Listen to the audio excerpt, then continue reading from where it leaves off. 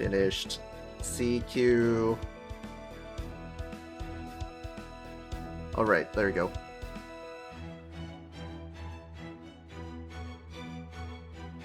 Saving the hardest for last. Don't want to be annoying by friend requests? Nah. You're fine. Don't worry about it. I know.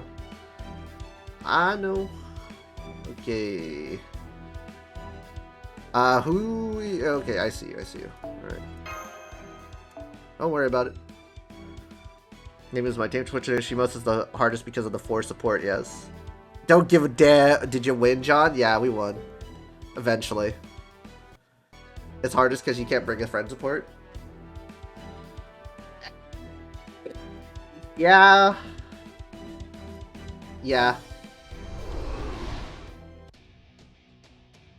Don't care, you can play. Okay. Dude, we're at Beachu, dude. We're gonna get called bitches, my guys. Alright, we're continuing. Alright. Lostbelt 4, we go.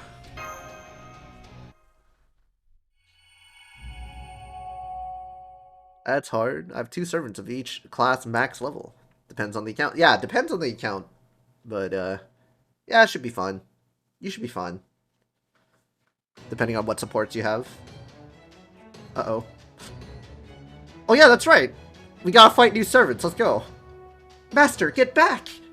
There are 2 servants I've never seen before, and... Oh.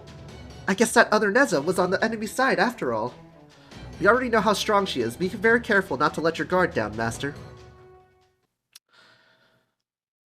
We're seeing a saber against an archer enemy? Whoa there. Slow down, girlie. We're not here to fight. Wait, what? You guys piss me off. First you make me come all this way to see what's up, then you just show up anyway? Roach can beat her up. I did use Ku as well. So they are Azvatman's allies. But why would so many servants band together like this? Oh yeah, I forgot the disrespect Neza got in this Lostbelt. Yeah, she did. Anger unnecessary. We need only obey him. Dude, I like how the alternate version of her can speak regularly, and we get the walking stereotype. Oh look, it's Asclepius. I mean, what?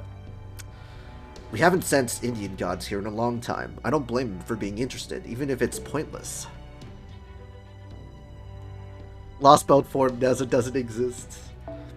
Why are they looking at me like that? I haven't done anything wrong aside from eating like a elephant. Benihime, are you seeing this? Or rather, not seeing it? Yeah, the Kali and Sacred Beasts are all gone. Do Avengers do well in Shimosa? One of my favorite units, Asclap. Yeah, Asclepius. Yep, I think we might have just accomplished our initial goal of keeping this town safe. So that's cause for celebration. Though maybe not too much, since we've now got new, much more difficult obstacles instead. If you aren't here to fight, then why are you here? They're okay. Avengers are neutral more often than not. Wait, 10-10-10 Tyra. Alright, I've returned. Didn't watch any Fate. Just finished rewatching 86. Don't worry, Charlie. All you gotta do is just watch a Zero Unlimited Blade Works and Heaven's Feel. That's the order that introduces you to the world. I don't give a shit. I know a lot of people are like, but it's spoilers. It takes away the mystery. Fuck off. Whatever. That's the order I watched. Yeah, Tyra's a solo god. Didn't we mention it? We're accompanying him. He told us to come along, so we did. That's all there is to it. Watch Prisma Ilia. I just need to watch Heaven's Feel then. Sounds like denial. Heaven's Feel is pretty good. Heaven's Feel got 3 movies. Careful, John. Don't trigger the elitists. Dude, I already triggered the elitists, man. They're like, dude, why are you not suggesting the visual novel, man? The visual novel's great. And then, like, the visual novel takes, like, fucking 100 hours. Because, like, there's multiple fucking routes. Yeah, you're a Bleach simp. I'm just saying, Bleach is pretty good. It's a pretty good anime. You think it's mid, but I think Bleach is better than Naruto. But hey, that's just me. This him you speak of, is he your master? I'd watch JJK before it. You know, JJK literally is... JJK literally is using a lot of elements from Bleach. Literally inspired from Bleach. All the emotional characters, like the thematics as well. The coloring. Yeah.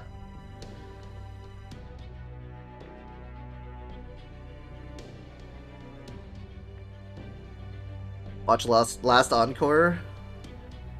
He fell for it. Ah, Bleach sim.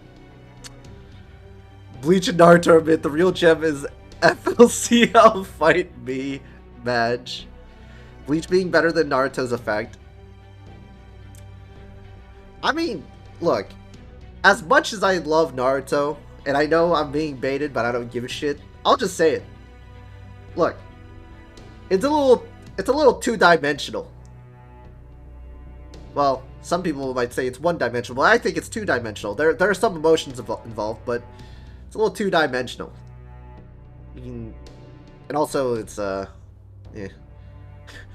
I think there's more fillers in Naruto than I've ever seen in Bleach, I'm just saying. Bleach has a lot of fucking fillers, don't get me wrong. It's fucking boring as fuck with the fillers on, but Jesus Christ, man.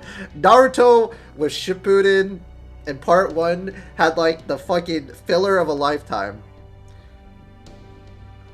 Clip this. Yeah. Something like that, or close enough anyway. Fully Cooley was so good. You have to watch it over again just to understand a small part of it. Yo, there's some like... Yo, we gotta get some literary analysis. Some anime literary analysis. More people should have died. That would have been better. I mean, Senko, they tried. Senko, they really tried. And then they're like, oh no, this character's too... No. Let's get it back. Let's get it back. We gotta get all these people that died in the Pain arc back. Hold up. Reverse.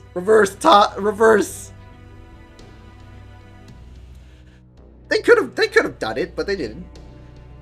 And then you know what happened to Guy. You know, he could have went out like a Chad. Like slaughter Sakura, who the fuck likes her, honestly? Drop Ino, she's more worthless? What do you mean? Ino fucking supplied everyone with information. She was key to all of it. She was more useful than Sakura. She can heal and supply information. She was literally supplying the whole, like, Ninja Alliance, the whole network with information and intel. That is way more crucial. They off my boy Neji for a ship. Demon Slayer for me. Bro. Sakura saved Naruto? Bruh. Dude, you can even... Dude, I can argue Tsunade can save Naruto. Also, dude, Sakura just needed to fucking... Look, let's be honest. Sakura needed to pierce the fucking eye of Obito, but, like, nah, she a bitch. She whipped out. And guess what? Madara fucking swooped in and took it. Oh, wow, man. Oh, shit. Just saying. Sakura gave birth to a Sharingan who used glasses like Tsunade was split in half by Madara. Dude, Tsunade's got that fucking OP healing shit, dude. It doesn't matter if she got split in half. Dude, she can just fucking out... She just out-heals. And also her genes are pretty good, too. Let's be honest. Having first Hokage genes is fucking hacks, bruh. Like, if you have, like, one sperm cell from him, dude, he literally...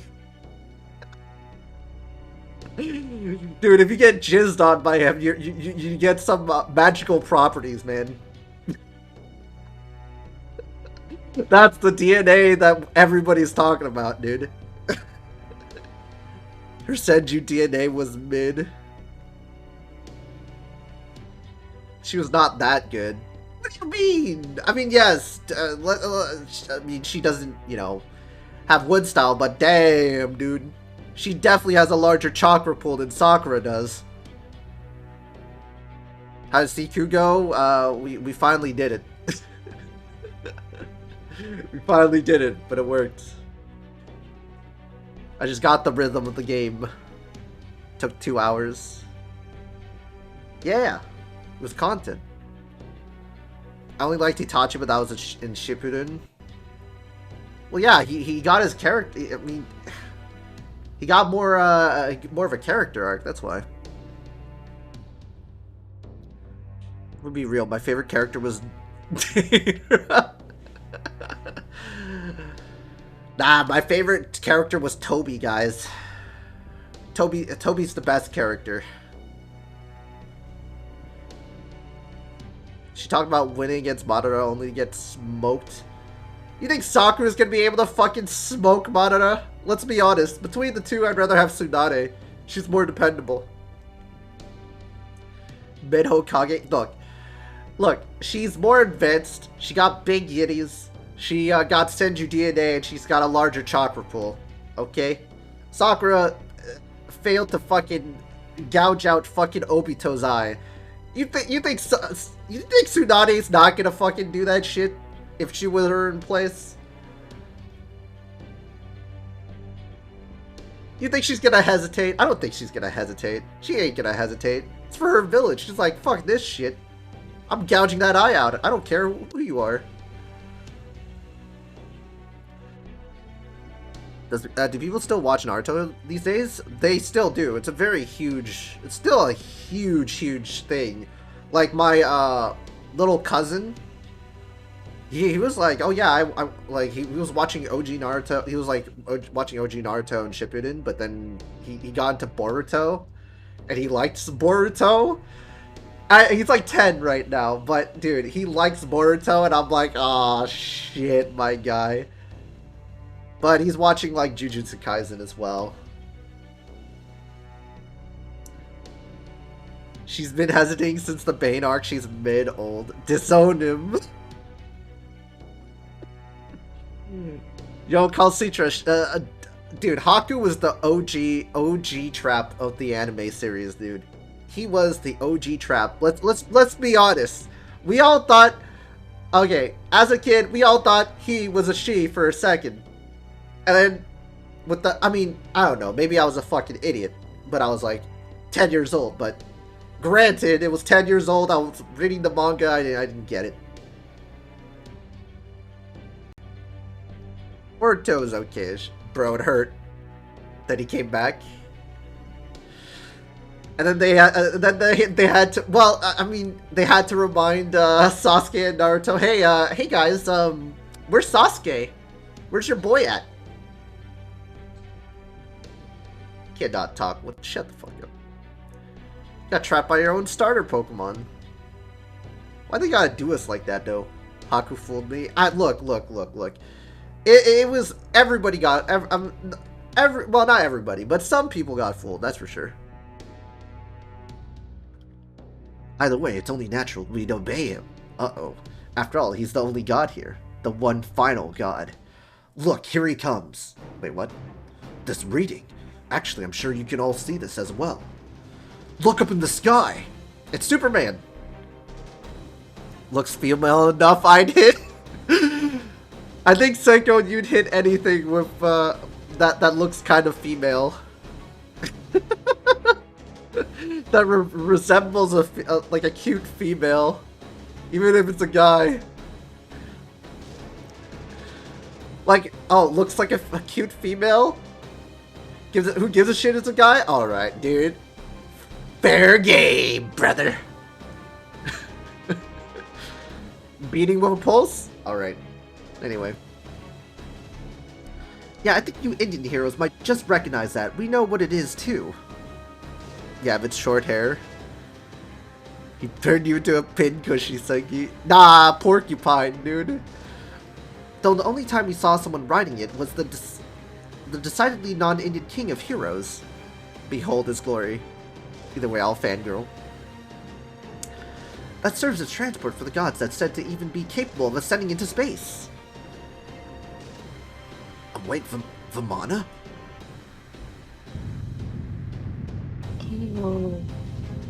Oh no! Who's that riding it? Is that...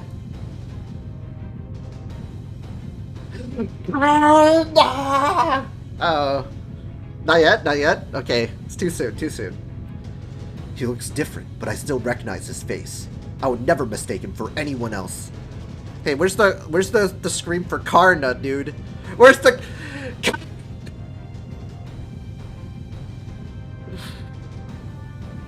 So I can say with certainty, Karna knows.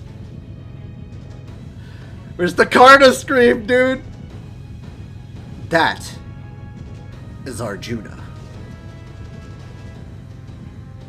Nice noise suppression. Arjuna, really? Yes. Not the one recorded in Chaldea, of course. He must have an altogether different spirit origin here. Karna and Arjuna are basically Naruto and Sasuke. Look at that, man. No. Once I may have been known as Arjuna, but now I am a god. What's going on? It feels like my hair is standing on end. Yeah, I feel it too. I don't know what's up with that, but I'm getting chills. But I do know that no good guy would ever go around introducing himself as a god. Who's who then? With the obvious exception of Ganesha, since he's the real deal. So, beings with divine power have come from the outside. An avatar of Vishnu, a child of Parvati, and Karna, son of Surya. So that is all of you. Clearly Arjuna is Sasuke. Don't forget about us, normal humans. Yeah. That's right, the Master of Chaldea and her servant are here as well. Oh yeah, edgy equals edgy. Except Karna doesn't have an unhealthy obsession to Arjuna like Naruto had for Sasuke. Dude, let's be honest. Naruto was a little bit gauge. However you want to put it. He was a little bit gauge, you know. First kiss was Sasuke. So he caught some feelings, you know what I'm saying? Ha! He usually wouldn't even look at you if you're not gods. But you guys are idiots, so it's so idiotic it's infuriating. Thanks to that, now he's noticed you too. Daughters. Yeah, Gage, dude. Yeah, dude, he caught some feelings for their first kiss was each other, dude. Bro, they're talking about bonds and shit and friendship, but you guys already know what it means. Naruto clone gangbang with Sasuke when, yo, where's the doujins, guys? I'm pretty sure there's a lot of Tumblr Rule 34 people out there, probably. It's got to be the Tumblr girls doing that shit. They're like shipping them, writing the fanfics, the doujins, bromance. Naruto's like, F being Hokage, let me go save my man first. Hey. There's some instances of it, you know. Some people just they just didn't know it yet at the time. Which means you guys are done for. Well, now that you come all this way to see them for yourself, what do you think? Nothing. Huh?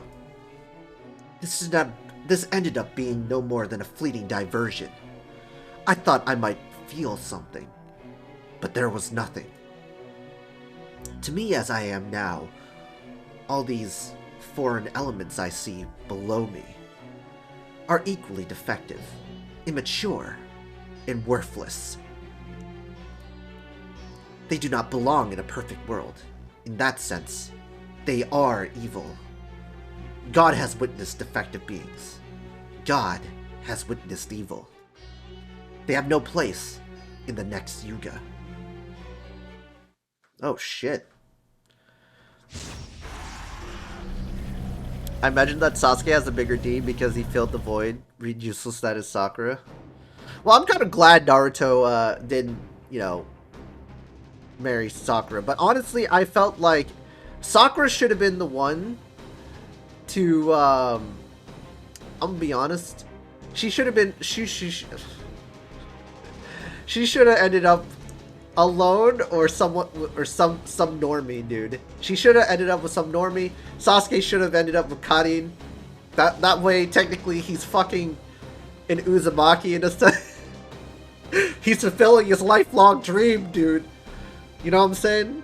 And then the offspring would have, like, enormous chakra pools, sealing techniques, and of course, you know, sure, she may have glasses, but hey, she's got enormous chakra pools, if you know what I'm saying, guys. And a Sharingan. Anyway. But yeah, they wouldn't have that because she would be pretty OP. Wait a second. Technically, the Uzumaki clan is descended from the Senju, right? Are they? Or are they just affiliated? I think they're allied. I don't think they're descended from the Senju, actually. Now that I think about it. They're just another clan, maybe. But if it was possible, dude, Sarada, if they were actually descended, dude, Sarada with the Rinnegan, easy clap. That'd be fucking busted. Let's be honest. Oh, they're allies? Okay, whatever. Well, still, huge chakra pool. Huge ass chakra pool. Sure, she might have glasses. But, fuck. She got sealing techniques. She got sensory. Yeah, she got sealing techniques, sensory, Sharingan. Man, that's fucking busted, dude. Think about the skill set if Sasuke knocked Karin up, made Sarada, dude. Dude, she'd be a busted ass fucking Hokage candidate. Like, strong enough to hold a freaking a Biju, dude. Sealing techniques that are strong enough to seal like Biju. Or yeah. Anyway. But we got fucking Sakura's ass with her weak ass fucking chakra, so you know she fucked up. Dude, her genes were terrible. Karin is more attractive anyway. Yeah, dude. I realized that Naruto, Ichigo, and Luffy all have OP parents, so they all were chosen ones, so talent really beat hard work. Not exactly. Naruto still got fucking rolled every single time. As a kid, he literally failed. He failed so many times, man. Like, my mans couldn't even do anything. He literally had to... Like, sure, there's some amount of talent, but... Dude, if he had, like, an extreme amount of talent, he could have, like... As a kid, he would have fucking excelled super hard in terms of, like, other techniques. The only thing she got from Sakura is that she could punch harder. Not even that! Not even that, dude! She has to have, like, fine control and shit to punch harder, but, like, who gives a shit? I'd rather have a large chakra pool, sealing techniques, than fucking punch harder. Unga bunga. Fuck that shit. I'd rather have the... I like a huge chakra pool, man. She fucked him up so bad, she's the reason he always runs out of chakra. Yo, is she the reason why dude, she's the one that nerfed Sasuke, guys. Now we get it. Her pussy be draining. Her pussy be draining his chakra, dude. Like, draining his chakra pool. That's why he's always out of chakra, man. Every time. Okay, let's be real. Ichigo's mid as fuck as a pro tag. It's the cast that held up the show. That... Nah, bruh. I disagree with that. I think Ichigo's a fucking chat of a fucking protagonist. But he also has, like, insecurities. He's got, like, you know, he underwent depression. He actually underwent fucking things that happened. to him. Like, oh yeah, I don't think I can deal with this, as like his hollow was a form of depression. It's more of a literary analysis, but you know.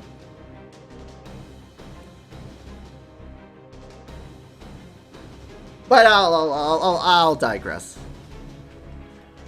Out of pocket. Peak Ichigo's Fullbring Arc Ichigo. His Bleach Sim Nerve. He got best drip though. He got best drip. He got cocky and arrogant, and then he got depressed, and he's starting to form his own like ideas of you know, like he's got nobility and stuff like that too. Oh no, I'm just summarizing here. It's a whole other thing. Naruto was also depressed. Yeah, but in his fights, he's more expressive. In Bleach, Ichigo is a little bit more expressive with his thoughts. Like he of course he's having his inner monologue, but you know, the fighting is sort of, in a way, it's not all about like, oh yeah, these powerful like attacks as well. Like in the beginning of Bleach, it was all about they would get their ideas across by fighting, you know, in a way. I mean, like the only time you see that in Naruto was like Obito. So it's more Obito and Kakashi and Naruto Sasuke in like both their fights. I only see that a lot in that regard. Every time it's like, I'm just gonna beat the fuck out of you, for the most part. Just saying. Anyway. Well, there he goes. I guess he's not going to give us any orders then. Conclusion impossible. Futile, meaningless. Nothing and no one can break his concentration. We'll just have to wait. I mean, Naruto was depressed, but he wasn't always depressed. As well. Like, in the whole Hueco Mundo arc, he literally was like saying, should I use Bankai? I shouldn't let my ideals get others hurt. Or when he's like, he's always conflicted when, you know, showed his Hollow Master Inoue when he hollow-fied. So he holds back. He subconsciously holds himself back. And he's racked with doubt. Because he got beaten.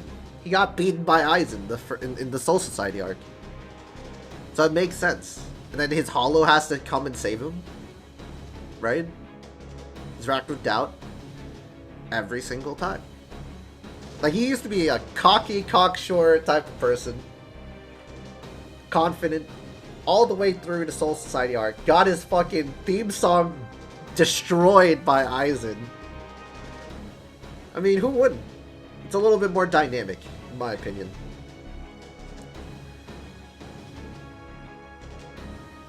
Who's more loved in the Naruto fandom, Kakashi or Itachi? I would say Itachi. I feel like Ichigo and Naruto just both have a lot of plot armor. Naruto's more blatantly obvious, but not like Kirito plot armor, if you get what I mean. Kirito plot armor? Yeah, Kirito plot armor is insane. Ichigo, they kind of just written it I'll be honest. For Kubo, he literally had to... For Kubo, yeah. He kind of written it poorly, like... I mean, The Blade is Me is such a great way to describe it, but at the same time, he works for it. Ichigo actually works for it. He trains. He trains. He doesn't, like, get stronger out of nowhere. He literally works for it. I mean, yes, he gets a power boost, but he gets fucking flattened. Gets fucking destroyed by Renji and Byakuya. So he has to train.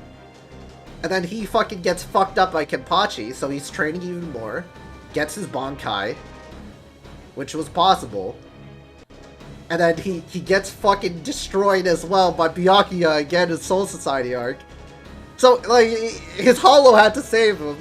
Yeah, sure, he did, like, diff Byakuya a little bit, but he, you know, let's be honest, Byakuya was able to stand. He was about to faint. Then he gets diffed by Aizen. Bro, he keeps getting diffed, man. Yeah, sure, like, he has minor plot armor, but he gets diffed all the time. Because the Black Swords feel so wrong. Ichigo getting his ass beat almost as much as Goku, to be honest. Yeah, he gets diffed all the time. Fucking Grimjo. Diffed by Grimjo. Like in the first... Like, let's be honest here. Second fight with Grimjo. Gets diffed by Grimjo again. Yeah, he got trained by Hirako in the Visors, but he got diffed again because his mask broke.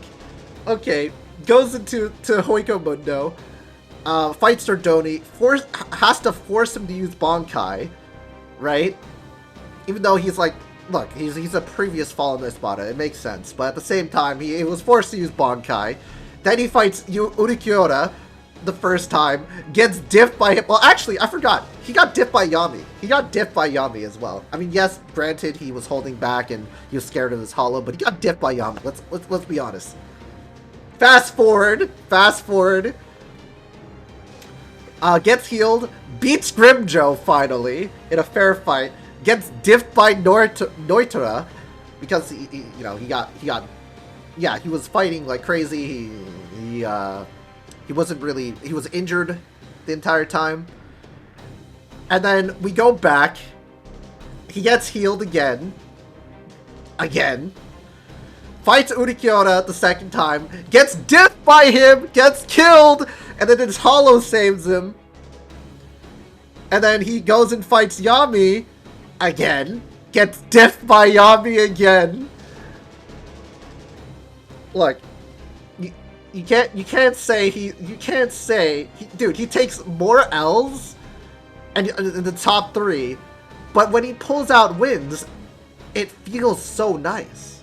So his plot armor is less than Kirito and all the fucking Isekai MCs combined together, dude. He takes more L's. Ichigo did die a few times, yeah. There are times where Ichigo should have died. I mean, to be honest, he has Quincy powers, too. Quincy and Hollow powers. He's got Blute Vein, and fucking... Hollowification just makes him just broken. I mean, he's had that Hollow since what? Since fucking episode 20? He's had that Hollow since episode 20 when they introduced it, so technically, it was fair, in a sense. It was fair. Like, okay, it's the Hollow again. And also, by the way, he was like, if you die, I will come out. He literally did say that. He literally did say, if you die, I'll come out. And that's what happened. He did fucking come out and fucking wreck Urikiura's shit. Yami died. Not Yami died, but Yami got fucked up. Then he tries to fight Aizen, he gets fucking diffed psychologically and power, and then he tries to fight Gin, he gets diffed by Gin as well. The only time he pulled out a win was against Aizen. Like, in terms of mental and physical, he literally just, when he was in Dongai, trained his ass off for like pretty much 6 months. Fucking destroys Aizen, humiliates the shit out of him. So yeah, dude, Ichigo got diffed so many times in the series. When he pulls out W's, it's a true W, dude. Bleach is really that deep, bro. I'm just saying, man. People give like Ichigo, oh yeah, he's that hybrid shit's annoying as fuck, but at least it's earned. At least it's earned. He gets fucking diffed all the time. He gets slapped around. He doesn't pull any wins. That's true plot armor. Is like the amount of wins Naruto gets is insane. Kirito, he wins all the time. He actually got stun locked by that one guy, talking about it for 10 minutes.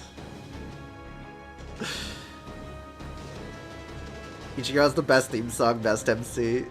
Look, I'm just saying, Call Citra said Ichigo has a lot of plot armor. I tend to disagree on that.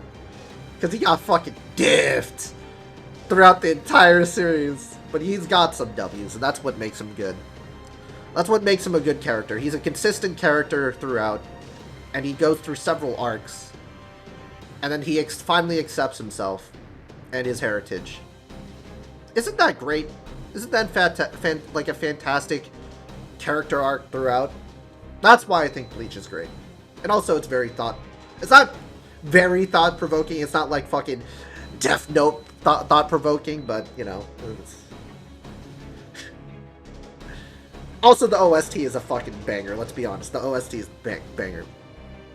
Kirito only lost once. Okay, we'll say he lost once. But let's be honest. How many W's did he get?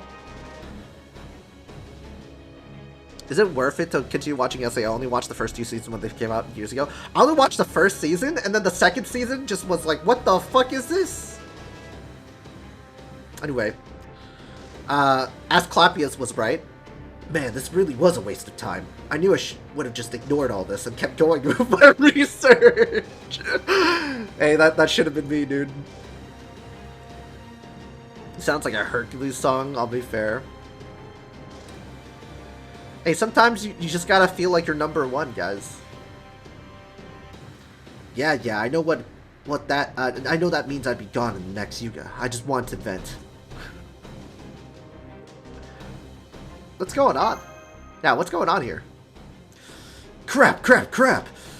Arjuna is gathering an unbelievable amount of energy around him. Ah, shit. Indeed. The sheer energy for this noble phantasm, if it can even be called that, is like nothing I've ever seen. So how do we counter it? In fact, several of our sensors have been overloaded while trying to measure it. Dude, this is some Dragon Ball Z scaling. Dude, their scouters are being overloaded. What? That can't possibly be good. Hurry up and do something. Hear me, Arjuna. You think I'm defective? Immature? Worthless? Be careful, Arjuna's big balls are gonna explode. Yeah, you see that? Yeah. Not play better online / internet themed series, aka Mega Man Battle Network.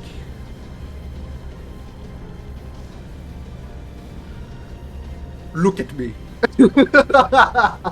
Sorry. When I say look at me, I am the captain now. Look at me. Look me in the eye, take up your arms, and pay attention, Arjuna. Otherwise, this spear will be put to a cowardly use, and I don't want that.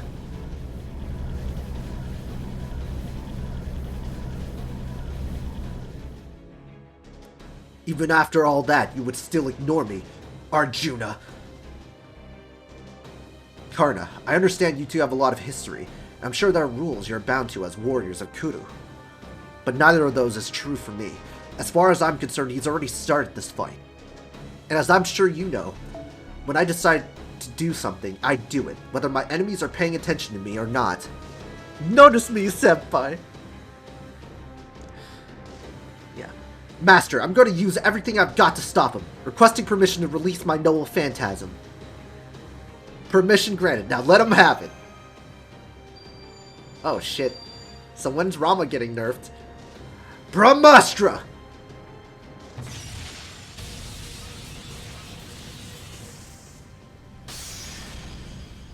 Didn't stop him.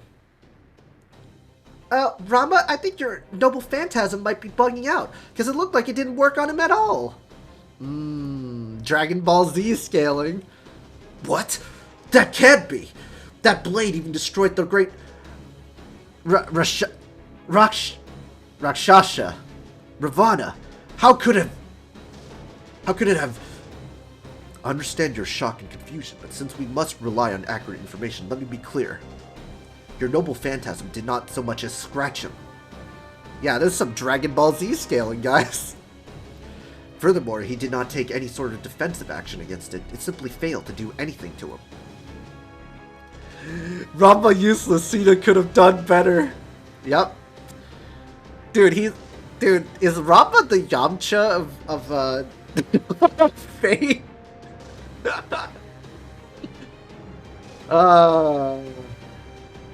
He might be the Yamcha of Fate. Well, of the Indian heroes of Fate, I guess. That lines up with what I saw too, though I still can't believe it. At first I thought it might be an effect of the enormous amount of power he's concentrating near him, But that doesn't appear to be the case either. Ramcha? Yeah, he's the Ramcha. He's Ramcha. 6, yes. Which would mean he possesses some sort of anti-interference ability that not even Ramba's noble phantasm can penetrate. But how is that possible? Be that as it may, we kings are notoriously stubborn. I could never hope to find Sita if I were to give up now. It sure feels that way sometimes. I'm gonna try again, and I won't hesitate to use anything or anyone. Help me, son of Surya. Please help him, Karna. If that is your order, Master. Hurry it up! Whatever's going on there, the pressure's still building. Now get a move on before it's too late. Alright, this time I want you both to NP? Oh, Ford, can you really not see what's going on here? Forget it! Oh, my bad. Sorry, I gotta do its voice. Forget it. It won't work. Don't take this the wrong way, but neither Rami's nor Karni's noble phantasms will have a chance against him. Trust me, he outclasses you guys in every way, after all. Pt.3, best LB4 character. He's every Indian god rolled into one single super being. So how do we stop him? What do we do? What do we do, guys? What do we do?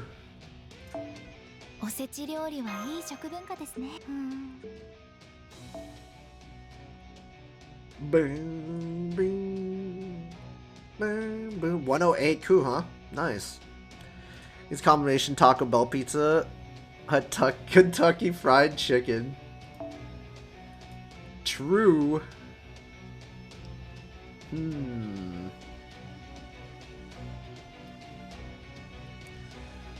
I hope this is single target.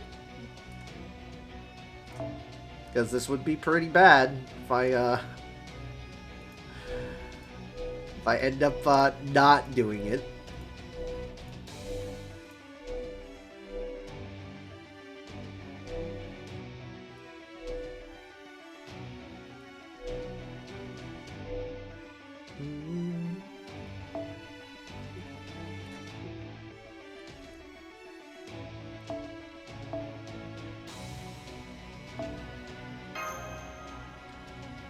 Kentucky Taco Hut.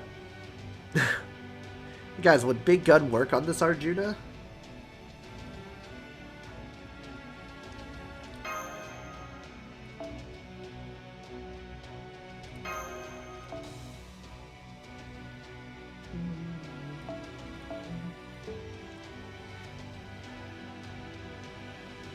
Eh, fuck it. Time to show our power.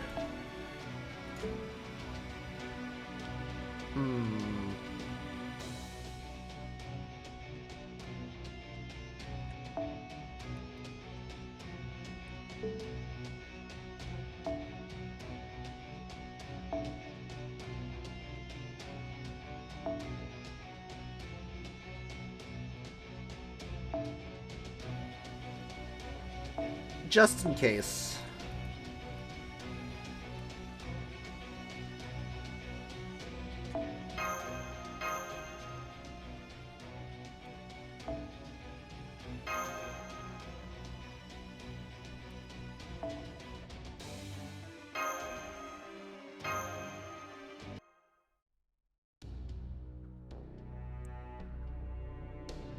It's you.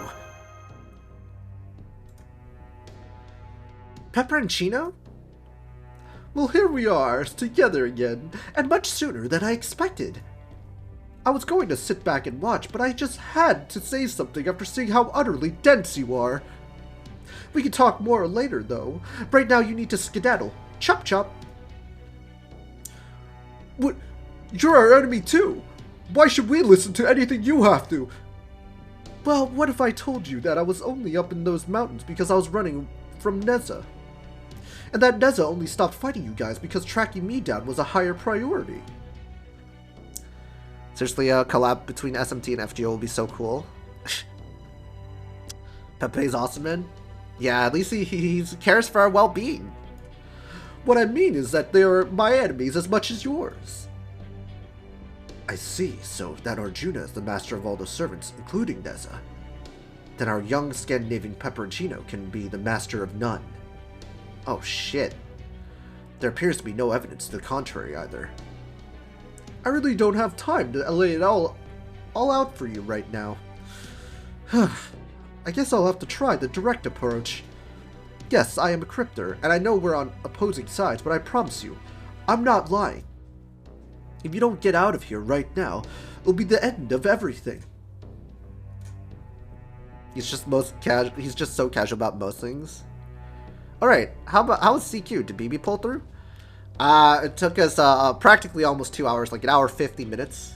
But we got through. You know, we used the BB and comma, and we used comma. The 120 comma that Sonic gave me. That's you know, because I have no skill. But what about the townspeople? But we got it at the end. It's okay, you don't have to worry about them. Didn't use Estrella. Against an Avenger, yes. The ones who are fine are well and truly fine, and the ones who aren't, well, you can't help them now anyway. The one thing I can say for sure is that there's a very good reason why you all need to get out of here as fast as you possibly can. If that's still not enough to convince you, then I'll have to resort to cliches instead of logic. Not true, I didn't smile. The truth is, right now, that's the only weapon I've got. Ready? Here goes. I hope you'll trust me on this. Pepperoncino. What do we do? I believe him. I don't think he's lying. Same, Pepperoncino is a good person. I can't imagine he would ever try to deceive anyone. Mosh, you sweet summer child. A good person, huh? From my perspective, you seem to be. What, a show-off? No, if nothing else, I agree that you weren't lying. I have no objections to Master's decision. Might have had a BB backline, yep. What? You believe him? Field decisions trump everything. Mr. Gordolf, get used to it. Alright then, hurry up and make your way out of... Ah, shit. Oh, well, hello, Asvatman. Long time no see. I guess so. Pissed me the hell off to see you here, ex-master. My contract view has been completely overwritten.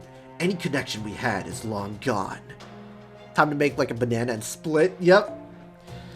Ah, well. Oh, well.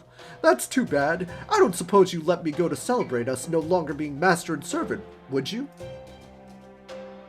Hell no, I can't just let you guys walk out of here. Now that the big boss has decided he wants you gone, it's my job as one of his Lokapala to see it done. Well that puts me in a pretty pickle. Would you say all the others feel the same way? How should I know? But I guess they wouldn't do anything unless they were directly ordered to. Pisses me off. Ash, man, you're pissed off at everything. Sounds like he's basically Bakugo. Yeah, pretty much. Oh, but don't get me wrong. It's not because I don't care about my job. I'm just confident that you're more than capable of handling this alone as Batman. Confidence is hugely important, you know. It's just like hunting. It's a bad idea to work too hard when you're confident in your position. Are you in John's Discord? I think not. It'd be nice.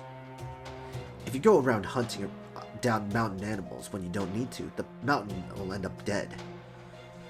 Is your position the only reason you're standing in our way as Vatman? Nah, there's more to it than just that.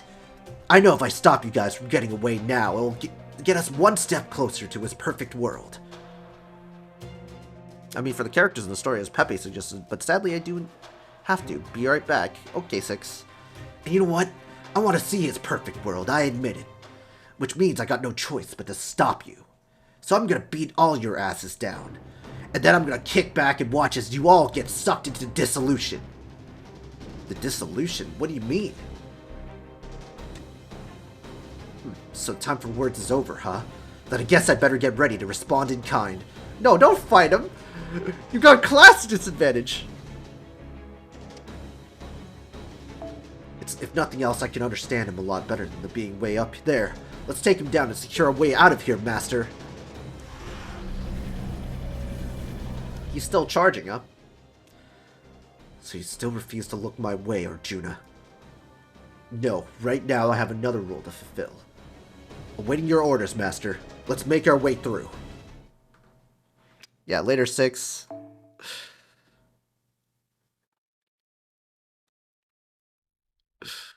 Oh, 7-6. Oh, 7.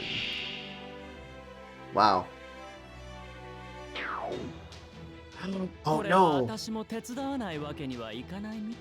Wait, what?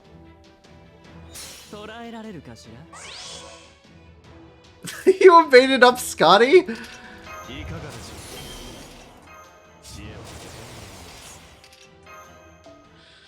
That's the last person I would want invaded up.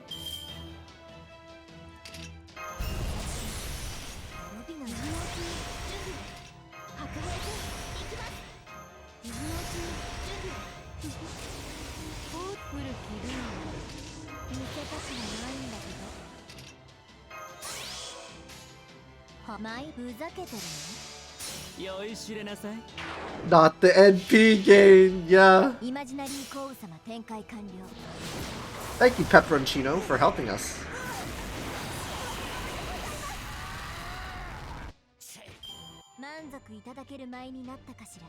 Yes. I forgot you can't copy whispers on mobile. RIP. Just send it in the chat. Yeah, just send it in the chat. Stand still, damn it. Pepe's using Magecraft to help us. He's not doing any damage, but he's moving so fast that the enemy can't focus on us. Now's our chance. Can't say I've seen a spell to speed you up quite like that. It looks like it just lets you move around really quickly. Plain and simple. Dude, this guy's got Flash Step. Want to know how it works? Well, like its name suggests, I use the power of love to bend space around me. Oh, okay, maybe... he's obviously lying, but we'll just have to leave it at that for the moment. The important thing is the enemy's vulnerable now. There are no life forms nearby, and you're a good distance away from the town now, so don't worry about holding back. Oh, he's got an NP. Super Karna? Vazaki Shakti! Or Vazafi Shakti. Oh shit, yeah, he's dead. It's a direct hit. That should do... What? Oh no.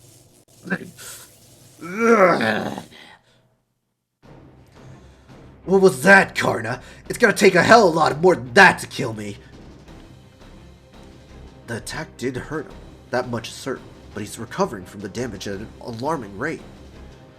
What does he have? Super regeneration? I see you changed since I last saw you, Svatman. Ha! What you expect? You're the one who died first. Losing to Arjuna of all people. I did, I won't deny it. Hey now, slow your roll there, people. You don't have to finish him off just yet, okay? The important thing is he's hurt enough for us to get past him now. So come on, hurry!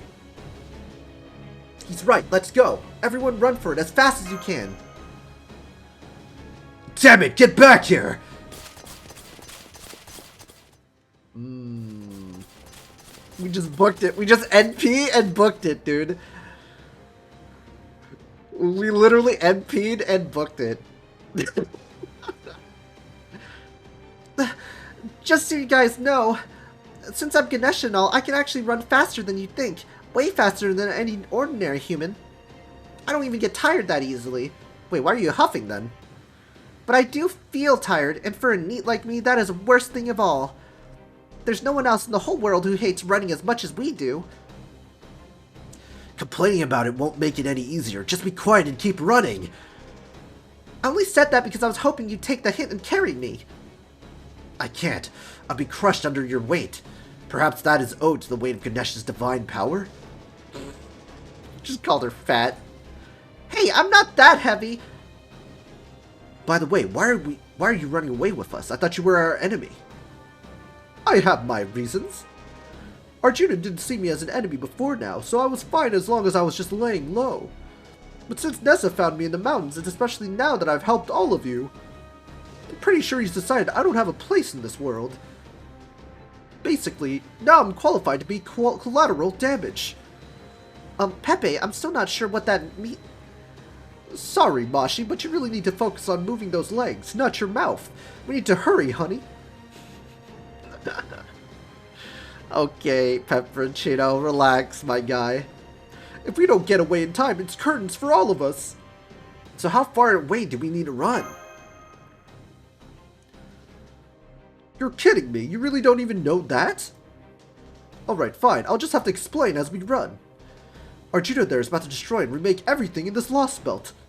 Dissolution and rebirth, destruction and reconstruction, cataclysm and genesis. As the last god of this world, all of that is within his capability. Huh? The reason he's taking so long to charge up is because he needs time to gather the ridiculous amount of energy he needs to pull all that off. And if any of us get caught in destruction and rebirth of this world, we'll end up disappearing completely. 100%, absolutely guaranteed. No recourse, no way out, nothing. That's quite difficult to believe. But if that enormous, massive energy were to keep growing at an accelerated rate, I suppose it's not impossible. But then, if that's true, what happened to the world after it's been recreated? What about the life forms? I'll fill you in on that later. I'll explain later. That's literally what he's doing. Right now, I'm just answering Benihime's question of how far we need to run. So now that you know, I'm sure you can figure out what you have to do to avoid a massive noble phantasm capable of destroying the entire world, right? Ah, don't worry, it's another day for us. You're the only ones with an evasive measure that can get around that. I'm counting on it, too, to save my skin. I'm counting on it to save my skin, too. The Border Zero sale. Shit. Exactly. I'm glad you worked it out. Naturally, I figured that might be the case, so I've got the engine all warmed up and ready to go. Let's figure out where to rendezvous, and we'll head there right now and come pick you guys up. I'll admit it's still risky. I'm not sure what will happen if Arjuna becomes aware of the border too. But right now, it's the only hope we have. Hold it, just a damn minute. You want us to get a crypter onto the border and let him experience a zero sale on top of that? Preposterous. Absolutely out of the question. I know we've had a crypter on board before, but that was strictly as a prisoner, not to mention there were extenuating circumstances. You gotta hurt. Naturally, neither Da Vinci nor have discounted the risks in this course of action. But right now, the most important thing by far is ensuring Benihime's safety. All other considerations are secondary at best. Besides, I've sent the proof, nodders. Or hypers.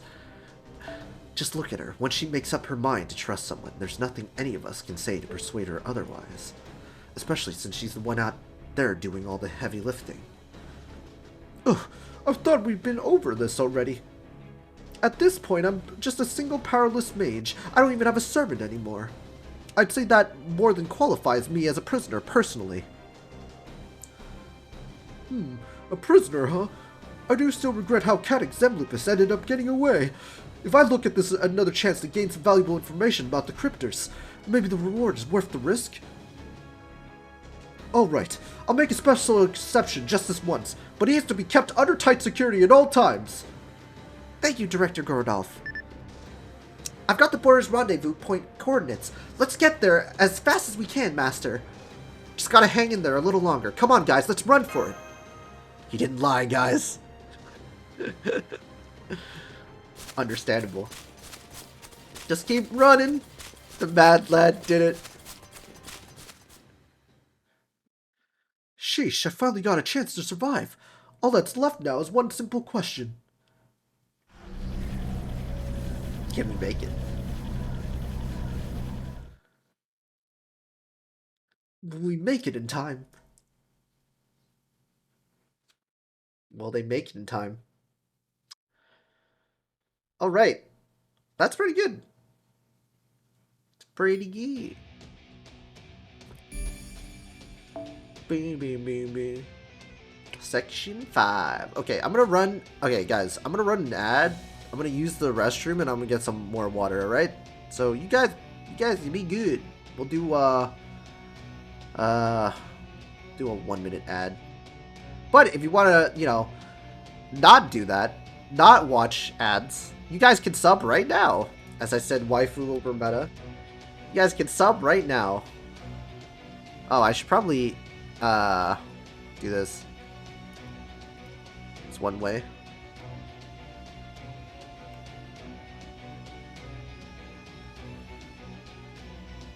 Sub right now and you can avoid all the ads. I swear I have... I'm gonna enable Nightbot. Hold on.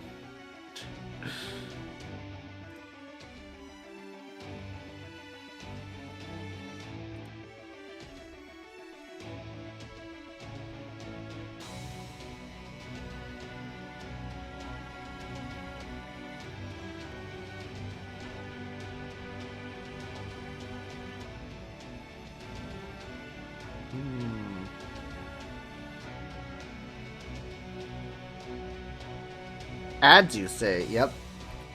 But yeah, if you guys sub, it will help the channel out. That's for sure. Anyway, running a 1-minute ad. Use the restroom.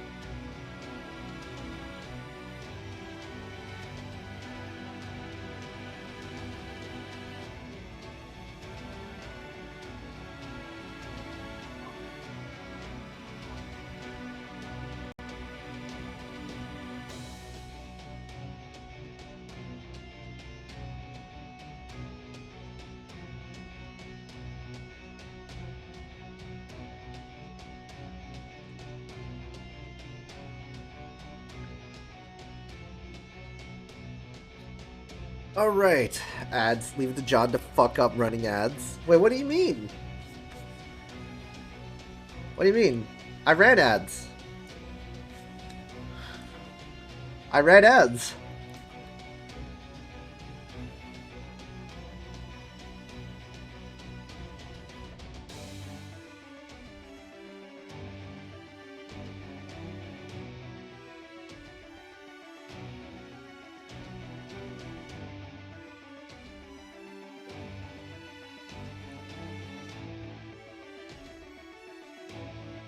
I didn't get shit.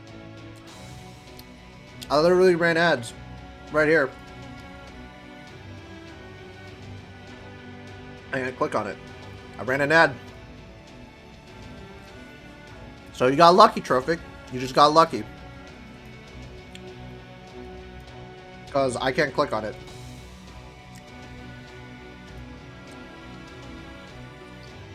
So you just got lucky.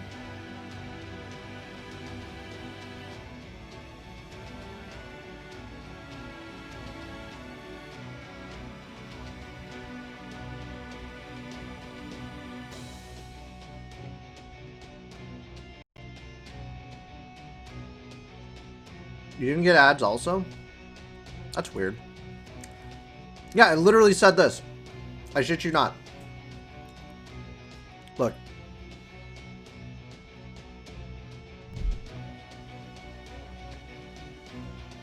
You recently ran an ad and must wait to run another. There's cooldowns to this.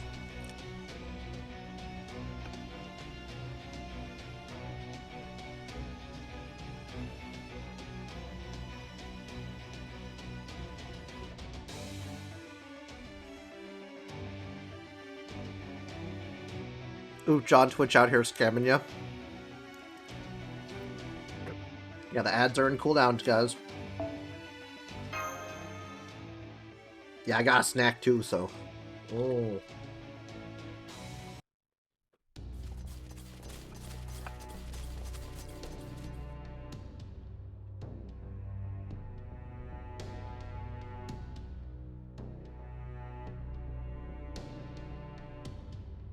Run a gamba? What do we have to gamba? Gasp! We're gasping.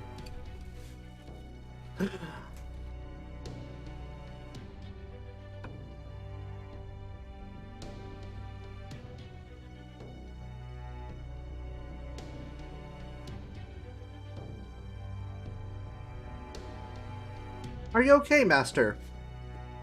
I'm just addicted to gamba.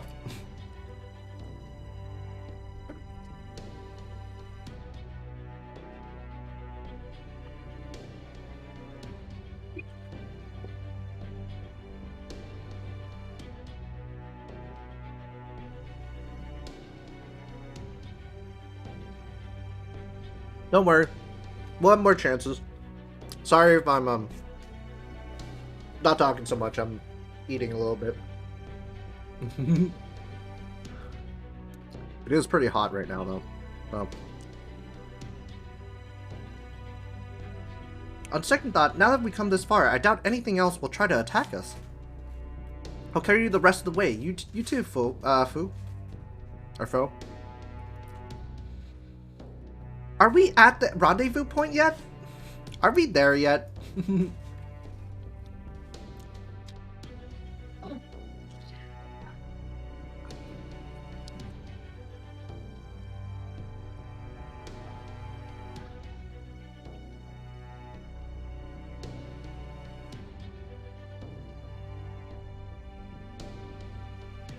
Damn, even with all this distance between us, the pressure from Arjuna is only growing stronger.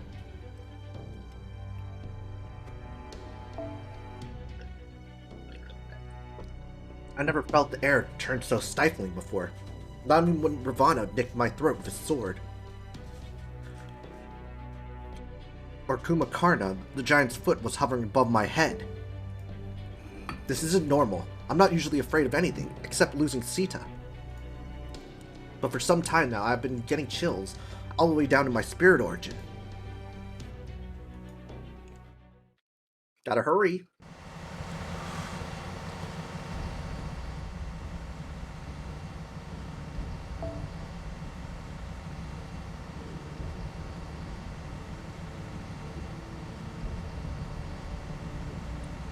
Dude, I'm streaming.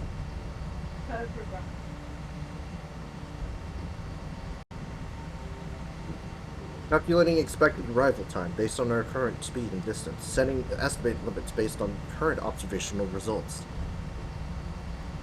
Gamba.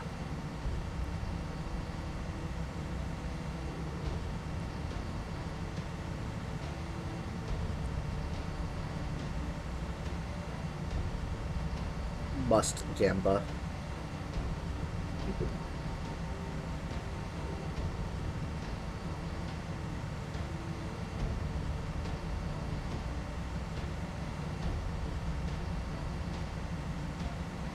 Give me a second, guys.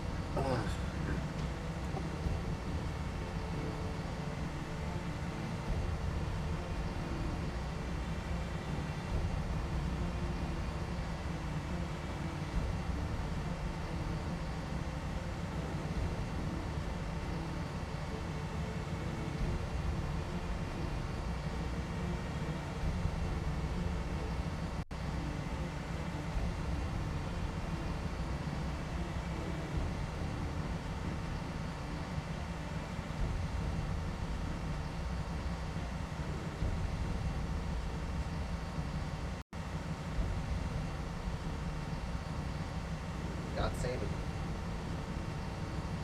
Hey, I'm back. John finished Lostbelt 4. Nah, we're still in the start.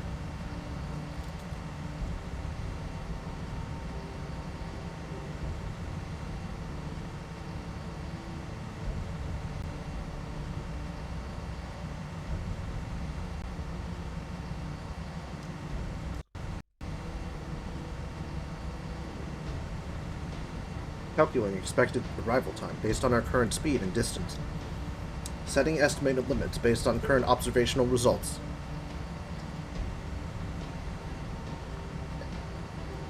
I hope I can get a maximum black rail soon. I wish I could have that. Putting those together, we get... Well, what is it, man? Why aren't you saying anything? Oi!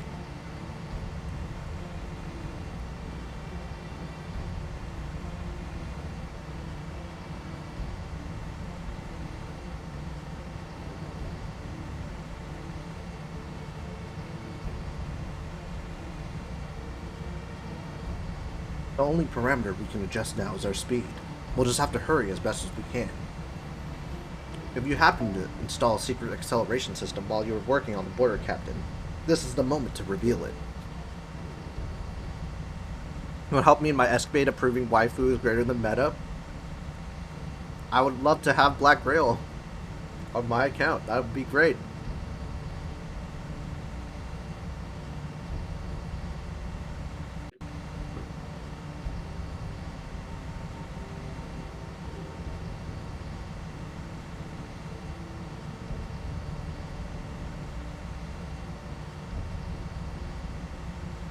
I didn't have time for that. All I did was make sure all the existing systems were working. Oh, hey, Nemo. Captain Nemo. Well, John, good news. Uh-oh. The strand banner that's coming up doesn't have any rate-up CEs. Smile. Okay, dude.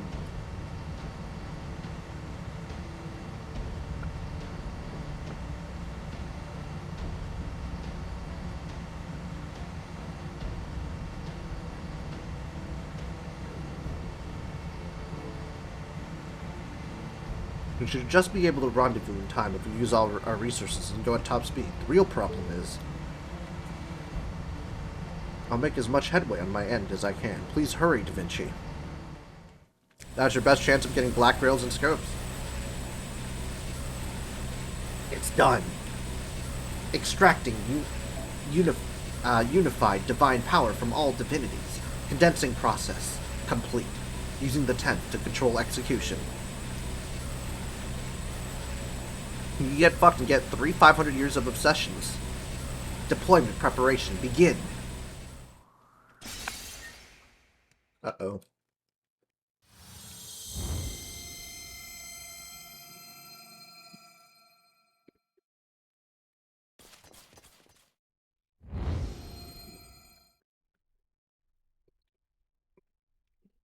What was that?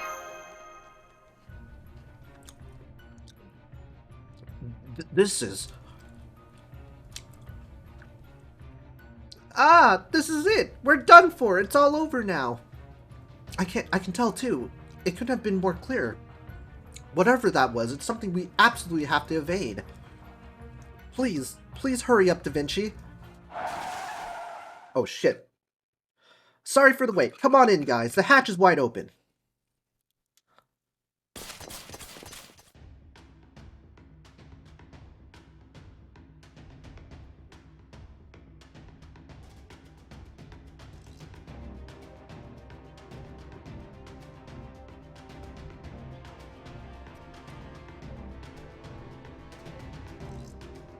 I'm just saying Arjuna's the evil Zerker. And this Lostbelt, yeah. Everyone on board? Okay, shutting the hatch now. So we made it?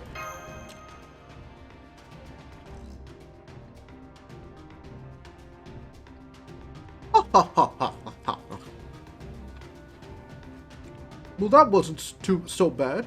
You really had me going there, Holmes.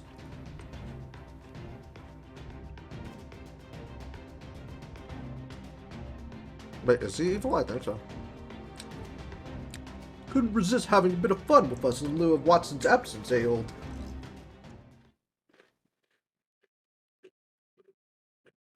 We're not out of the woods yet. The real problem is running the zero sale. What? It doesn't just happen automatically at the push of a button. I did everything I could to prepare in advance, but even if we skip some of the checklists to go with the bare minimum and turn a blind eye to everything else, it won't work.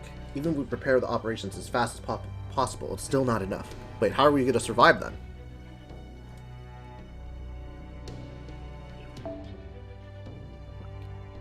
It's a difference of only 5 seconds, maybe even less.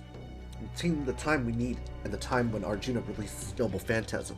But those are 5 seconds we just don't have. No!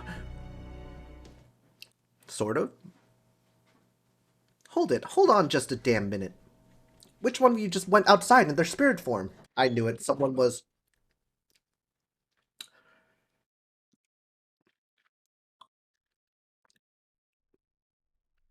Karna?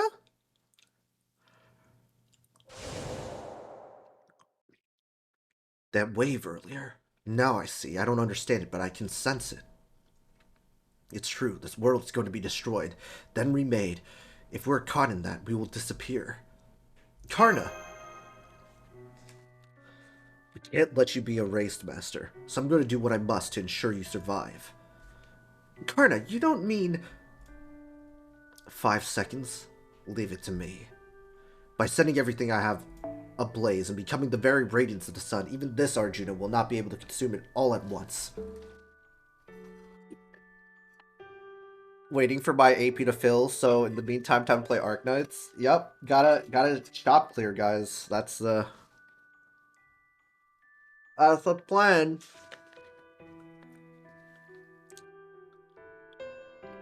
Or at least these 5 seconds.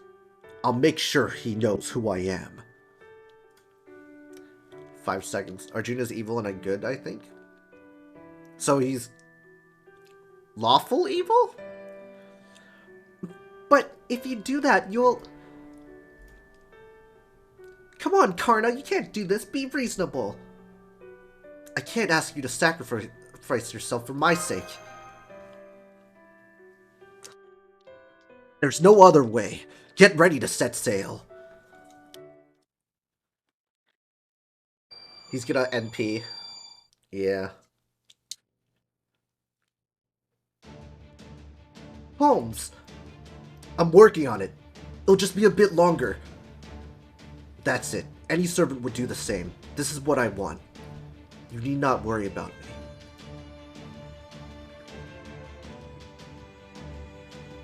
Karna!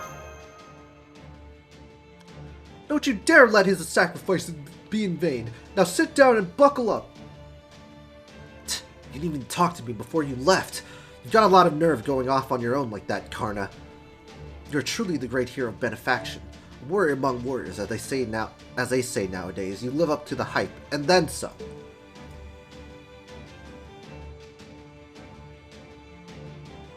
I'll take care of things from here. You give him hell. Thank you. Entering final phase of emergency dive preparations. Initiating countdown. How much time do we have until the attack hits us? So little that I'd rather not spend it answering that question. Wait, you can't. This isn't... Arjuna, this may be going without saying. There are a few things I want more than to run you through. I could even take advantage of this briefest of opportunities to try and do so now. But at this moment, I'm a servant sworn to protect my master. I'm not here to meekly accept this outcome, nor resign myself to my fate. I'm here to stand before you with pride, so that you may ignore me with disdain. So today, I will not be taking up my spear. Instead,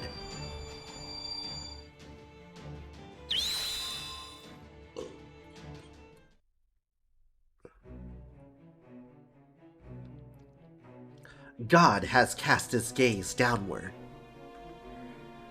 These defects are unnecessary and therefore evil. Begone, evil. You have no place in the new Yuga, the new world. I will now wield the sword of the god who ends all things. People talk. Yep. I'll cut off the world from the rift in the world, made by the blade. Clear purification will burst forth. Terminus and Genesis will cycle anew. Sword of Dissolution, let your blade fall. Mahapralya!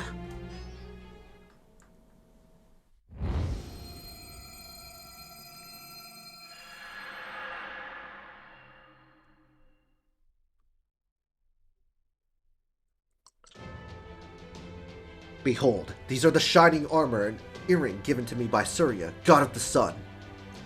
But know this, once I transform myself into the life's radiance, this gold will no longer be my armor. It will merely be a sign that I'm burning bright as the sun, here where you can see it. Kavacha and Kandara! Oh, I thought my game crashed. Golden armor? Don't worry, we don't have a debuff on, we're safe.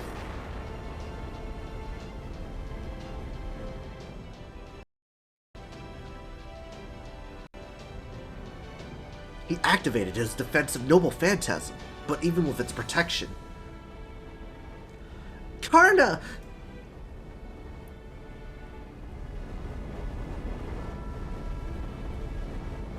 It's alright. I don't know how I know you, but I know you well. And though I can't explain it, I have every confidence that we will one day meet again.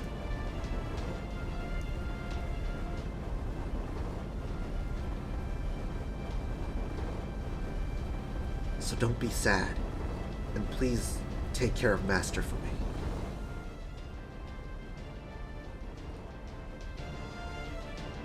There, Shadow Border, untether from reality, void space died, zero sail, unfurl.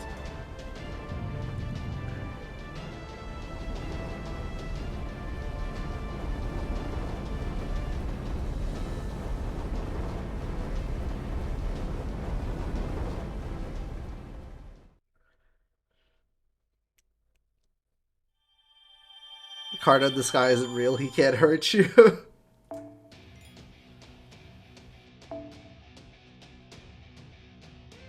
Alright. Before we do anything, hold up.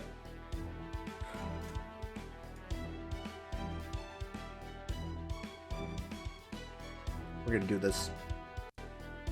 It keeps freezing. Keeps freezing.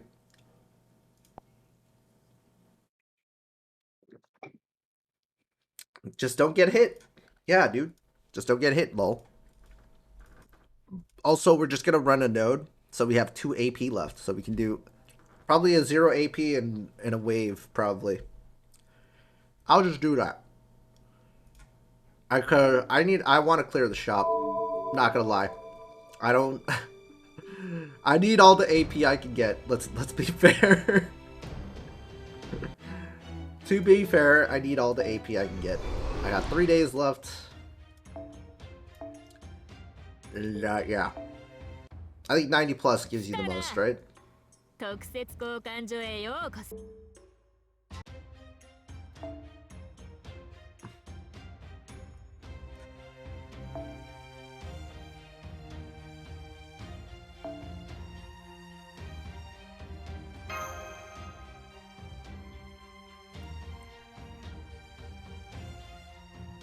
Running the XP node with only single target. Hypers. Yo, thanks, Ku, for the buster, dude.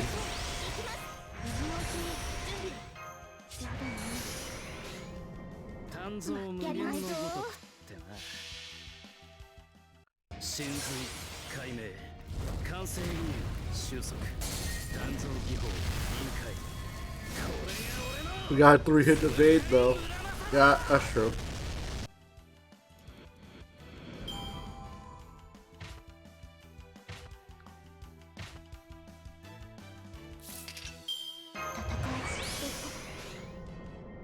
You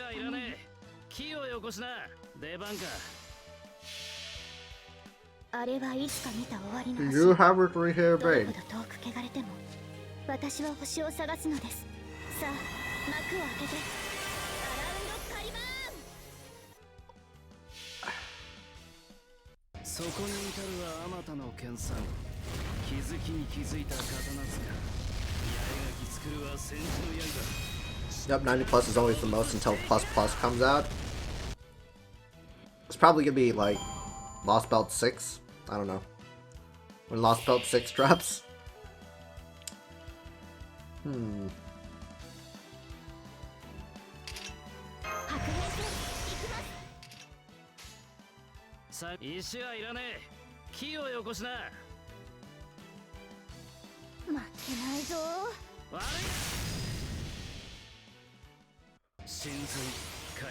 Plus plus, aka have a run or hope there's a damage CE.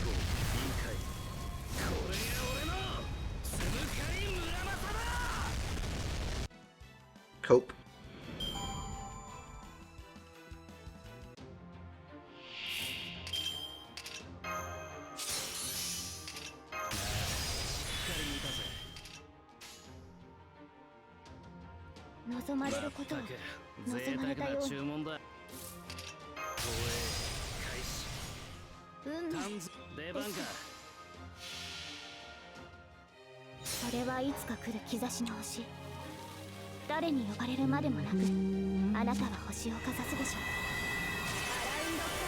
What's the best way to get black rails right now in the game, guys?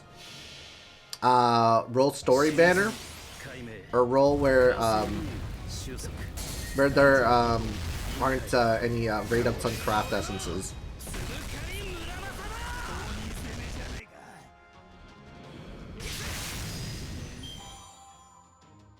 Story banner, yep. That's the only way, right? That's an unfortunate circumstance, but it's true.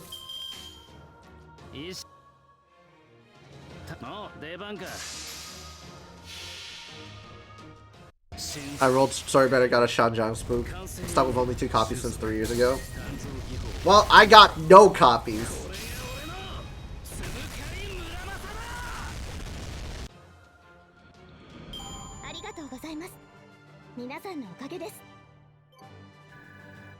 Shanjiang.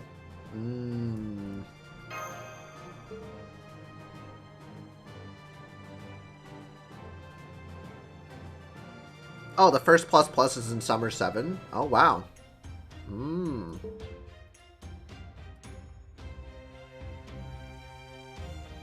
So we got time before we get Oberon checked.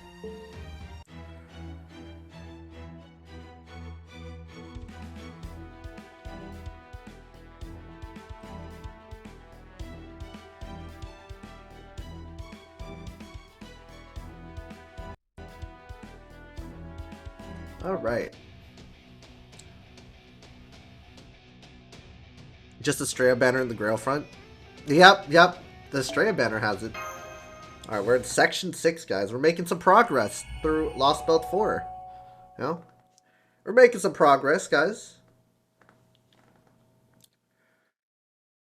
Hope the 4 stars are split.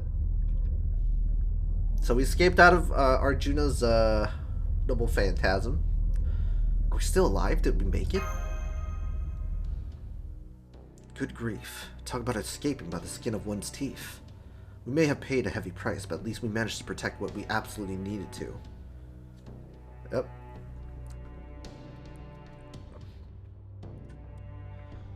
Karna. Yeah, we lost Karna, guys.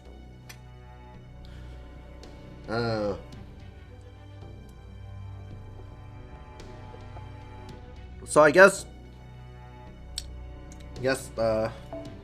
no Karna to carry us. Dude, I swear to God, if I get friend support Rama, I'm gonna fucking lose it in the final fight. Karna Yashinda. Dude, imagine. Like, if I swear to God, if they put Rama as story support on Final Fight, I'm gonna lose my mind. They better bring Karna back, I swear to fucking God. Even wearing nigh indestructible armor imbued with the sun god's power, there's only so much one can do when the very world crumbles away. Truth be told, I'm impressed he lasted as long as he did. Plug suit. Based. That was a feat akin to holding back on all the waters of the ocean, or catching a falling star with one's bare hands. There are few heroes in all of history who could have withstood a cataclysm like that, even just for a few seconds. For us, those few seconds were truly the difference between life and death. Karna, hero of benefaction, I salute your strength and devotion. You have my eternal thanks. First Neza, now Karna. We barely just gotten here, and we've already lost 2 of our servants. As cold-hearted as this may sound, we can't move on if we keep our focus on the past. Let's go over what we've gained as well. Yes. I know, you're right. Go ahead, Holmes. That wave of light we observed just before we dived contained a truly unbelievable amount of magical energy. More than enough to convince me it was capable of destroying this entire Lostbelt. Let's try to kill them all, hypers? If I hadn't already seen it with my own eyes. No one hero should ever be able to wield power of that scale. But given that he clearly can, there must be a reason for that. We've even heard a few hints towards his nature already. The final god, every Indian divinity rolled into one. So now I think we'd best hear more about him from someone I believe is uniquely qualified to answer. Let me come right to the point. What is he? Okay, now seems like as good a time as any for a bit of a chat. Plus, now that you've shown me what the reverse side of the world looks like, it's only fair that I reciprocate, no? We're getting lore from Pepperoncino. The rift between worlds, the inside of nothingness, the gap between heaven and earth, the space outside the universe. Here, where a single moment spans an eternity, only he and the few beings he acknowledges are able to exist. Storage records, organization complete, commencing reconstruction. Oh my god, it's Limbo, he's back!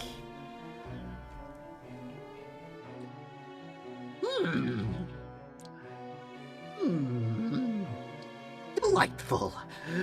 What a delightful way of molding the world as you see fit. I don't think I'll ever get tired of watching it.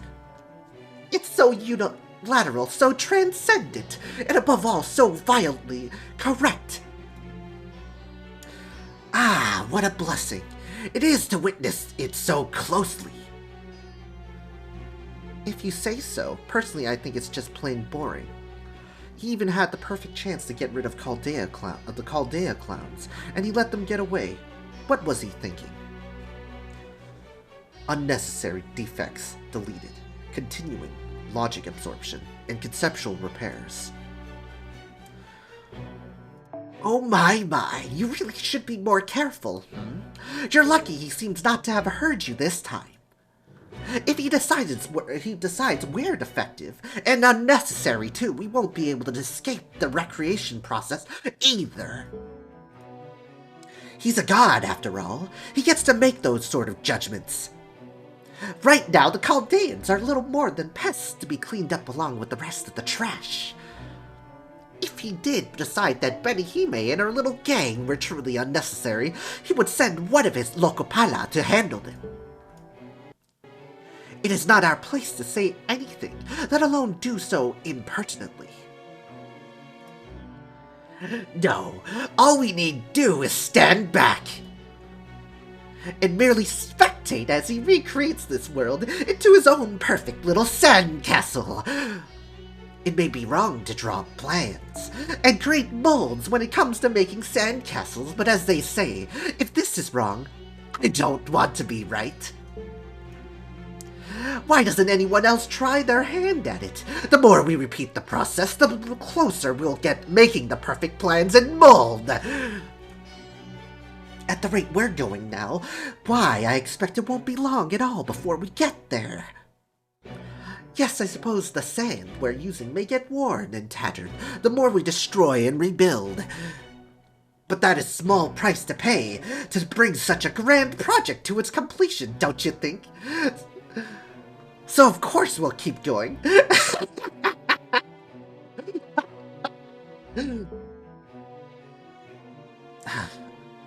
The foreign god's disciples consist of 3 alter egos. But this monk is one to be especially aware of. Part of it is that he's very much rotten to the core. But it also couldn't be much more obvious that in the end, he's going to cast off the new inhibitions he has, wreck everything in his path, and move on to do it all over again. Oh shit, I skipped it. Somewhere else.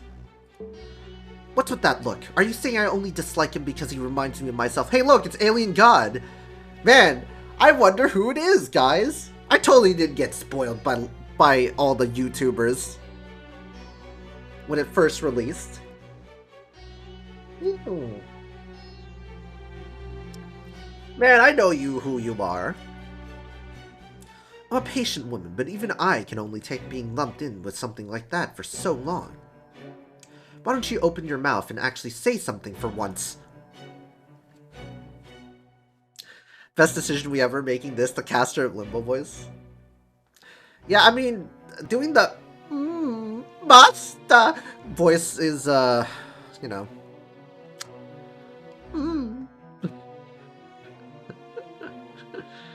Look, I can only take it for so long for Dorman, guys.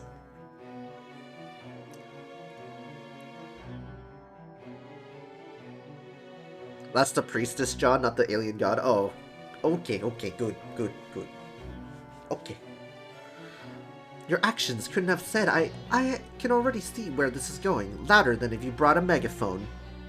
Alright, I'll just make do with modest gains in this Lostbelt and focus on finding out what that monk is up to. After all, I certainly don't want him getting in the way of my own future plans. The Observer. Just let him live in his delusion, Sonic. Final value allotments confirmed. Entering. Executing.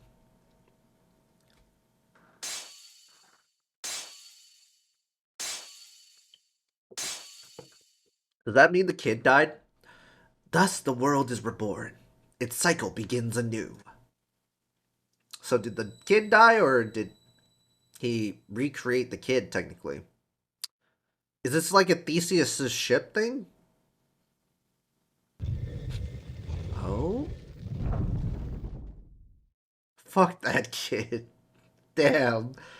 Yuga cycle, inception. XXXXXX. Whoa. Relax, man. There's a little, I don't think this is a good way to... So I'm sure you've all at least figured out this much, but that Arjuna is the core of this Indian Lostbelt. Now behold the new world. He's the reason this world became part of the pruning theoretical phenomenon.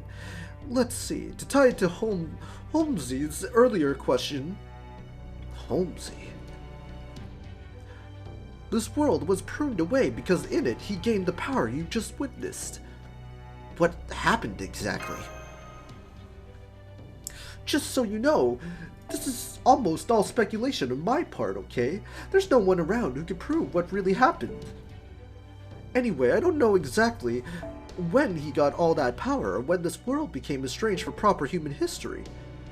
All I know is that it was a long time ago, but I can make an educated guess. It was probably during the Mahabharata. What's up, Babylon? Something happened right around when the war it depicts came to an end. Something that led to Arjuna acquiring every divinity in India.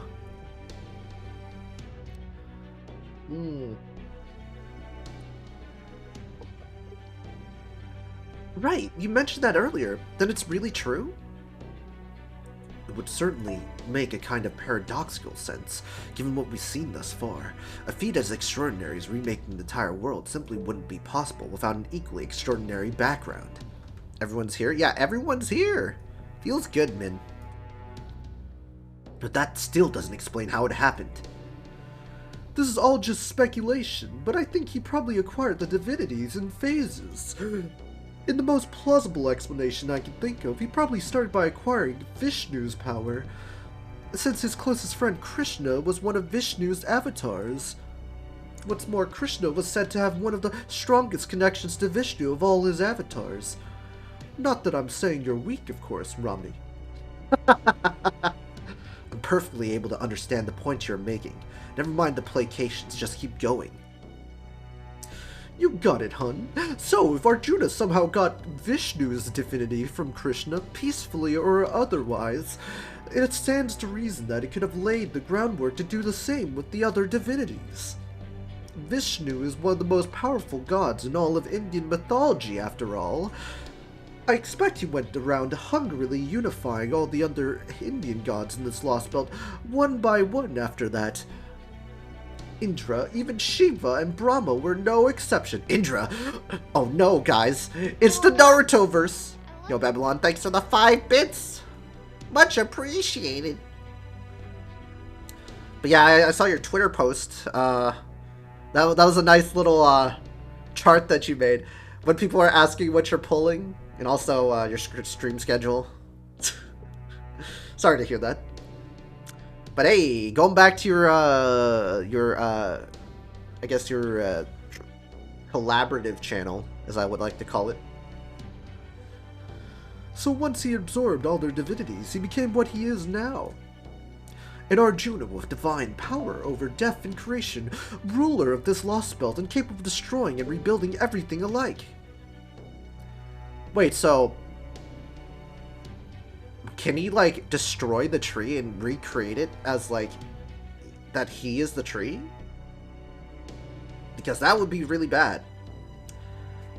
I have no idea what to do during Dead Weeks. I have some idea. It's called me continuing Lost Belt 4 and 5. Let's go. Catching up, guys. Yeah, this is the perfect time for me. Dead Weeks are perfect for me just to run through story, because I need to catch up. Get more SQ and mats.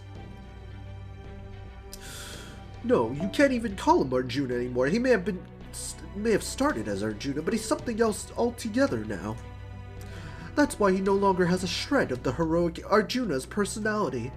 You saw that for yourselves, didn't you? Yeah, we did. Yeah, he was nothing like the Arjuna we know. Yes, he seemed disconnected. Mechanical? I'm not sure how best to describe it, but it did seem very clear that we won't be able to reason with him. Technically, this would not be the first such entity we've met. If you think about back to Scandinavia, Saitnai was an amalgamation of the 3 divine spirits. She was still very cute, though. I should be catching up, but hey, it's okay. Lost. It's fine, Anaya. Let's be honest. Look, you got Arc Knights, you got a bunch of other games, got a lot of other gacha games. You got you know, work. You got kids to take care of.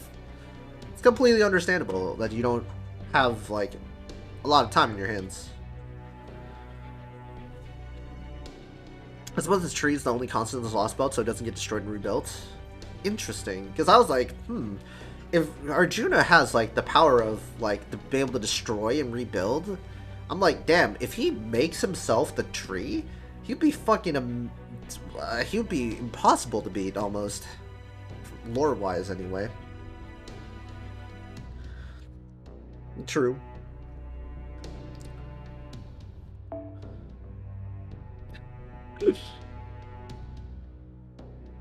It's okay. It's okay. It's nice to have some leeway, as I would like to say. I mean, I took some rest too. Like I took like a 3-day break and then came back on a Monday. We got the Mondays. I got the Mondays today, so a little low energy, but I'm gonna try to be as much effort as possible, you know. But Arjuna would seem to be on another scale altogether, so much so it's hard to believe they're in the same category. At this point, it's all too plausible to accept that he is neither human nor servant, but entirely new divine conceptual being. in a Monday. Yep. We got the Mondays. Also, I was backing up all my stuff because Burbo. You guys don't. Well, Babylon knows who Burbo is, but Burbo lost a lot of her content, like all her assets, so she has to redraw them, which fucking sucks. That's what made me do this, like, made me buy in a 4TB SSD. Like, immediately when I heard that, I was like, oh shit, her hard drive died and she lost all her streaming, like, almost all her streaming assets. I am going to, I'm gonna buy a 4TB SSD, install it, and back up my stuff. So yesterday night, I was just backing up stuff like crazy. I was just backing up all my files into this 4TB SSD. I'm still using the hard drives, of course, but you know they're like 4 to 5 years old. Like this rig is good because, like, you know, there's new components and stuff, but the only old components I have are the drives. Right, the 2 hard drives. I mean, I have a boot drive that's like 1TB that I replaced my old SSD with. But all my other stuff, like my hard drive, like I have 2 hard drives that are like almost 4 to 5 years old. So I gotta back that up. Gotta back it up. Just back it up, you know. Which I did, so successfully. I know her also. Oh no. Yeah, I should put my stuff on one of my many external hard drives. External hard drive is on the list. Now adding SSD. Yeah, the SSDs are harder to die, definitely. But yeah, once hard drives die, man, especially if it's a boot drive, it's terrible, dude. So yeah, that's why, like, hey, look, I spent like $400 on a 4TB SSD, but look, it's an SSD, it's fast, and it doesn't have the lifespan of a hard drive. So backups, woo, yeah. I think it's worth it. I think it's worth it. It's a 4TB hard SSD from it's like from Samsung, so it's pretty expensive, but it's an 870 Evo. It's top of the line. Well, it used to be top of the line. I think it was like top of the line, like, what, 3 years ago? But I think it's like I think the 870 was like a 2-year thing. So technically 2 years ago. Anyway, but yeah, I spent $400 on it. I think it's worth it, to be honest, because if I lose my data, I lose my data forever, and I'd rather keep my data than lose it and be like, it's pretty much priceless at that point. So Samsung SSD noted. Just don't get the 990. The 990 versions have some issues, but the older versions were a lot better. That's for sure. Right. Because the 990s had some failings on the SSD. I don't know, like, it's a NVMe M.2. I know this sounds like a foreign concept to you guys, but so there's like 2 versions. So there's like a square-ish version, and there's like a small rectangular version. So the small rectangular versions are called NVMe, or for most people it's like M.2.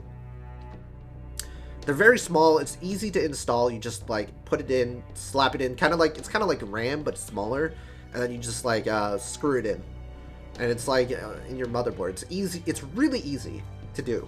It's a lot faster than SATA SSDs. SATAs are these squares, like these square-ish looking SSDs. They're very thin. They're kind of like crackers.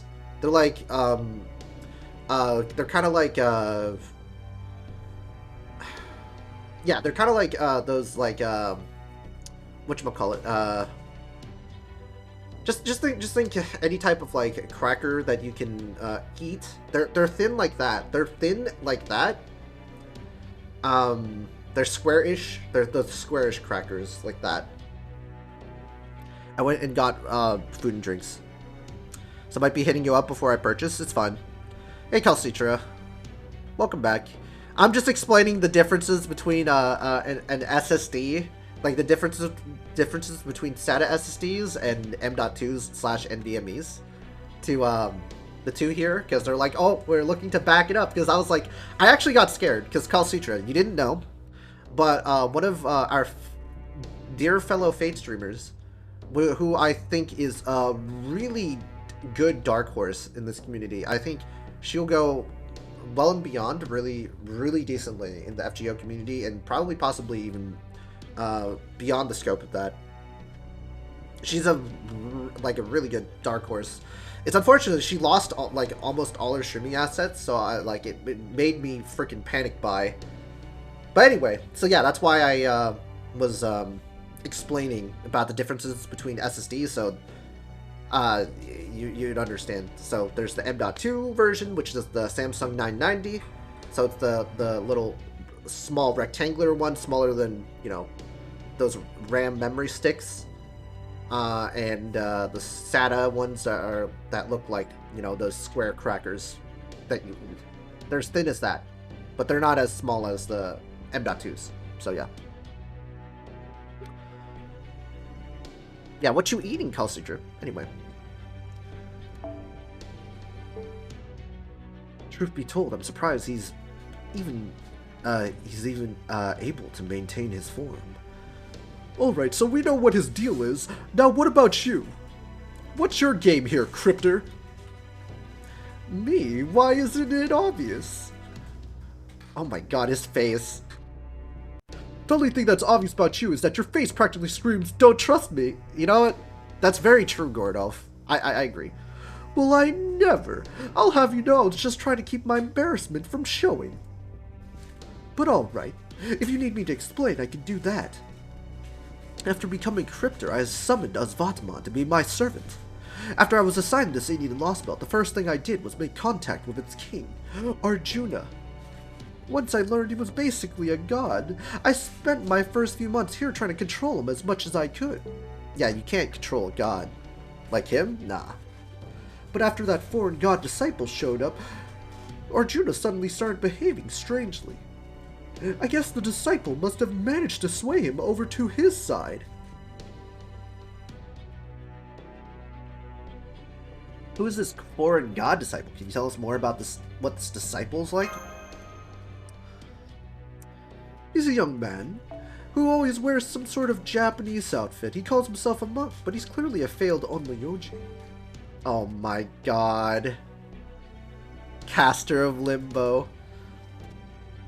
A monk? Dun dun dun.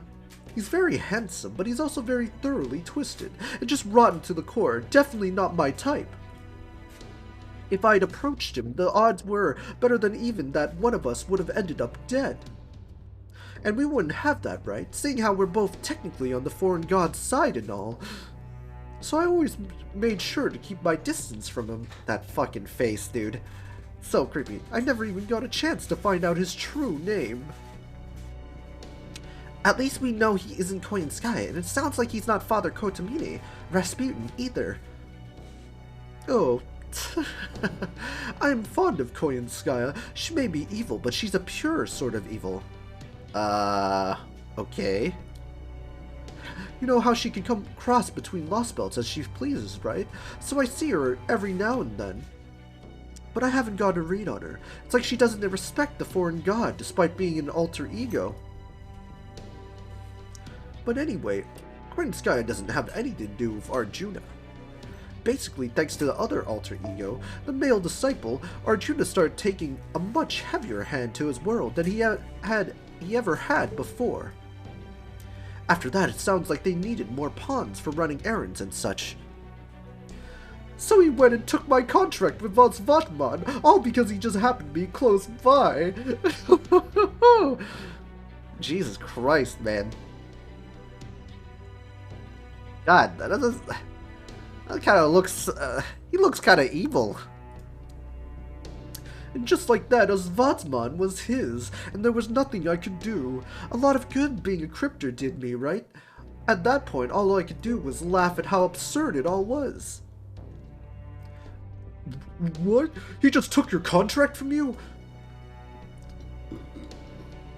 Thinking back on it now, I shouldn't be surprised considering how just how powerful a god he is. It gets even more twisted.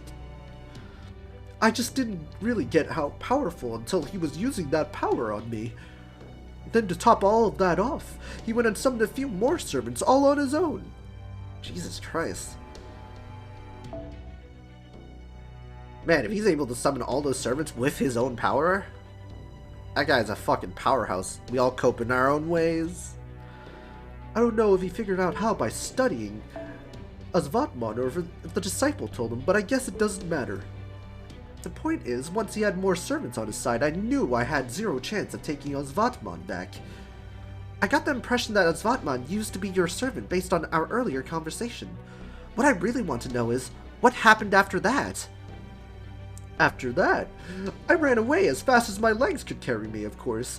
I didn't want to die for nothing after all. That's really all it comes down to with me. But don't you cryptors have a duty to grow your Lostbelts? Isn't that how you're supposed to determine which one is truly worthy to rule? Well, sure, but with this Indian, or rather with Arjuna there, that's just not going to happen. Honestly, I knew it was pointless, almost as soon as I got here. Easy to see this world is a dead end, and nothing I can do about that. So I gave up all my responsibilities to grow this world's tree of emptiness. I mean, who cares who the king of the world is if you're not alive to see it? Krishtari's probably already figured out that my Lostbelt's a lost cause. In David's case, I'm not sure. I wish he would show at least little bit interest in it, but oh well. Oh, that reminds me, I heard you had run-ins with Kadik, Ophelia, and Akuta. Well, if you're not going to make this personal, I won't either. Besides, I can't go around avenging my comrades or talking about Cryptor's pride with things as they are right now, can I? So you're refusing to comment on the Cryptors, is that it? And as long as we don't bring up the Cryptors ourselves, you won't oppose us as one. Is that what you're saying? Hey, that's pretty good. Yo, Pango, thanks for the raid. How's JP Shimosa? Did you finish? Also, that freaking Archer fight, man. How's it going, dude? Oh, we did good. You know, took me a better part of like almost 2 hours to beat the CQ with Kama, but you know, it worked out in the end. No command spells, and we're just continuing Lostbelt 4. And also we used up like 40 AP to run nodes. I wanted to clear the shop on NA, so yeah. But yeah, welcome Raiders. Complete. Nice. Complete rip. Nice, a complete rip. Oh shit. I mean, anyway. If you guys don't know, I'm John Lowe's Gaming. I only stream NA of FGO. You know, I've become an FGO streamer. I'm still relatively new. You know, I've been playing this game for what, 6 months. Relatively new. I wouldn't say I'm new. There's some new players, you know. So compared to like Final Phase and I guess in terms of like experience with Anaya and stuff like that, and Burbo. I mean, Burbo played technically. Started earlier than me, so yeah. Glad it's done. Going through it twice as long. Glad it's in the past now. But yeah, it's just gotta do all the pseudo singularities. Pengo, just gotta finish all that up. Wait, did you do Seraph yet on JP? Cause that's gonna be amazing. I want to see you do Seraph. That'd be great. But finish all the pseudo singularities before. I want to see you do Seraph last. Nope. Ooh. We could see him do Seraph and Oku then. Still got it left? Okay. Seraph and Oku. That's gonna be content. That's gonna be content. Especially the last fight in Oku. Okay, will do. Yeah. Those are pretty good. I want to see how you fare on JP with that. Too bad I can't fucking do it. Ah! Take it however you like, but just knowing that Benihime spared Katic and buried Ophelia. We didn't technically bury... Okay, maybe we... Yeah, we deaded her. We deaded Ophelia. Rip her. Well, that's more than enough reason for me to want to avoid fighting her if I can. I noticed you didn't mention Akuta Hinako there. What about her? Oh, Akuta's a special case. I mean, she wasn't even human, right?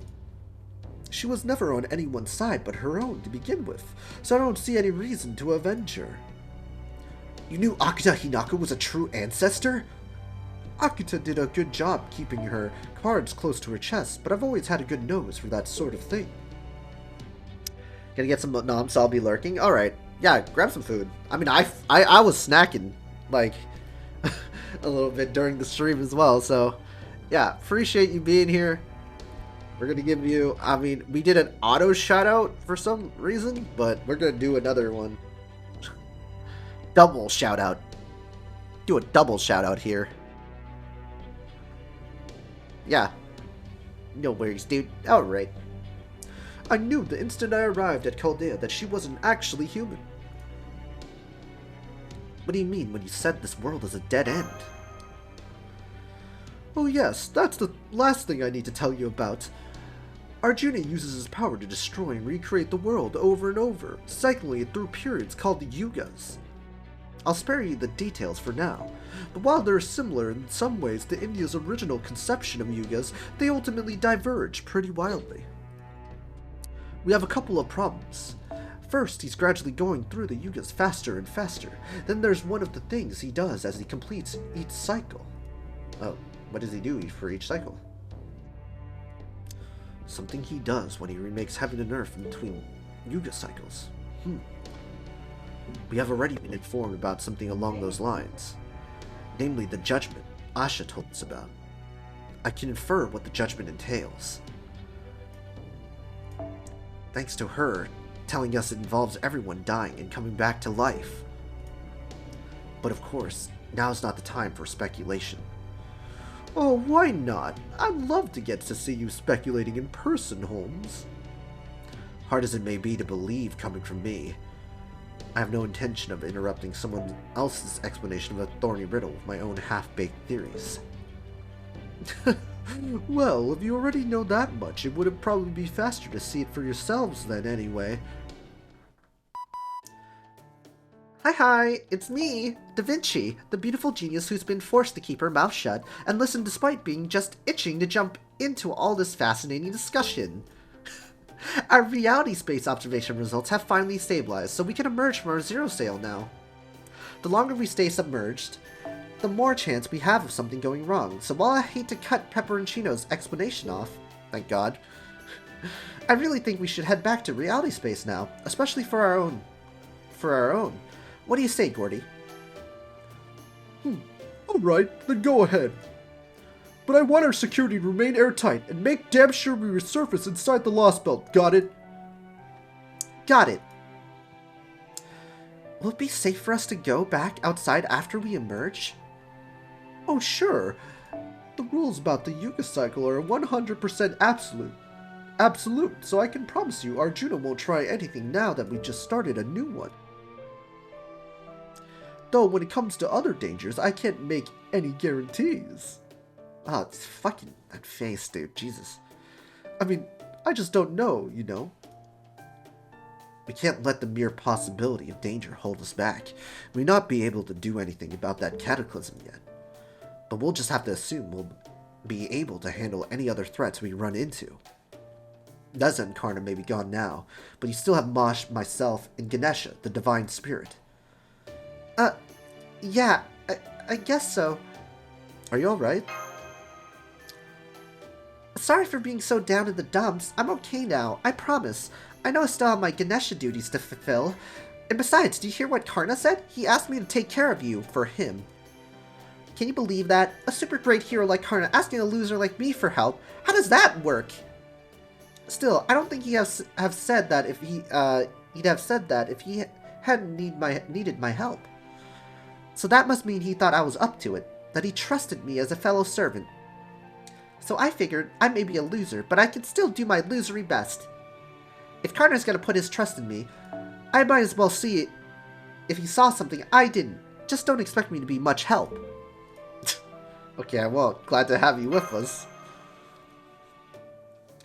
I'll come along and help too, of course. Besides, it's easier to explain things when you're seeing them in person. So do we get, like... Do we get the Pepperoncino buffs? He's an actual proper mage, guys. Feels good, man. We get actual buffs. Is that alright with you, Benihime and Mush? Absolutely. Thank you so much, Pepe. Hold it. What do you think you're doing, Pepperoncino? Have you forgotten you're our prisoner? Huh. But the border won't be leaving this Lostbelt until Benihime finishes what she came here to do, right? So how could I possibly get away on my own? Besides, helping all of you is the surest way to help me survive too. Not to mention that Mashi just looks so adorable after all this time, that I can't help but want to support her anyway, you know? Yup, Pepe buffs.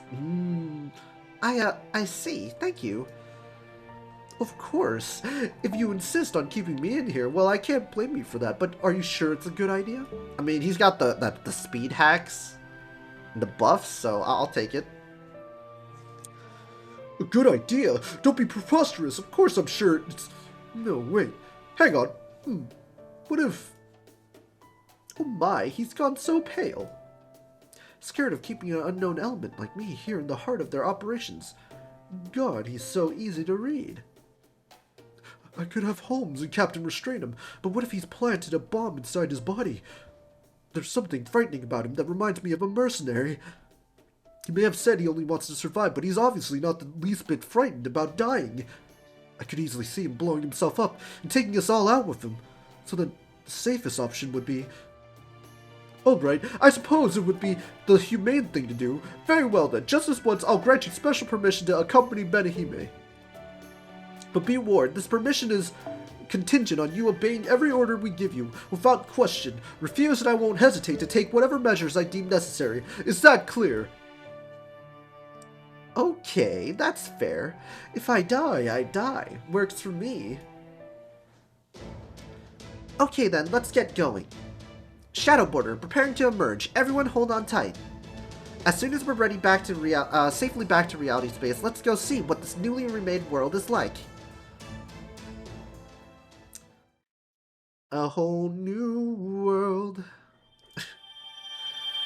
It's a different point of view, guys. It's a whole new world.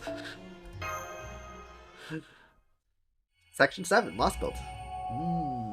Return to paradise, the shape of evil to be cut off.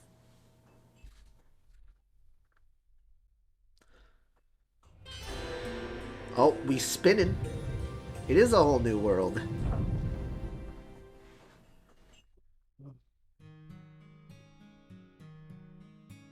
I experienced the Kali Yuga ending several times after Asvatman was taken from me. I felt the light of creation wrapping me in a tight embrace, just as powerless to do anything as the people absorbed in their worthless prayers. As long as the god of this world doesn't consider you defective, at least there's no pain. You don't feel it. The light just keeps getting brighter, blinding you and even numbing you to the passage of time. The next thing you know, you're right back where you started, only everything around you's been changed. So, really, the one question is, the Pepperoncino here pretty much died. Is it the same Pepperoncino? If you think about it, he died and got revived. But there's a different experience that changed him. So, Theseus' ship, is Pepperoncino actually the original Pepperoncino?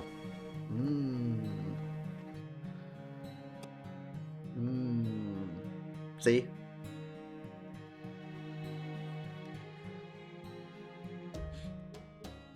I don't know what the locals make of that experience, but it was awful enough to almost make me vomit. I'd rather stick my head inside a festering dead body or kiss a pile of excrement from a prison cell without plumbing. Jesus. You'd rather do that? There are worse ways. The good old Mudman paradox, yeah. Those options might be revolting, but at least I wouldn't have to be so frightened. So while I hate to admit it, when that light finally subsided and I found myself standing there, I would be relieved that I had avoided being taken away. But you were taken away. That's not you anymore. You are someone else, sauntering away with his memories. A different man. But it was never long after my relief turned to worry, to the point that I could barely think straight. Maybe I just got lucky this time. What about the next time, or the time after that? So in retrospect, it was inevitable that I would take action like this sooner or later. So imagine, guys, like you're about to die, you fear it, and then suddenly you come back to the world. Would you consider you as you? See?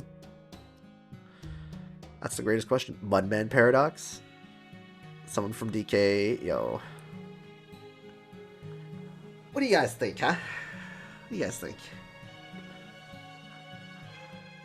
Some new man is sauntering away with your memories? Or some new woman? Has your experiences, but experiences something else, but you are dead, technically. And then they restore you. Ish. It's like a clone. Oh yeah, it's kind of like cloning. You die, but a clone of you exists with your memories. Something like that. Man, that sounds awful, doesn't it? Like your existence ceases.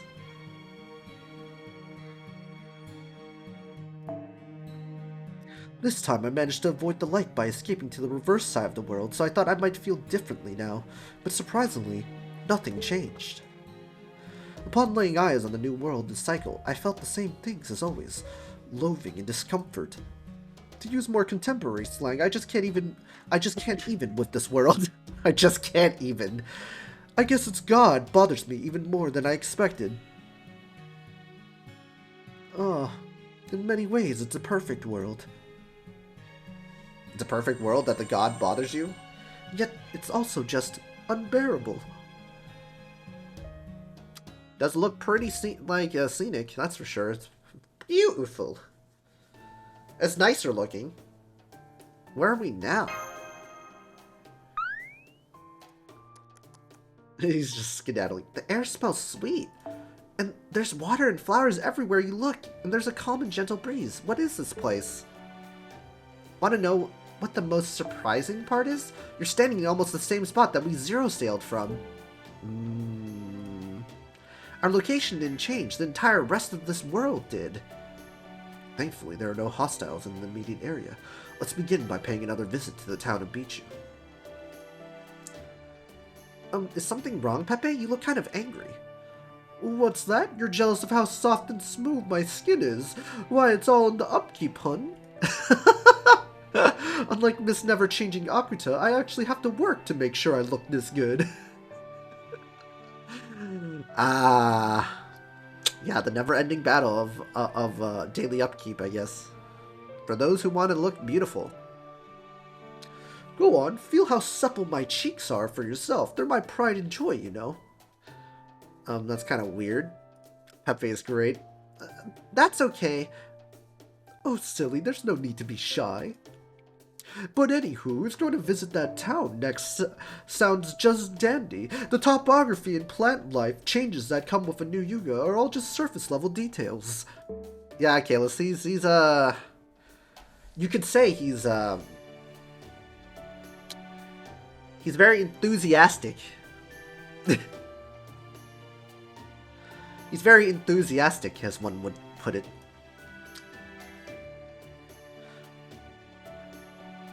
The thing that changed the most after what Arjuna did will have been the people. He's fun to have around. Okay, let's go check out the town. That means the kid changed. Understood, but make sure to keep the border's location in mind at all times from now on, Benihime. I don't want us to ever have to run for our lives like that again if we can help it. What the? Hey, it's not destroyed. Wow, there's not a single brick out of place now. In fact, this is exactly what the town looked like when I first came into this world. Wait. So, the real question is, did Ganesha come in before it was reset, and now she's like, okay. I can't believe it. It's like the Kali never attacked it at all. What in the world is going on? You know, the bad part is they're literally inviting the Kali to attack again by stepping into the town. Then there's the people going about their lives here. They all look happy now. They're practically beaming. Great, look who it is. Goodness, you're all okay. This is wonderful news. Just wonderful. This truly must be God's will. All is right with the world once again. Oh no, that isn't quite right, is it? First, I owe you all an apology. No matter how dire the circumstances were at the time, I should have never spoken to you like that. I know it won't be enough to truly make amends, but I'll be including all of you in my prayers from now on. We still don't have a home. I only ask that you please not hold what I said against the people of this lovely town. What? Yesterday he wanted to run us out of town, now he's all happy to see us. See what I mean? Theseus' ship. It's just different people walking around with these dead people's memories. They're not them. They're just they're someone else entirely. Even Foe's nuzzling up to him. He really is sorry. He's not just saying it. It's another dude. It's not him. He's dead. Someone's walking with his carcass. Did you say we were godless heretics you want nothing to do with? Don't be ridiculous. The fact that you're here now is proof you overcame the last Yuga's difficulties with us. That makes you all one of us now. You're our friends, our family. So, can we get a house so we don't get fucking, we don't get everybody killed here? And not only that, today is the blessed first day of Kurta Yuga, the Yuga of Peace. Are you hungry? If you like, you're welcome to come and eat with me at my mansion. Bro, this guy has been rich the entire time and he didn't fucking aid us? Motherfucker. Bro, all we had were bananas! All we got to see was Rama Rule 34 with bananas, dude. What the fuck? You had a mansion? You had food? You fuck! Would you prefer some fine ornaments for the young ladies? We also have plenty of beautiful flowers. That's very kind of you, but we're okay. No. Let's go into his mansion and eat lavishly. But he was evil. Yeah, true. True. This guy is a carcass. Someone's controlling him. Yes, I'm afraid we have some pressing business we need to take care of. I appreciate the offer, but we really should be on our way. You know, Mosh, it's been about 4 Lostbelts. Can we do something about these people?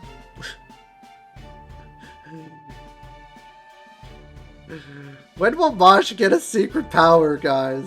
Fuck! Fuck your bunker bolt.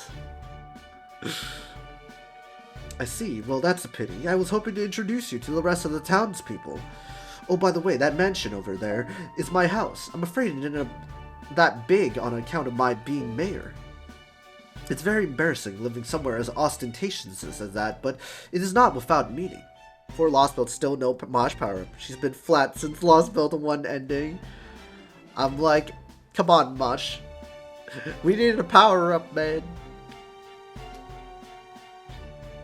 Bro, if they give her an offensive kit, give us an offensive kit. Don't give us a meh defense kit. The double taunt's nice, I guess. You'll always be welcome in my home. Good day, home. I've heard Mosh being described as a lot of things, but flat isn't one of them. Yes, Mosh is not flat, if you know what I'm saying. What the heck? I've never seen someone go from jerkwad to sweetheart in no time flat like that. He seemed elated. It's probably because Kurta Yuga's the Yuga of happiness tends to make most of the locals friendly and kind-hearted. Though of course I'm sure there are exceptions. I mean, she plateaued in her development. You guys again. Oh, hey, look. He didn't change. That's weird. Oh, Master, it's Ajay. He doesn't seem any different now than he did before. I'm not judging either way. I'm just surprised. How simply hearing him click his tongue again has made me feel so relieved. And there's... Ah, it's you guys. This is such a surprise. So you made it to the new Yuga, huh? That's great. Yes, it wasn't easy, but we did make it. I'm glad to see you're okay too, Asha. You know, you'd think that people would understand that she's wearing, like, this type of gear all around. And being like, what is she doing? She looks like a freaking hostile. I sure am. I prayed extra hard, so I didn't get hurt at all.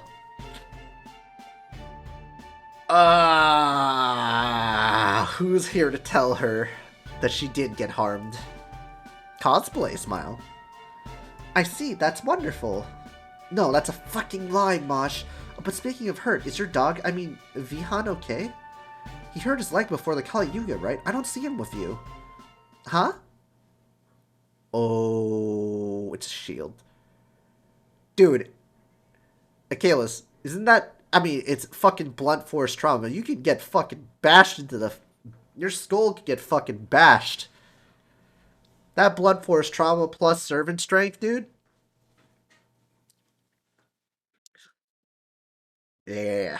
Burn this Lostbelt. Who's Vihan?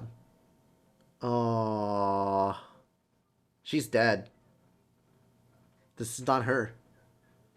This is just someone walking around in her body.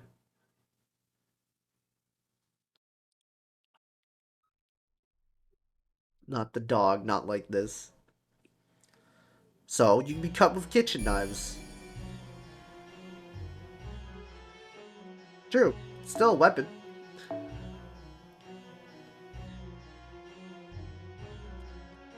Dude, that's some, ain't that some shit?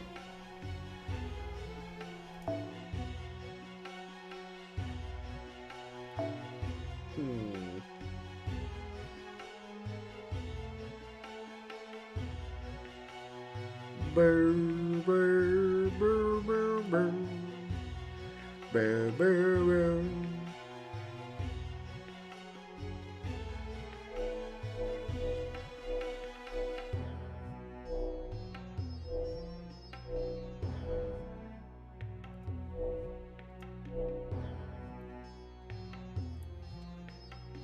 Burr, burr, burr.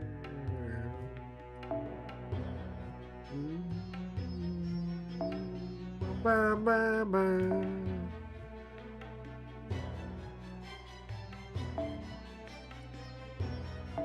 Billy the Kid.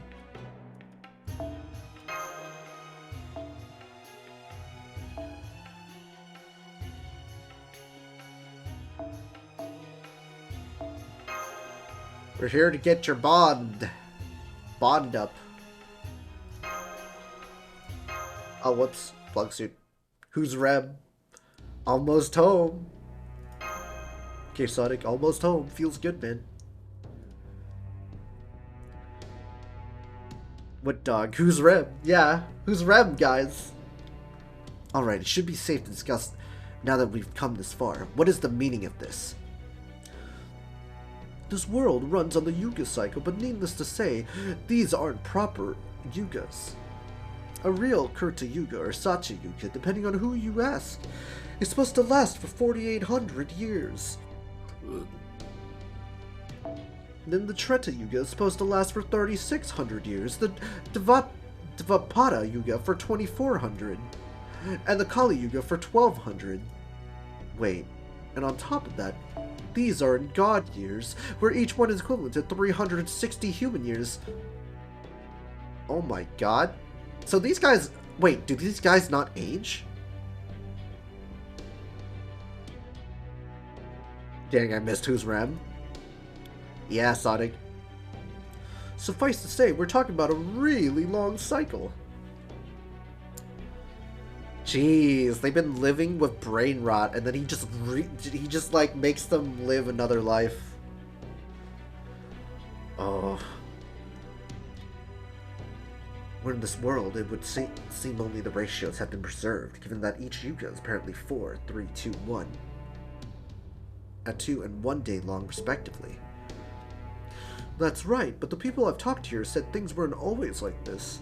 It used to be that the Yuga cycle lasted for hundreds of years, or maybe even longer. That's my favorite type of rot. Hypers! So that is what this world was like immediately after it was pruned away and became a Lostbelt. Right, I'm sure the period where Kali would show up had to have been proportionally longer back then.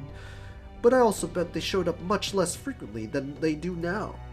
Otherwise, the people here would have gone extinct long ago. But over time, the cycle got shorter and shorter. Now it only lasts 10 days. 10 days? I have to think that drastically shortened cycle is why there are so many more Kali now. Uh-oh. They used to be only be let out a bit at a time, but now the floodgates have been opened, so to speak. Why did Arjuna shorten the Yuga cycle so much? Part of it thanks to that cycle pouring poison in his ear, like I said earlier. And part of it is that the Tree of Emptiness has given him power he didn't have before that lets him do so. Oh, he's being provided by the Tree of Emptiness with power. Why doesn't he just consume it? Yes, I know that only addresses the how, not the why. I'm getting to that. I think the reason he sped things up so much is to reach whatever end he has in mind for all this that much faster. In short, it looks like he's in a rush to procreate his perfect world. What do you mean by that? Okay, now I can finally answer the question that's been plaguing all of you. What exactly happened earlier? The answer is that it's something unique Arjuna does, something that isn't meant to happen in a normal Yuga. Whenever one of these shortened Yuga cycles comes to an end, he purges everything he considers defective and unnecessary from this world. Oh, so that means the dog. He believes that by repeating that process over and over, he'll eventually arrive at a perfect world, devoid of anything it shouldn't have, or as he thinks of it, evil. So basically, we're just a bunch of parts. He's mechanical. Like, if we're a bunch of broken parts, we are considered evil, and he gets rid of it. Very utilitarian. Damn, that's one hell of a destination. I see, so this purging must include living things, not just inanimate objects. Yep. Right, and as far as I can tell, when a living thing is purged, it's like it never even existed.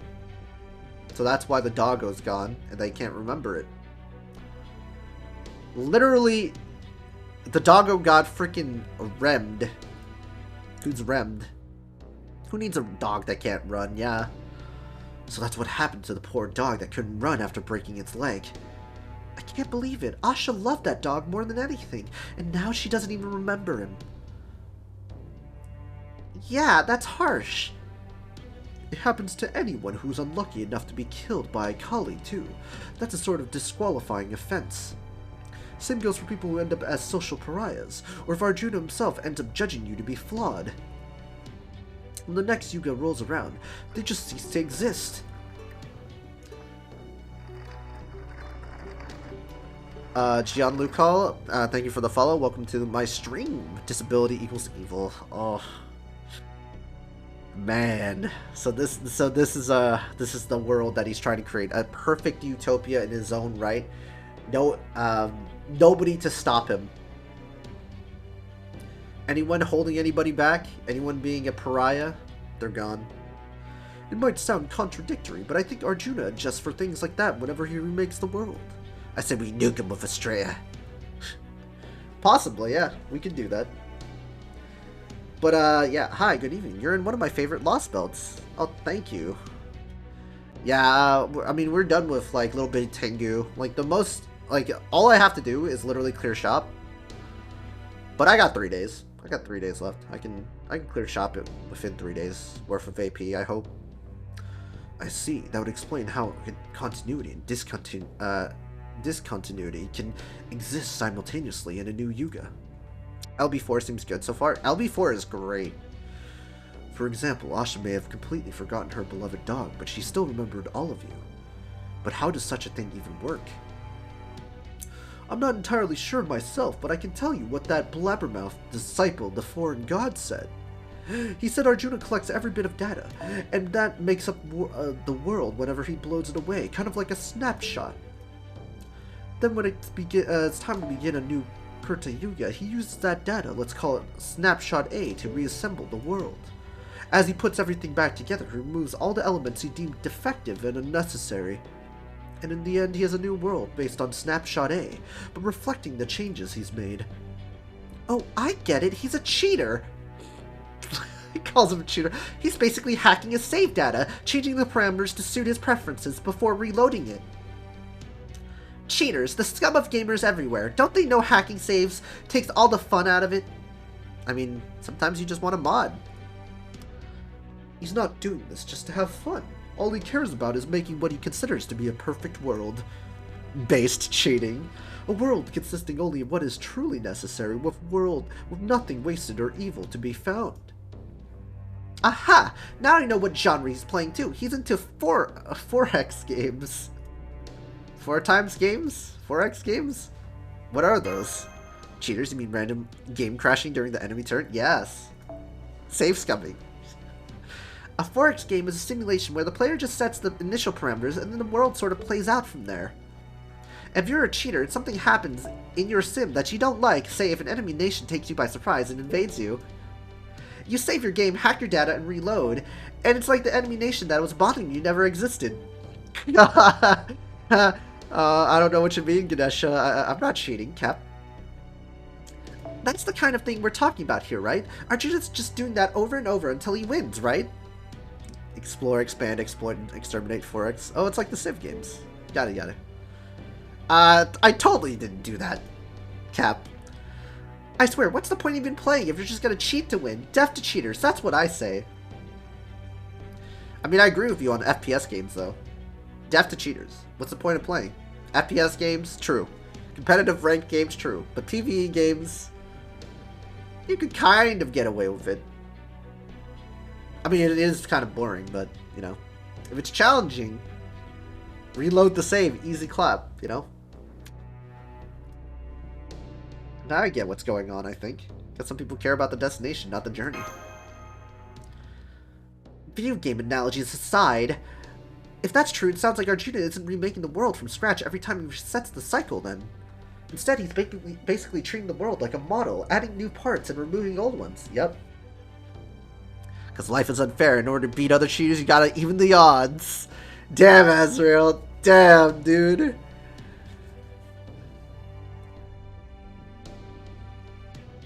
For me to even the odds, I just use something fucking cheese in the game. Like, especially in FPSs, if there's a will, there's a way, right? Like, like, for example, you use shotguns, or you use, like, a C4 to, if they try to, like, speed hack towards, like, a certain room, you use the cams, blow them up from underneath. There are many ways to do it, but it's just, like, you know, it's like, you gotta cheese them. You gotta cheese them. That's the only way. And that also kind of, like, getting diffed by someone who doesn't cheat is great. It's just a great feeling. It's a great feeling for you to diff someone that's cheating, and you don't cheat at all. And you're like, how do you lose with cheats? Like, just rub that salt into their face, dude. It feels so nice. I'm like, how do you fucking lose with cheats? You're bad! Cheaters and gaming journos, though the latter are just plain bad. The latter is just, yeah, they're both pretty fucking trash. Cheaters are usually just like fucking, like, absolute fucking bots. Gaming journos are like entitled little whiny babies, right? Like, at least they don't cheat, but they're entitled whiny babies that demand, like, they're like, oh, this game is too hard, so they knock the point off unless you set a freaking difficulty, like a giorno, like a gaming giorno difficulty for them. Then you know, then they can just go easy peasy. Then it would stand to reason that, strictly speaking, the people here may not be dying and being brought back to life. Remember that one dude who struggled with the Cuphead tutorial? Yeah, and he fucking gave it a bad fucking review because he got fucking so salty. Yeah, it seems more likely that everything down to their souls is being saved as data. and that their memories are being modified when they're put back into the new world. That means they're just not the same person. The memories are being modified, sort of. They're being put back, but that's not them. That's not the true person. See? But yeah, Azrael, thank you for the follow as well. And if that's the case, we're talking about a much smaller scale feat than creating an entire universe from nothing. It's still a big freaking deal, don't get me wrong. But if Arjuna's got every Indian divinity and support from the Tree of Emptiness, it's theoretically possible. I'm beginning to see the larger picture. There's something about this Lostbelt that is almost reminiscent of a singularity. The Russian, Scandinavian, and Chinese Lostbelts we've seen so far were all a result of a world where some definitive event happened in their respective pasts to dramatically change the course of history. But this Indian Lostbelt is still in the middle of its definitive event. Finally, Da Vinci debunking the wank on Junao lore-wise. That depends on if you believe in the soul or not, John. I mean, I don't think we have souls. I think we are here a finite amount of time. But that's just me though. I am a sort of negative. I don't think I mean, technically we can define our personalities as part of a soul, but I don't think from a metaphysical standpoint I don't think our souls exist from that from the metaphysics, but I'm not here to debate metaphysics here.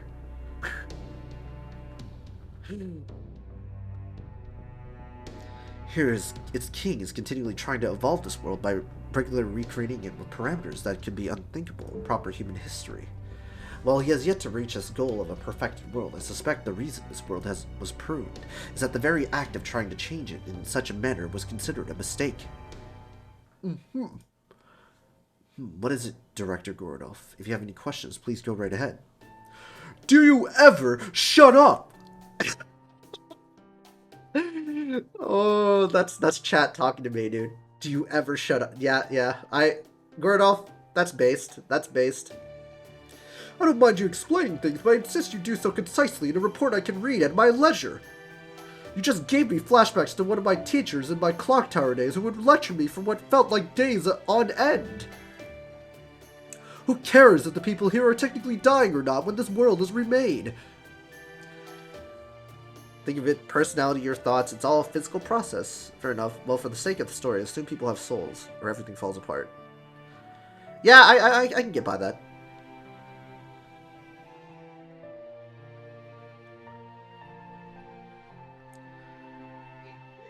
Yeah, your personality, in theory, is your quote-unquote soul. That's what I think. In real life. Because let's face it, right? Like for me, like the explanation of like if someone has amnesia and they forget someone, does that mean they lost their soul somehow? Like does the amnesiac that gains a new personality that is completely different from their original personality is the new soul that took over? See, that's the consistency, right? That's the consistency where it's there. Because, like, for some people, it'd be like, oh, they have the same soul, they just forgot. But to me, they're an entirely different person altogether, right? They inhabit the same body, but that person's dead. The amnesiac is driving the memories now. If the amnesiac remembers, that's a new person. Is that person erased when they regain their memories? I think so. I think their sense of self is erased in a way. Because they forget and then a new sort of person walks away with their memories. It's kind of upsetting, right? Like you're personally gone. Like all your experiences here, right? All gone once you become an amnesiac, and then you become an entirely different person. So your thought process right now, you don't have that anymore. is taken over. Sure, they can remember certain things. Amnesiacs can remember certain things, but they're not you. They don't make up your beliefs or ideologies. They kind of just are the receptacle of your memories there. So is Jason Bourne a different person than David Webb? You're the sum of your experiences. Yeah, pretty much. Yes. The part that actually matters is that we will die if we get caught in that. I suppose you do have a point. Of course I do. Now then, we pivot this discussion to more practical matters, namely how do we stay safe and what is our next course of action? What's up, Gold? How you doing? We're just talking philosophy right now. How about souls, amnesiacs, and stuff like that. And I'm like, yeah. If you forget your memories and you become an amnesiac, you yourself die, and someone's walking with your memories. That's my opinion. But I'm not much of a believer of the metaphysical soul. That's in summary of what we were discussing, which is very interesting. Those Alzheimer's, my fear is coming back. Gaming just got home. Nice, Gold. All right. Yeah, this is a John Loves Philosophy channel. This isn't a John Loves Gaming channel, guys. You there, Pepperoncino. It's only by my good graces that you're running around outside instead of being confined in the border under lock and key. Now repay the favor by telling us something we can use, damn it. Something you can use? Well, I guess I can think of one thing. Yeah, the mental faculties degradation is the slow death of its own kind.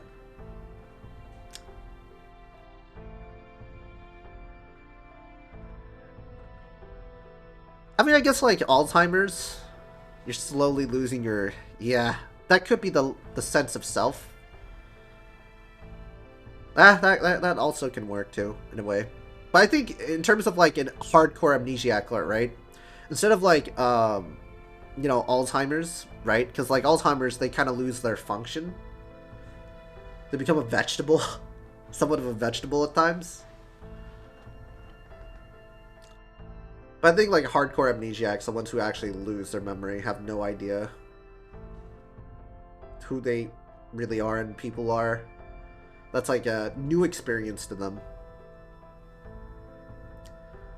Have you seen the movie Father? I have not. You should. It's a good one. Heartbreaking though. Pulling off a feat that massive takes a lot out of Arjuna, so he isn't able to move around much. And I don't just mean that long stretch of time at the end of a Kali Yuga when he charges up that noble phantasm. I'm pretty sure that unlike most servants, he doesn't do much of anything the rest of the time either. Oh, so he's like hibernating. I guess he just doesn't have access to the energy he would need to do more than ride that Vimana of his. I think that's how he spends most of his time, just riding around the Tree of Emptiness on his Vimana. Of course, he might look like he's spacing out up there, but I'm sure he's actually keeping a close eye out for the next bit of evil to purge. Jesus Christ.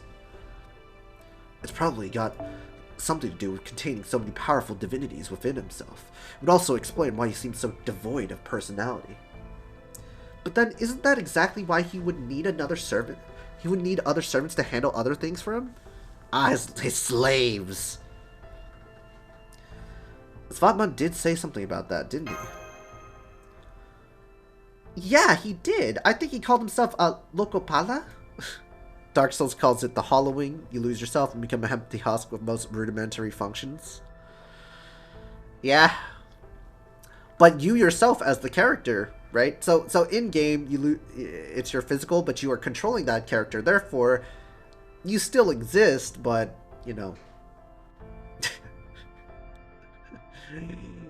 you exist. You still exist. You're just controlling the husk of a corpse every single time.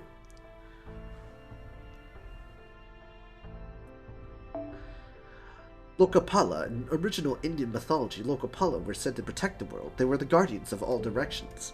While you, the player, has basically infinite will and drive. Yeah, it's us. We literally have the will, and it doesn't change, right? Throughout the throughout playing through, it doesn't really necessarily change or alter from a dramatic point.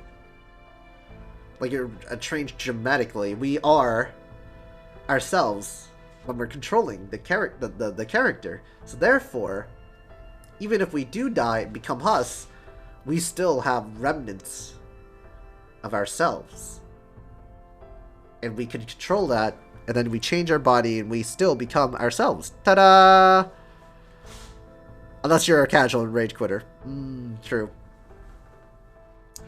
Though I don't know what that could mean. We know who their Neza is now, but who were those other two servants? I'm afraid I don't know. I was already on the outs with Arjuna when he got around to summoning them. We got to fight David. By that time, he just considered me an outsider he didn't need to worry about. Though since I'm on Svatman's former master, he did tell his servants to eliminate me if they happened to see me. Suffice to say, I have no idea what their true names are, though I get the feeling they're an archer and a caster. Not David, what am I saying? William Tellin and Asclepius, my bad. David.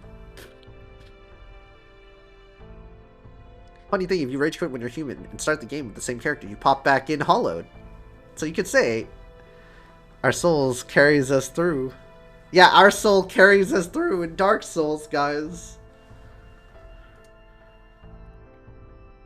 I think I can make an educated guess, but there's no point in speculation at this point. We need solid info. Well, this seems like a good time to tell you that those servants are not the only enemies we face here. There are also the sacred beasts, the mystical creatures the people here refer to as the agents of God. Oh, those? They're primitive guardian beasts Arjuna made to counteract the Kali. They manifest naturally. And since there are almost no Kali during the peaceful Kurta Yuga, the beasts are supposed to just wander around like normal animals. Holmes, what do you say by this seems like a good time? I suspect the answer to that, and your next immediate course of action will be clear to you soon enough. Oh, we got an enemy. Sacred beasts! I guess that means Arjuna really doesn't want us here then. Well, no doi, so of course they'll attack us on sight now, just like the Kali. I mean, no doi, dude. We literally... he literally tried to reset the world to kill us.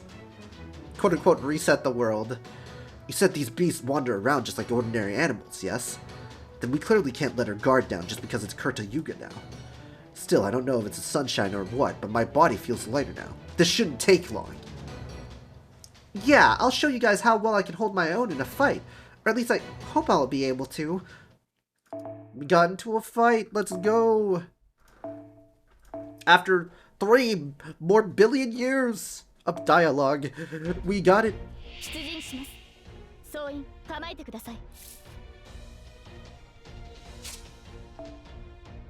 Amount of HP recovered and recover at HP at the end. Wow. That's nice.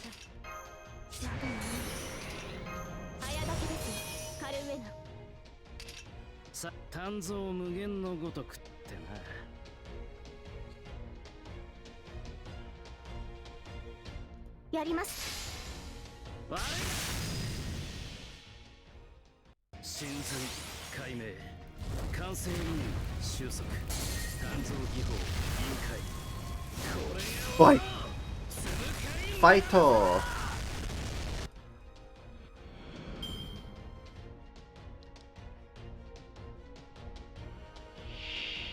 Oh, hello.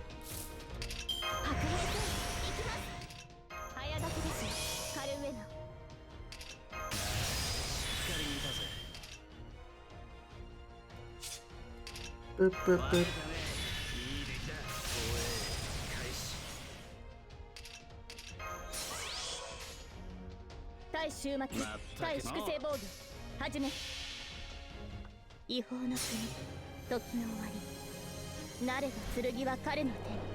Alright, we're gonna hit him with a round of Avalon NP. Nice little attack up, and then we swing.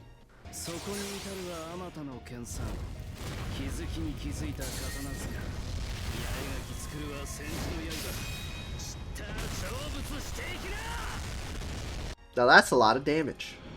Hiya! 今回はうまくいきました。 We got the black grease. Let's go.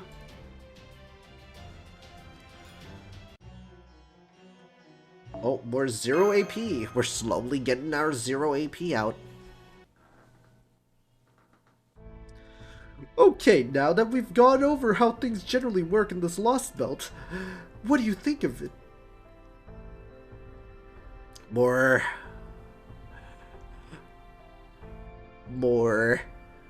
dialogue. You know, the beginning of Lostbelt 4 was like a lot of fights and dialogue in between. Now we're getting more dialogue and less fights now. I don't think it's right.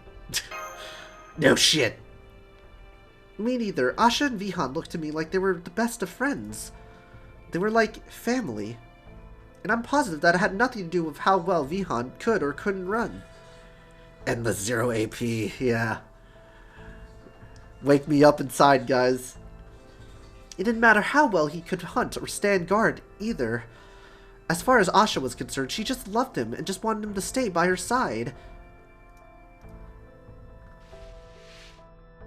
So if the god of this world just erased their relationship for his own reasons, what happens to all the love she had for him? All the happiness she felt when they were together? Where does it go? She's dead. Yeah, I should slow down a bit as it starts ramping back up.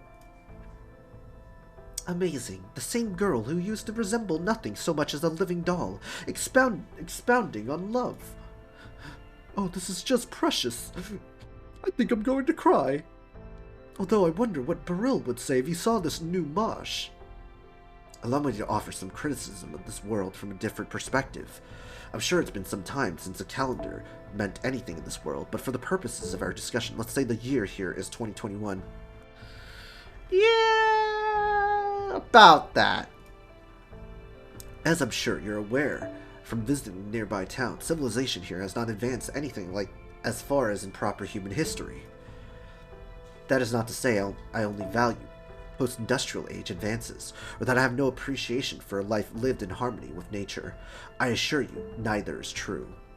I am merely saying that civilization as a whole has clearly not progressed here when compared to proper human history. That aspect alone is enough for me to declare this world a far cry from anything approaching the ideal. The march of civilization has stalled here, just like in the Chinese Lostbelt, albeit for very different reasons. And it hardly needs saying, but I don't like the way this god does things either. Cheaters get permabanned, that's what I say. On another note, is everything okay, Rama? Is something on your mind? I just realized something. Arjuna has obtained every Indian divinity in this Lostbelt's history, right? Yeah, he did. So? Then that would mean Sita's one of them. Oh. Yo, Arjuna just Mr. Stole... Mr. Steal your girl, dude. He stole your girl, bruh. Yo, Rama can't have anything, dude. Every single time his wife is stolen from him. It's your... Really? Just as I'm an avatar of Vishnu, Sita is an avatar of Vishnu's consort, Lakshmi. Of course, that doesn't mean they're one and the same, but they're certainly close enough. So then, what should I do? What else? I have to save her. That is who I am. It's my very reason for existing. So love is your main motivator for defeating Arjuna? Well, that's just beautiful. What do you think of Arjuna, Pepe?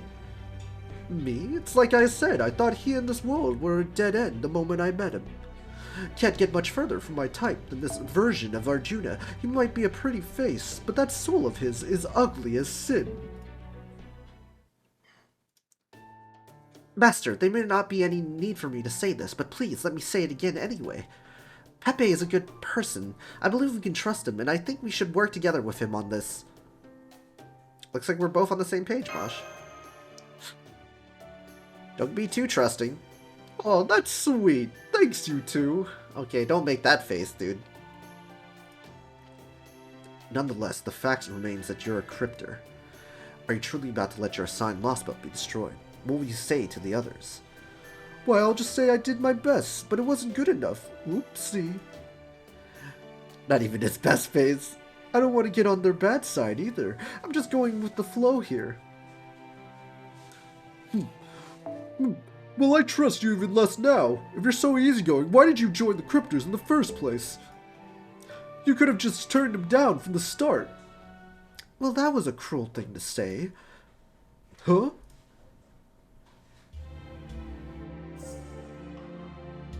Circumstantial change confirmed. I have a proposal for you, chosen ones, an offer for those of who were cast aside. If you desire acclamation, then choose rebirth. If you desire indolence, then choose eternal sleep. It makes no difference to a god. I didn't want to have to tell you this, but we didn't have any choice. Thawing the coffins might not sound like a big deal, but it's basically like recovering dead bodies. We were all dead in there. We were never going to wake up from that darkness. But then the foreign god came and told us. You may live on as a cryptor or die as a master. And that was that. Honestly, I still don't know who or what this foreign god is. Kirstario seems like he does, but he's not one to talk. All I know is in exchange for being given new life, we were to be thrown out into this newly wiped clean world. And put in charge of growing our respective Lostbelt's tree of emptiness. Of course, I know we betrayed all of mankind when we chose to leave our coffin as cryptors, so I'm not under any illusion that we're the real victims here. I'll even admit that I thought this game to see who will get to be king of the world sounded fun. Whatever will be, you know. If an old monk friend of mine were here now, he'd probably say something like, "You guys were just unlucky." Still, there's nothing to be gained from cursing your fate, and besides, I was already getting bored with it. So I'm just going to do the best I can and try not to throw my life away for nothing. I'm not going to sell out my fellow cryptors, and I have no desire to fight all of you to the death either. And since that works out for both of us, isn't that good enough for now? Then does that mean nobody on Team A willingly chose to side with the foreign god? I don't know about all of us, but me, Katic, and Ophelia sure didn't. Oh wait, I guess Ophelia is an exception. She swore to become a cryptor for her own personal, very personal reasons. Then please, just tell me one thing. Where does the name Cryptors come from? Is it a code name for something? Did the foreign god give it to you?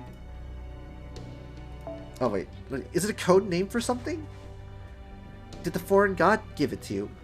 No way, you're really bringing that up now? Oh right, I just remembered. You never knew this, did you, Mashi? Now it all makes sense. The name Cryptors comes from Director Marsbury. It was a title he gave to the special masters who were chosen for Team A. Oh shit. It was his plan. Anywho, let's talk about how exactly we can go about beating Arjuna. 'Cause I'll be honest, I've got nothing. This is no laughing matter. He's even shrugged off my noble phantasm like it was nothing. Although now I understand why. It's because his very divine existence is just that strong. There's no trick or even magecraft involved, it's just what he is, plain and simple. Geez, so he even cheats just by existing? How in the world are we supposed to beat him then? Honestly, you're in much worse shape to fight him now that Carney's out of the picture. I just don't see how Ganesha there could ever fill his shoes, no matter how hard she tries. Hey, you don't have to rub it in. Believe me, I'm well aware. Maybe there's someone else who can help us. I said we go look for Ganesha number 2. True. There could well be another rogue servant here. If we could find them and win them over, it could be the fastest and surest way of bolstering our ranks. That would be great, but it is a big if. Well, if there is any chance like Ganesha around here, there's a good chance someone in town might know about them. Why don't we head back to Bichu again and see what we can find out? Sounds good to me. Then what are we waiting for? Let's, like they say, no road is long with good company. It's best to hay while the sun shines. Don't worry about a thing. I'll make sure we never run out of things to talk about on the way. I can't say that was actually a concern. There's the best face. Yes, Ganesh too.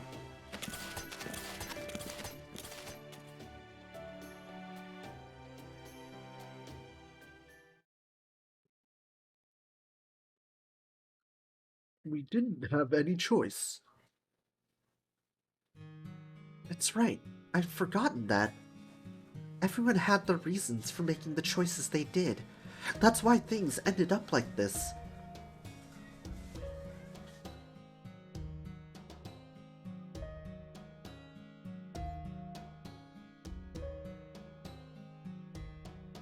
Oh, there's the creep. Nice people.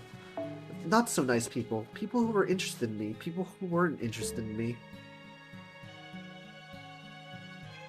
I know everyone on Team A. I'd forgotten I knew that. I only just remembered that they were also people who lived in Chaldea.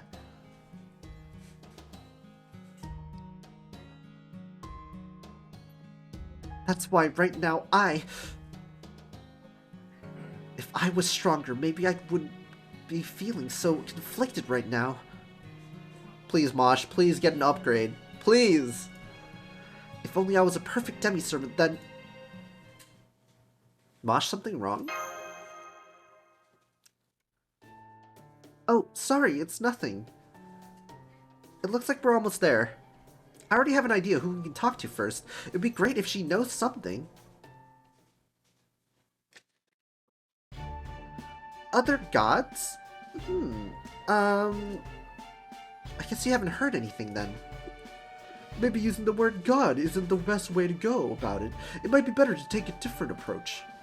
We're looking for someone who is very much out of place in this world. In other words, someone who finds this place as wrong as we do. If someone like that exists, they'll probably be out fighting Kali, regardless of what Yuga it is. So the question we should be asking is... Here, little miss, let me put it to you this way. Have you heard any rumors about naughty heretics who don't obey your god's teachings?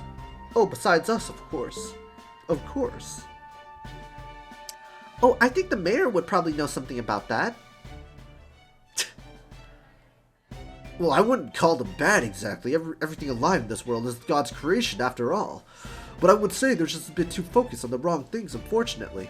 Nonetheless, yes, I've heard there are people like that in the village on the other side of the mountain. I'm told they spend most of their time taking up weapons and fighting the Kali, in defiance of the God's teachings.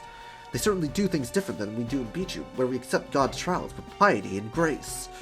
But I suppose that is just the way they chose to live their lives. Okay, so we go to the mountains. It's still a bit shocking how much more amiable he is now, compared to when we first met him.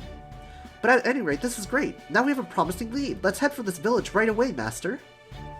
Sounds good to me, but just be aware that you might not be able to get there by nightfall. Yes, us all devout members of the cult of Estrella. The middle of the night, so if you find a good place to make camp, don't be shy about doing just that, okay? Don't worry about that. I hate going in a forced march. If I have to go hiking, I make sure to take it nice and slow. As long as I'm around, I won't be letting anyone push themselves too hard, not even if they want to. Ooh, I'm gonna have more 0 AP nodes here. Yep, more 0 AP nodes. Jesus Christ. Another Ganesha? Oh, no, she's just sleeping in that. We'll be heading back out at dawn, Pepe. Are you sure you don't need to get some sleep? What about you, Mashi? You're still standing watching this late? I'm a Devi servant, so I'm fine going without sleep for a while. Funny how you're okay without sleep, but the Divine Spirit servant over there apparently can't get enough. Well, that's okay. This works out nicely for me. Mind if I stand watch with you for a while? No, that's fine with me. That was only a pretense, of course. I was actually just waiting for you, for a good chance to ask you this. Did you get a chance to talk to Ophelia? Yes, I did. I think there should be mob fights soon. We didn't have a lot of time, but I still feel like we said a lot. Much more than we ever expressed to each other in Chaldea. I'm glad to hear that. She always did want to have a good heart-to-heart with you, I could tell. So, what'd you talk about? Well, one of our topics was romance. No way, seriously? Aw, what I wouldn't give to have been a fly on the wall for that. I can't think of anything better than Ophelia talking about romance. I could just imagine the three of us chatting over a nice cup of tea, hours passing in the blink of an eye. Do you know what happened to everyone, Pepe? I heard what happened from Kirstaria, that the others, yes, but those are just boring old facts. That's not what I really want to know. That's why I want to ask you about them directly. I see. I don't think there's anything I need to keep secret, so I'm happy to answer any questions you have. Even though I'm a cryptor? Even though I'm your enemy? Yes, I remembered that. Despite everything that's happened, we're still both members of Team A. That hasn't changed just because you're a cryptor now, too. I see. Well, thank you.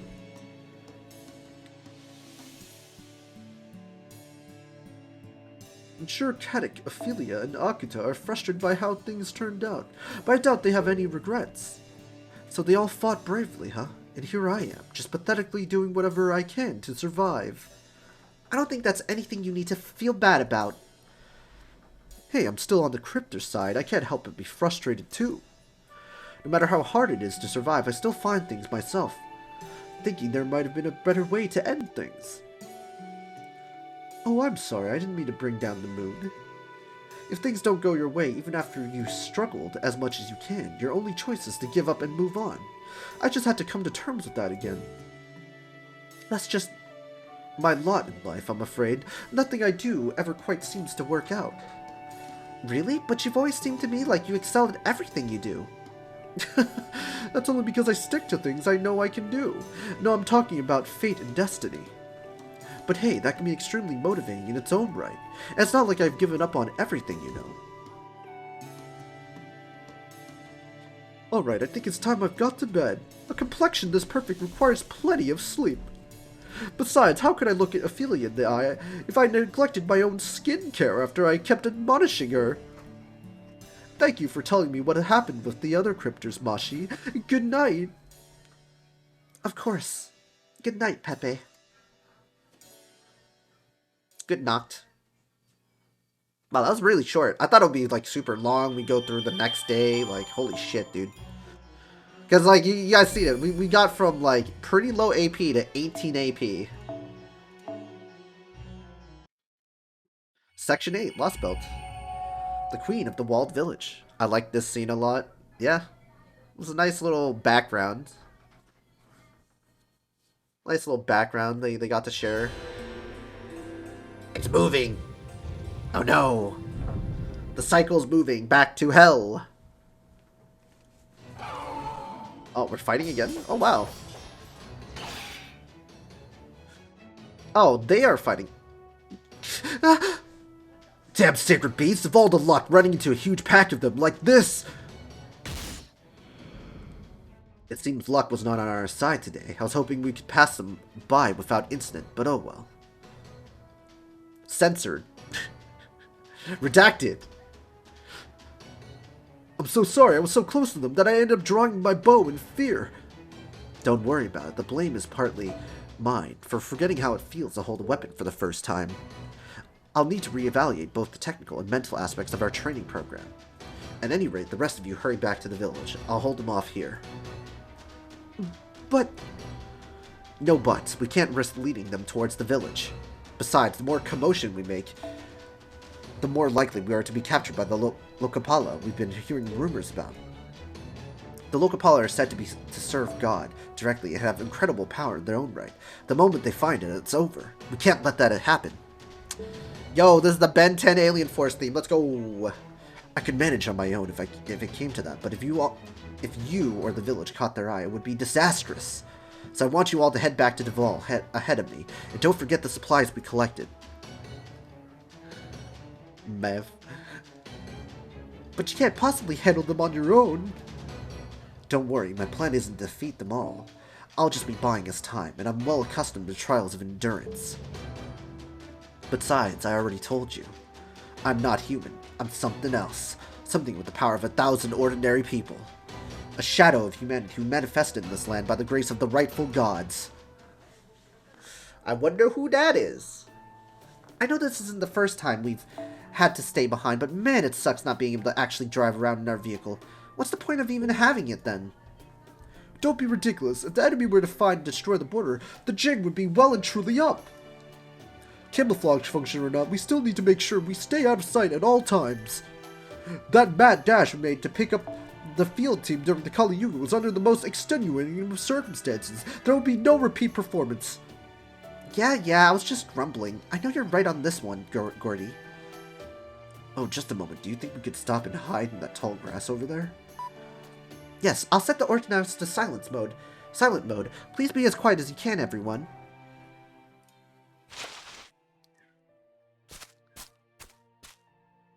That's a lot of sacred beasts. It's almost like watching a sacred beast parade. Luckily, they don't seem to have noticed us. Let's stay here and wait for them to pass. They're certainly very pretty to look at. No wonder the people here call them agents of God. They really are just like any other animal without any Kali around, huh? I wonder what they eat. Maybe we could use food to tame them.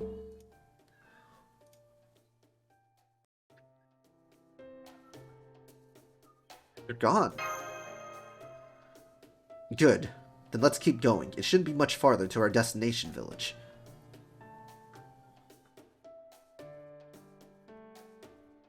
I see something. That must be it over there. Thank goodness we didn't run into any trouble on the way. I like the wall they put up here. Gives the place a real freedom fighter vibe. The mayor of Bichu did say they go around fighting Kali here. If anything, I would be surprised if their village wasn't fortified like this. Mr. JVT, thank you for the follow. Welcome to the stream. We're just continuing Lostbelt 4. So, I'm glad you joined us. You know, I'm probably going to stream on Wednesday, guys. For the most part, on Tuesday, I'm going to take my much-needed break. Again, you know, I'm going to do Monday, Wednesday, Friday streams until the new event comes in. I'll probably just dump a lot of my AP into clearing shop. So I can clear shop and get all the mats, you know. But yeah, we'll be back to our Monday, Wednesday, Friday schedule, guys. Feels good. Come on, hurry. What's up? Yeah. Much appreciate you following me, man. Oh, you got your own stuff. Got your own emotes. An affiliate. Oh, you are also a streamer. Well, I will follow you as well.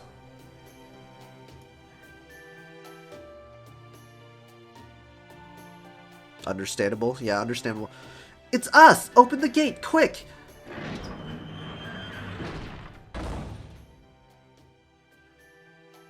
Another Fate streamer. So I'm gonna give you a follow, and since you're streaming as well, might as well give you a shout out as well. Since you're we gotta support the homies. Support the homies. Those people seem to be in an awfully big hurry to get inside. I wonder what that was all about. But yeah, what's your progress like, Jay? Are you a experienced player, new player, etc.? Looks like we were far enough away from him that they didn't notice us. Yeah, that's my Officer Abby emote. She's my head pet, please. You know, ironically, we just got past Salem, like a week ago.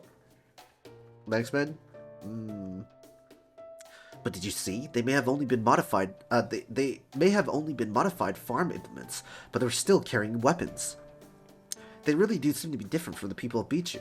We may well be able to learn something new here. I think you're right. Let's go see. They're not opening the gate for us. I mean, we're complete outsiders. Why would they open the gate for us? Are we banging the door? They're not answering when we knock either. I've been playing for a few years. I'm fully caught up. Alright, I'm finally free from the shackles of mobile. Nice, Sonic. Nice. Hey, open the gate for us. I'll have you know, most nations would be thrilled to have me pay them a visit. Let me see if I can hear anything from inside.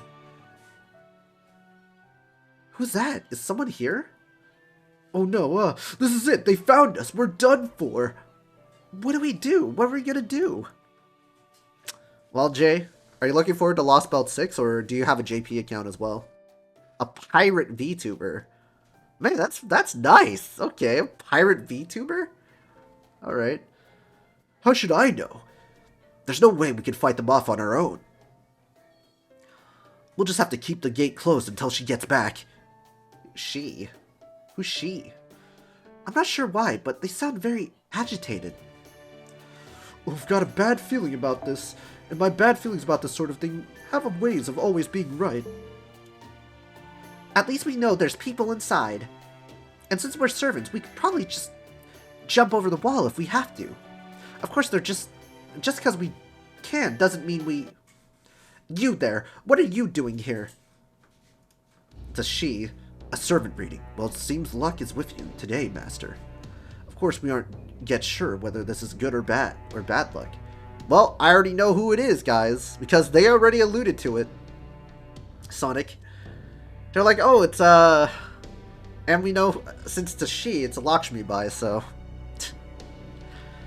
It's Sita! / Lakshmi Bai. Whoever the certain is, they're heading your way at top speed. Be on your guard. I don't play JP, I tried, but I can't keep up with 2 accounts. My ADD can't handle it. Interesting. For me, I just don't have the focus. Like, I mean, I do have the focus, but I can't focus on 2 accounts. Like, I can only focus on 1 account. I jump into stuff. But maybe, just maybe. And John hates gaming, Cap, yeah.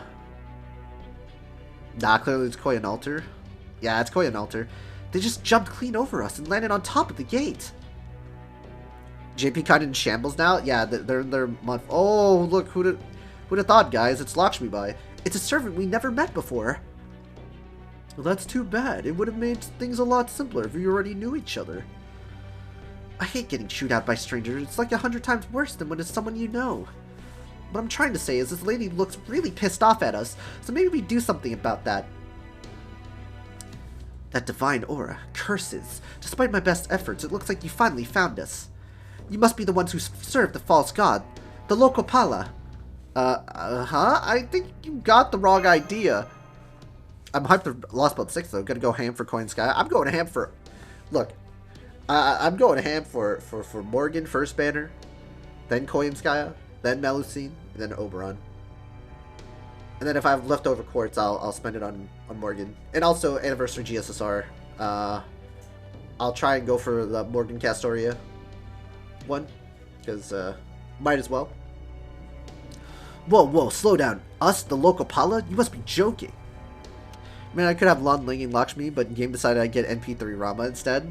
I mean, I got NP2 Rama, so...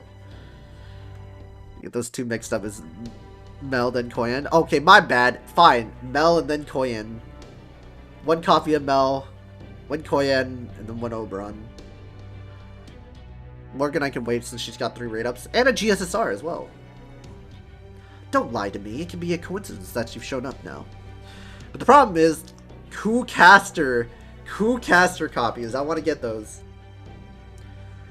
I definitely want to try for Stardust Dragon for sure. She looks more like Red Eyes Black Dragon, but I can understand why you guys are like, ah, Synchro Summon. I want to go for Melusine because Synchro Shokan, but I have to stay strong for my darling Charlotte Summer. I stop rolling on Lostbelt Summon the moment I get Barghest. The big yitties I see you, Kalis.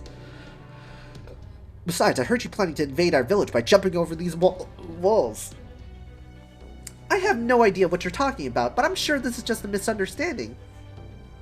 I only mentioned jumping the wall to rule it out as a bad idea. Will you continue to lie to me? Very well. If you have finally learned of my existence, then the existence of this village that seeks to end the false god cycle, then so be it. I'll run and hide no longer. If the time has come to fight, then I shall rise to the challenge. Prepare yourselves, Lokapala. You will not be taking anything from me this day. Dude,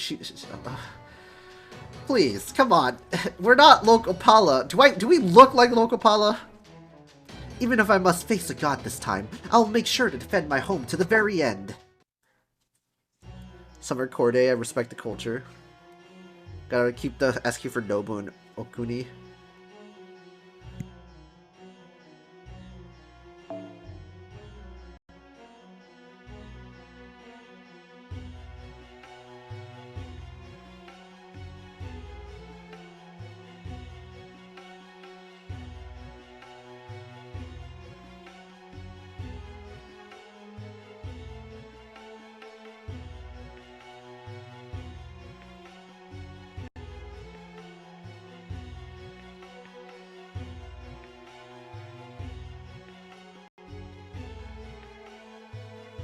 Alright, I'm back. Okay. Damn. NP5 Giga Chad, dude. Look at this guy. What a Giga Chad. Oh, well, I kind of know she's a saber. I kind of know she's a saber, so, well, we know what to do.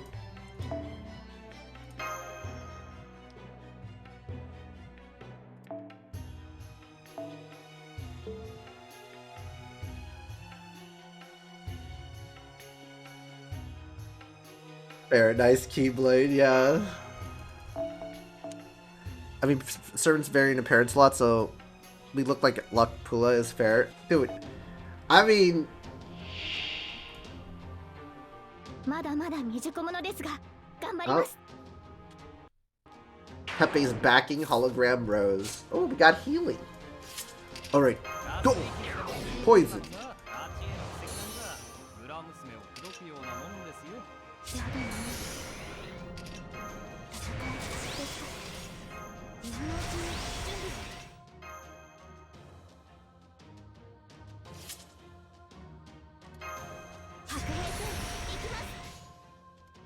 やります。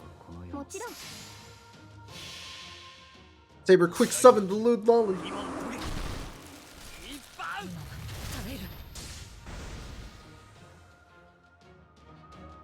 ここで。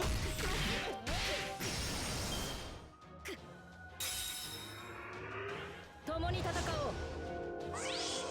守るべき者のために。 Oh, that's bad. Oh. What? Okay. 白兵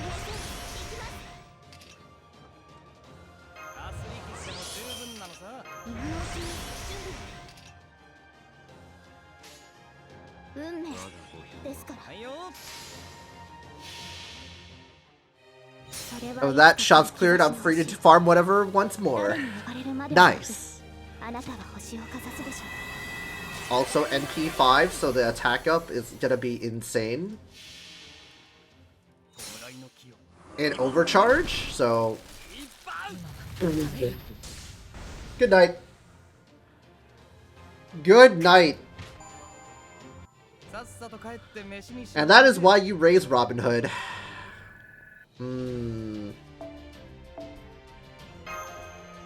Gonna lurk while I fall asleep. Alright, appreciate it. Anyone going for Karen? I mean, technically, I'm technically going for Karen on GSSR, but I just want another Morgan copy. So if I get Karen, then whatever. Oh yeah, this is also Mrs. Crane as well. Oh, more fights! Equal fights, equal rights, baby! Let's go!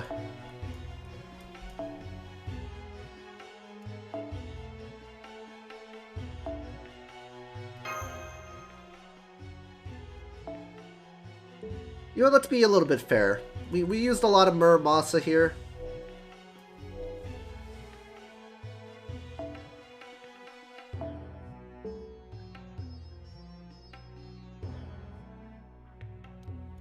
We use Bishtar. Open tyrant.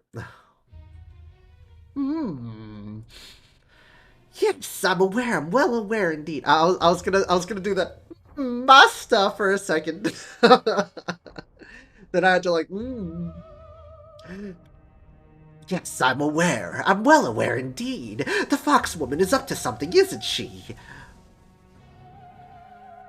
Then if I may allow me to tell you something of great importance. Oh, no. Of course, I would leave the decision of what to do with this information entirely in your capable hands. All I would humbly ask of you is your attention. When I read Doman, I just do a Pegasus impression. Yeah, but I look, sometimes the Masta can get pretty old. So I just want to do something like a crazy if you guys know, you guys know. I'm trying to do a Mark Hamill Joker voice. Doing it poorly, though. That said, I must stress that depending on how things turn out, matters could grow very serious indeed. Why, what if my colleague, one of the foreign god's disciples, ostensibly sent here to help you, were to become the very sort of thing you cast out of your world?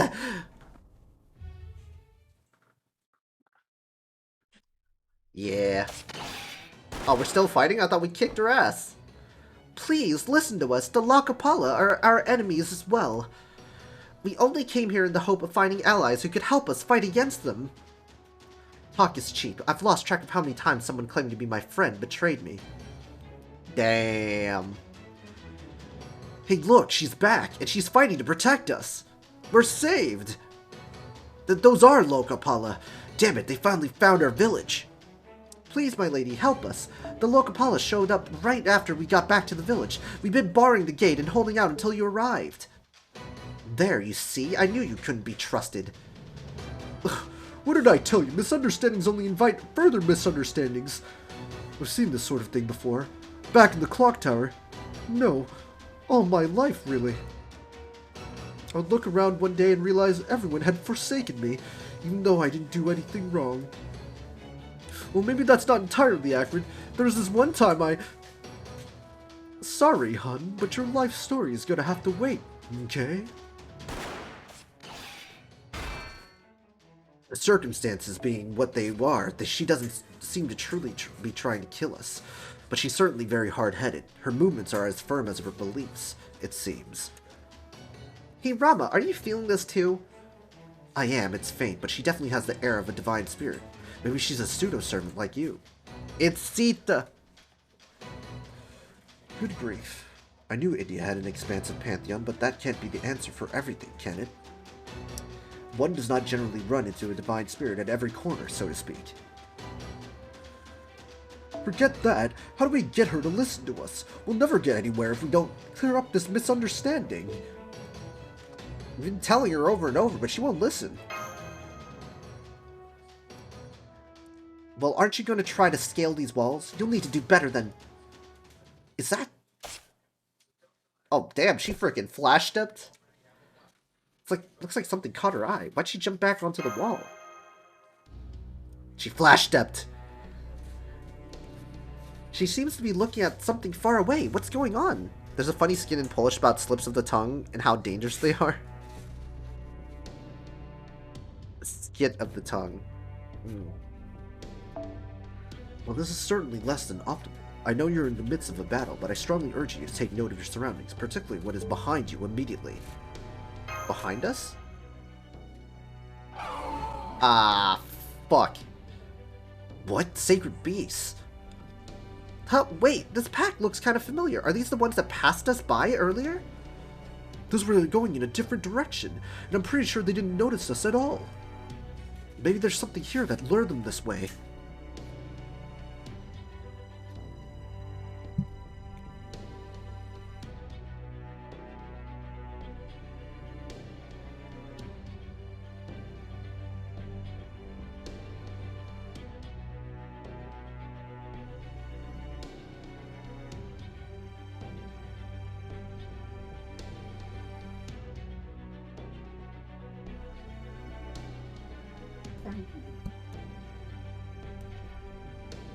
Of all the times for them to show up. No, this is no coincidence. It only makes sense that Lokapala would have the means to control them. They must be trying to make their way into our village and cleanse it, especially since one of our elderly died this morning. You guys talk in a bar, and one of them mentions having one at breakfast with his wife. He wanted to say, "Pass me the salt, please," but when he pointed at it, but instead said, "You old whore, you wasted 20 years of my life."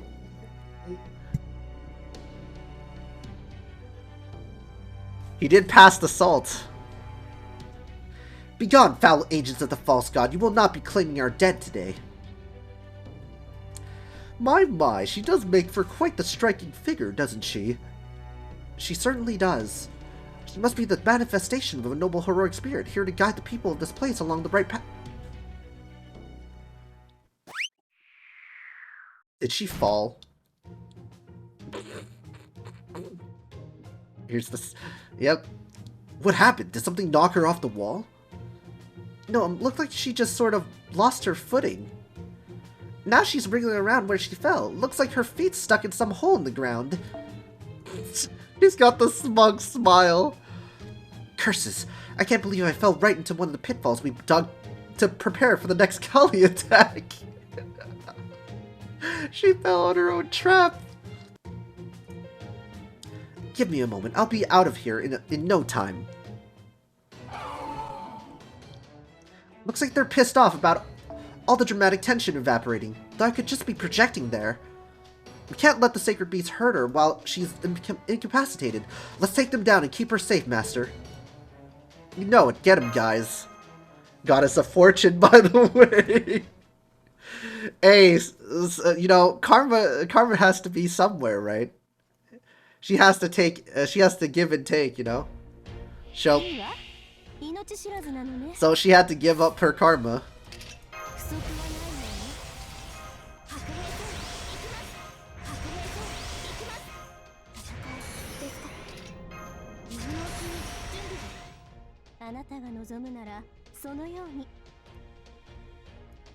Just had to give and take.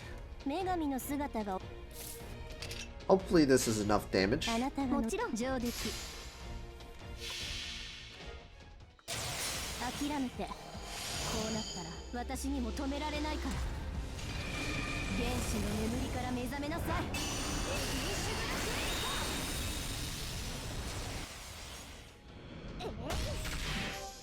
Oh wow. Oh wow. Nice. That worked out in my favor. Goddess of Fortune.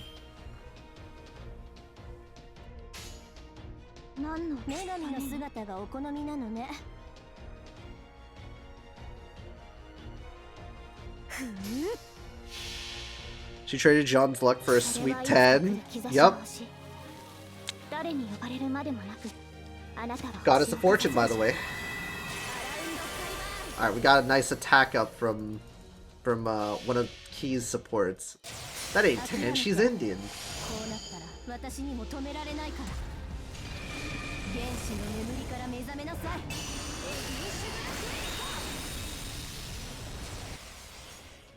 Please kill it, 17k HP. Oh, nope, that didn't work. Oh, I should've just NP'd. I'm dumb. I thought there was another wave. I honestly thought there was another wave, so I didn't think of that. I'm dumb.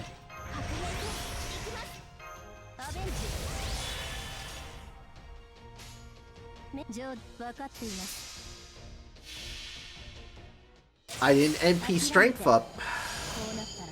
Oh well. Held back buffs. I thought there was gonna be a third wave. I'm so used to 3 waves, Sonic. I was so used to 3 waves. Hey, yup. I'm back. How's the Yuga belt? Oh, we're doing okay. What's up, Kanade? Doing okay, you know, we progressed through the story. Arjuna, you know, devastated the world. We dipped. We're fighting some people, and Lakshmi Bai slipped off the off the wall. All hostiles in our vicinity eliminated. Well done, everyone. I'm desperately, yet been corrupted. Trying to survive through Fire Emblem Engage. And by desperately, I mean desperately. It's going to be good, 6. We've watched the world get deleted once. Yeah. Ooh. Well, now do you understand we aren't your enemy? Yes, I do. I'm not so foolish as to insist otherwise at this point. I see now that I was gravely mistaken. I feel like every chapter is a challenge quest. Just turn the computer off and turn it back on. Yeah, you just turn the computer off and back on. Yo, you got that hard reset, guys. But don't worry, guys. It's Z challenge quest. I'm free to play. Free to play God, bruh. No one would fight against a sacred beast, could possibly allies of the false god. I'm truly sincerely sorry, and I thank you for your assistance. Please tell me why you have come here. No, on second thought, it's only right that I tell you about myself first. Yes, you have a point. Alright then, let me first ask you this. Are you a divine spirit? Yes and no. I'm a servant, but right now a goddess resides within my body, sharing her body with me. When I was first summoned to this land, she was already there inside me. There's been plenty of cases where a divine spirit would inhabit a person from the past to become a servant. Thank God I got a unit with the 80 crit rate to delete all my problems. 80% crit rate? Feels good, man. And since heroic spirit servants are technically people from the past, I guess it makes sense that a divine spirit could inhabit one of them too. Though I definitely haven't heard of many cases where it happened quite like this. I expect it's because of this god, and I happen to share the same name. I believe having words, sounds, and names match is very significant when it comes to magecraft. Then again, I was originally given this name in the hope of receiving her blessing, so perhaps it isn't much of a coincidence after all. You don't say? Okay, that makes sense. So what is that god's name? Lakshmi. I am the Rani of Jhansi, a land which once existed in India, who was named for her. My name is Lakshmi Bai. Ooh, Rama. Rama.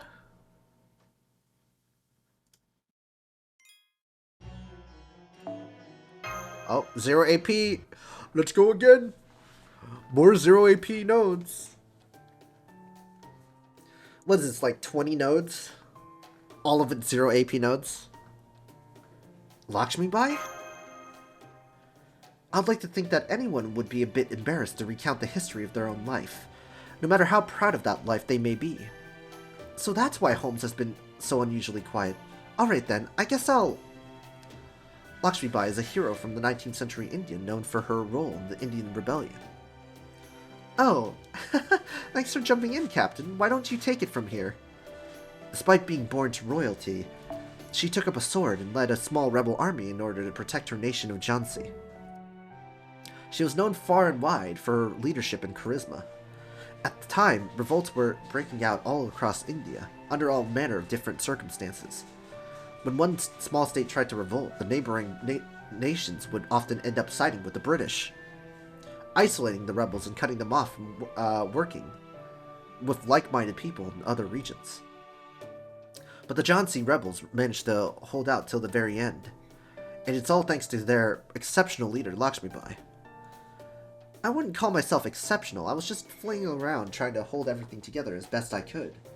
But between Kumar Singh, Tatya Tope, and many others I could name, there were no end of leaders more talented than me. All that aside, you sound like you know a lot about our struggle. Are you Indian yourself? I'm nobody, just another nameless. It doesn't matter where I'm from. I'm done now. Over and out. Jesus Christ, Captain Nemo. Relax. Oh, I am actually considering getting the new Harry Potter game. From the gameplay I saw, it actually looks nice. Yeah, I was looking at some of the gameplay. It does look really good. While we're at it, we should probably also go over your divine spirit, Lakshmi.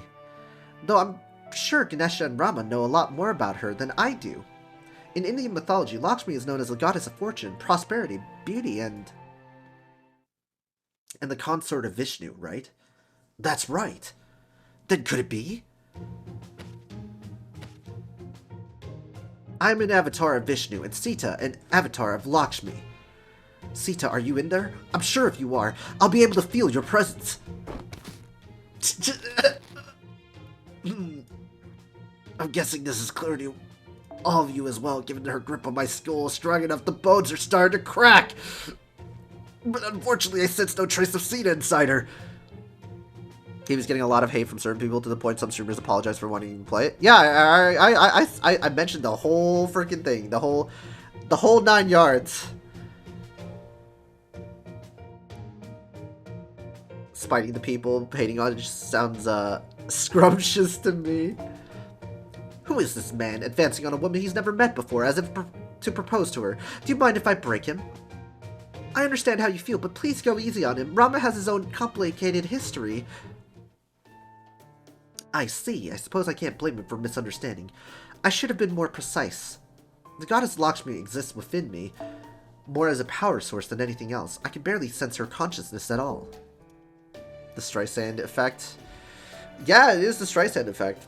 I did say this last week that, like, I just don't like people dictating over or gatekeeping whoever wants to play a game, because you're asking gamers to play a game, right?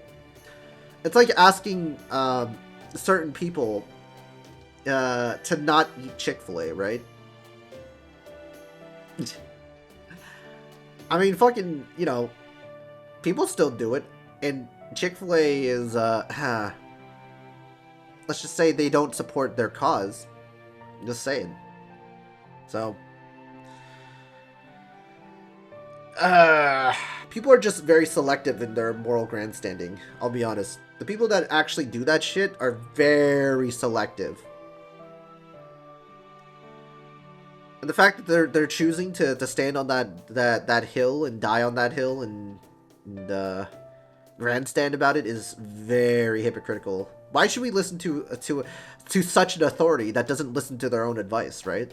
That doesn't follow their own, like, moral code. I mean, sure, yes, they can do it, but, like, it's pretty bad. Hey, John. Hey, chat.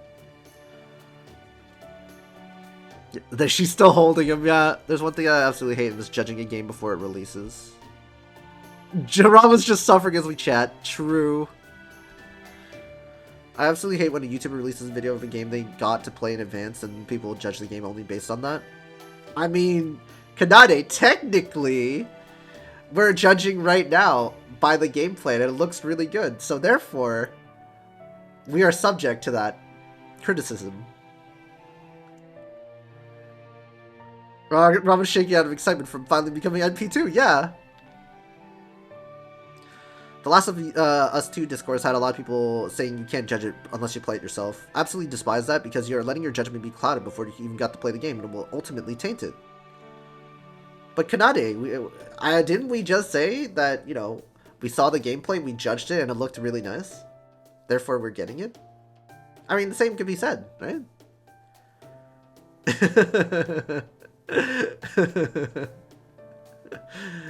Look, I'm just being a shitter. I'm being a shitter, Kanada. You know I'm being a shitter. I said I was considering it. Hey, still a judgment, right? You judged that it looked good, therefore you were considering it. Hypocritical, eh? I'm merely considering. No, you were judging it to look pretty good to consider it, right? I mean, I don't know, if you're gonna play it anyway, your judgment is in your hands alone, yeah. Yeah, I know you're merely considering it, but you were judging. You were already judging that it's a pretty decent game that you're considering buying, so. Who's the hypocrite now, Kanade? Alright, I'm fucking with you, don't worry about it. I'm fucking with you. Anyway.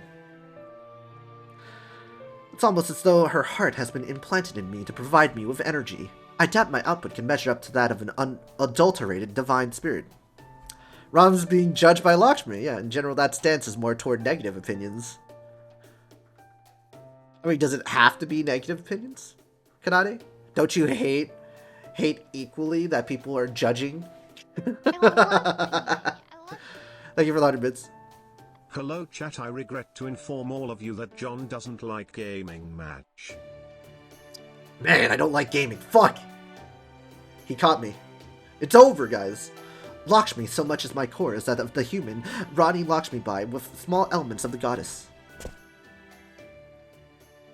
Sure, by the way, stat-wise, Rama's stronger than Lakshmi, while just being just as durable. Then Sita really doesn't exist inside you, as I suspected. Right, of course she doesn't. Now that I think about it, if she had, I would have sensed her well before you introduced yourself. Yep, that's always Rama's curse. But I was not even able to tell that the deity within you was Lakshmi. You must have only her divine power, nothing of her consciousness. The curse of Rama, never to be fated to meet his wife, and then when he finally meets his wife, he dies. Ganesha didn't realize who you were either. Of course that might be because he was never very close to you, seeing as how you're just as up there in the pantheon as his mom, Parvati. Ganesha? Yes, now that you mention it, I do sense a divine presence inside you. One I would never one I would never in a million years have guessed by looking at you. Anyway, I'm a fickle bitch, and I got favorite children. You got a favorite child? You got a favorite child or favorite children? Samurai John. It's not like I really like gaming, baka. Baka. Yeah. True.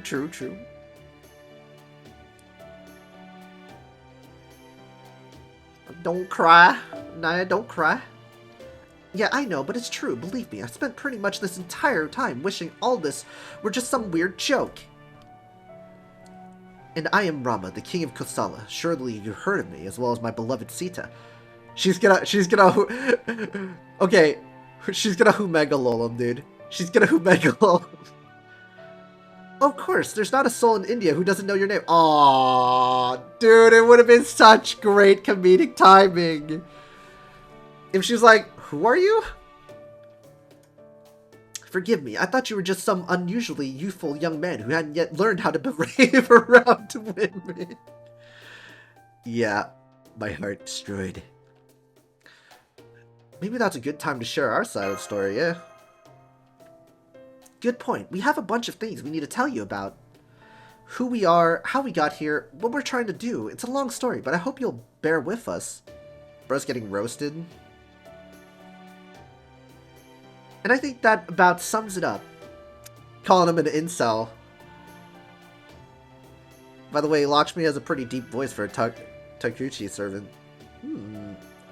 Hold it. What about me? I thought you were saving the most important figure in our group for the end so as to make a lasting impression. Da Vinci.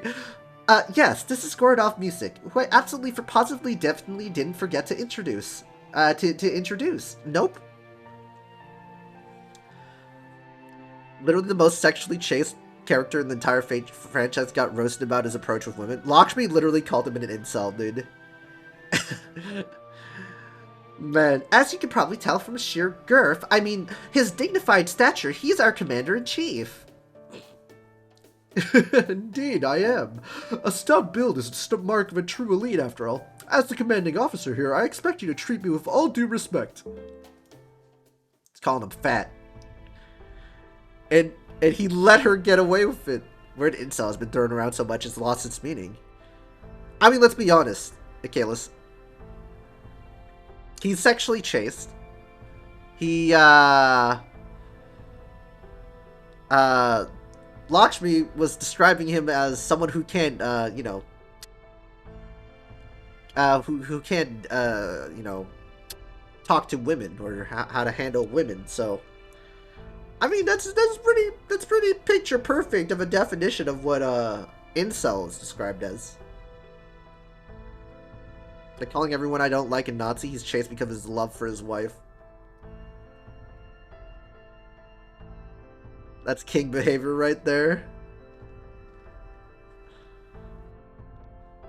Yeah, the fact that this person literally has his wife's powers, like said that he just doesn't know how to deal, know how to deal with women.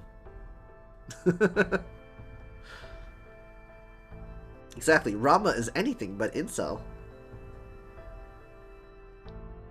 So he chose to be voluntarily celibate, I guess, in a sense, yeah. Guess he isn't an incel? From the practical standpoint? Wow, he actually chose to be voluntary celibate. Crazy. Or like he got overexcited. Nope. Because that's what it means, involuntary celibate. Being incel is about being voluntarily being celibate, and Rama definitely doesn't want to be celibate. No, being incel is involuntary. It means that he doesn't want to be. He doesn't choose, like, he doesn't choose to be celibate.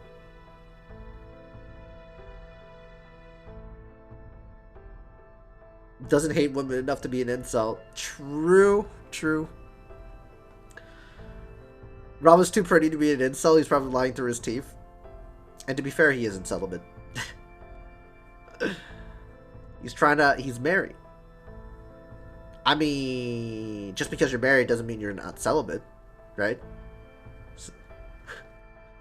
That's the thing, is like, yeah, you can be married, but you can still be celibate. It's not mutually exclusive. He's a chick magnet. Or, yeah, true. He is a chick magnet. He is a chick magnet. So he wouldn't give off the creepy vibes. It's usually the people that are very attractive that don't give off the creepy vibes until they say some weird shit. Like really, really, really off-putting weird shit. Incels are angry virgins though. True. If your wife tells you to sleep on a couch, does that make you an incel? Is that really an option? Give a bro a break, lasagna. Nah, it doesn't make you an incel. So are you saying that she was metaphorically, or not metaphorically, she's figuratively telling him to sleep on the couch? No, he's like, you don't know how to handle women. Incels buy body pillows and don't email their gacha devs, bugging them just to sell them the game. Bro definitely fucks.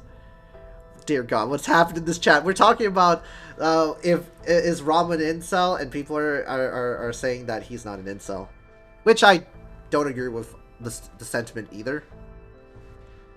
But she practically called him an incel because she doesn't know. She doesn't know who he is. If he fucks or not, you know. If he before he revealed his name, right? She didn't know who he was. He probably thought he was some fucking weirdo creepo. Doesn't know how to handle women. Rama Slender. I'm better than incels. I'm celibate by choice. A romantic moment. Rama Slander? I mean, I'm not slandering him. Lakshmi is slandering him, dude. He basically called him inexperienced. I did not call him inexperienced. I was interpreting what Lakshmi was saying at the time. Posture check. You. Surely. Alright. I have one question for you. Are you British?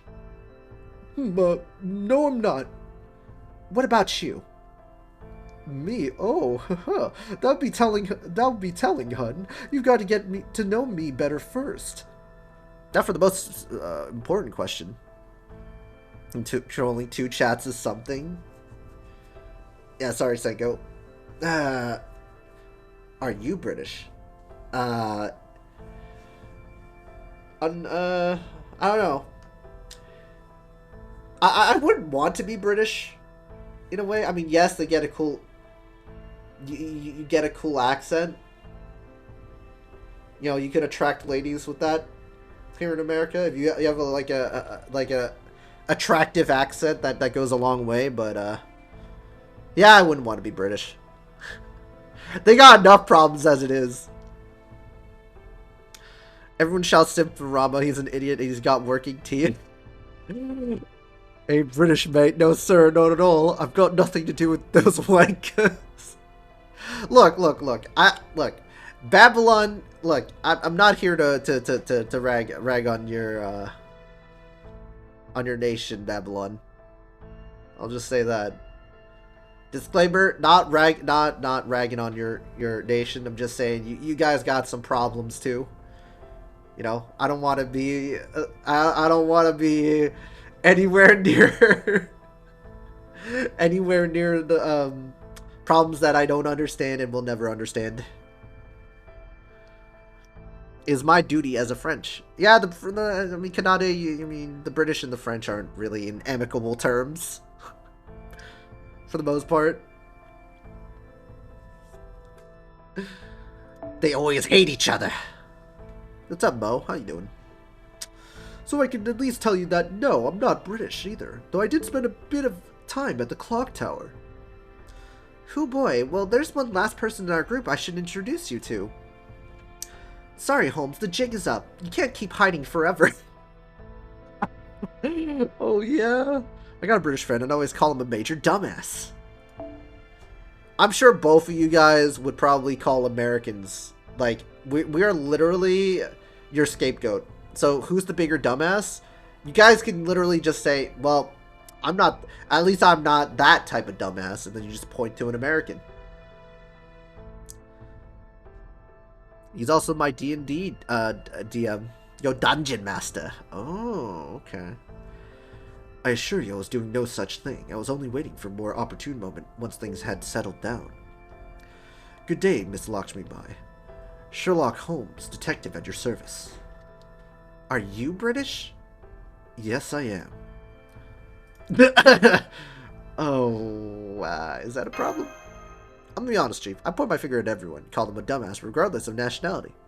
But let's be honest, Kanade. Let's be honest. The average American education versus your average European education. Technically, the British aren't Europeans anymore, which is because of Brexit. But technically, historically, they were Europeans. So, because they're in that sort of same continental region. I am French after all. But Kanade, who would you consider to be the dumbest out of like the modern superpowers? If you were to point the finger. Yes, we are using stereotypes, but Russia? Damn, Sonic, you're calling Russia fucking dumb? Damn, man.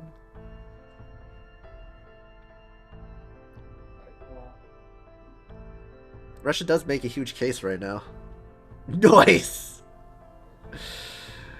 Yeah, nice. Just chilling, mate. Just chilling.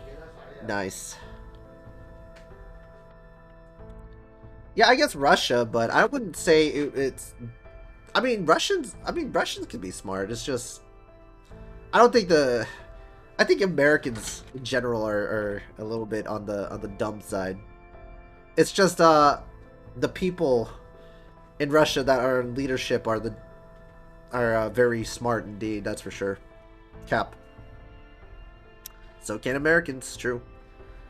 But China too also makes a case. I think it's Russian leadership that makes them fucking dumb. Americans in general are fucking stupid. Look, I'm American. I'll just say Europeans are definitely much smarter than our kind.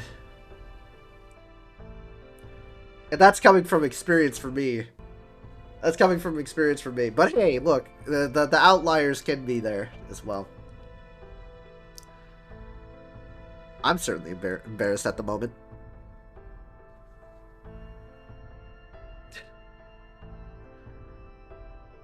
They get one hit KO'd by VTuber saying something about Taiwan.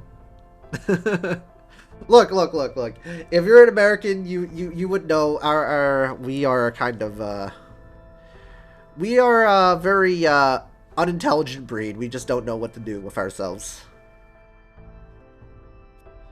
Unintelligent breed of people. I mean, yeah, we have you know, smart people, but compared to the rest of the world, we're fucked. In terms of education, anyway.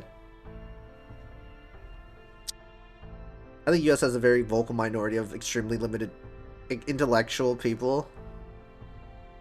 Maybe. But hey, just look at Twitter, man. But that's a small subsect, a small sample size as well, but hey.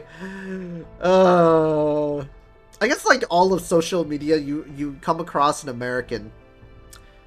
I don't know, it's just something about it, man. That's what I've noticed. I mean, there's still a small subsect in largely not even representative of the whole America, but fuck, man. I think it's just the US gets a lot more media coverage. Then again, you guys chose Biden, so anyway, how's the egg prices? Yeah, we're not the smartest people. Look, also, I mean, our system's kind of fucked, but I can't say anything else after that. This is not a John Loves Politics stream. This is a John Loves Gaming stream. Let's get out of the politics here. let's step aside from the politics here for a bit. About to rob me a chicken, that's how. Yeah, just raise your own chickens for actual eggs at this point, dude.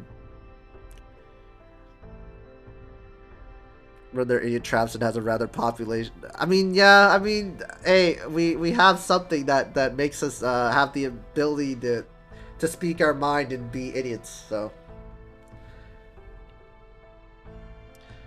3 egg omelet tomorrow. Thinking about the eggs being luxury products now. Ugh. The fact that eggs are considered luxury products just makes me fucking... Because of inflation and shit like that.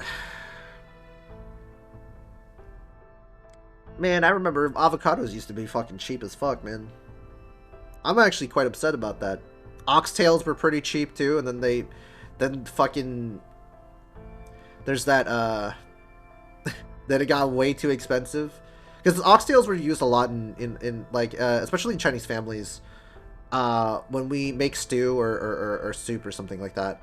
Or in Chinese New Year's, which we had recently. Like, the fact is, you can put it in soups and there's like a nice tasting broth, but why? Just don't identify with the idiots, John. Just don't do it. The files were available everywhere in the world. We have as much as insane people.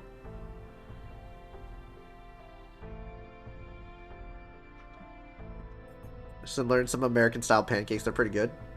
I mean, we take... Okay, Akalis, just because we're American doesn't mean that we don't know how to make good food. We make good food. It's just very processed. we just have a lot of processed food. But at the same time, you know, we try to make it tasty. It's just really fattening. Next, it's an American style burger. Yeah, we just have a lot of fattening stuff. Processed shit. Why you gotta cut so deep, bro? Yeah, we fucking doused the shit with butter. I mean, to be fair though, Gordon Ramsay, he's like, oh, a touch of butter, and then he just blops like a quarter of the fucking butter into a pan. So, I mean, look, it's not just America sometimes. Yeah, sure, there's good food here if you know where to look. Our portions are ridiculous. But hey, look, man. Sometimes it's all about like, you know, if you had some Chinese food, right? So I don't know if you guys have any Chinese food, but for the most part, we get some pretty decent portions for the price. It's always about the price, right? Price proportions, getting your value out of the meal. I don't know about America with like portion sizes. Sometimes they get a little bit fucking, you know, they're very weird. Like sometimes in America we get like really big portion sizes, or they're very fucking like, what's the word? They're very can't think of it. Frugal. They're very frugal. They're very frugal with their portions.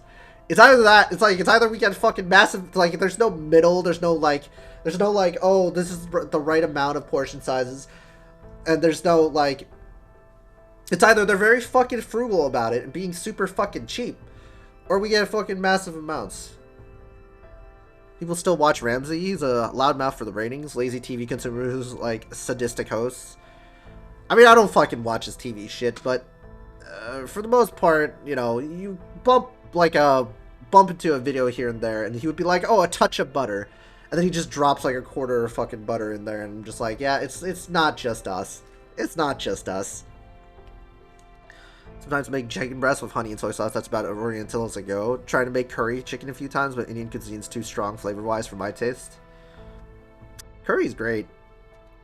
But did you know that, guys, that curry is not actually a word in Indian cuisine? The British just made it up because they just they didn't know what dishes they made, so they called everything curry. They called every Indian cuisine dish curry. That's how the name has begun. That's how it became a name. Because if you went to India, there's no such thing as a curry.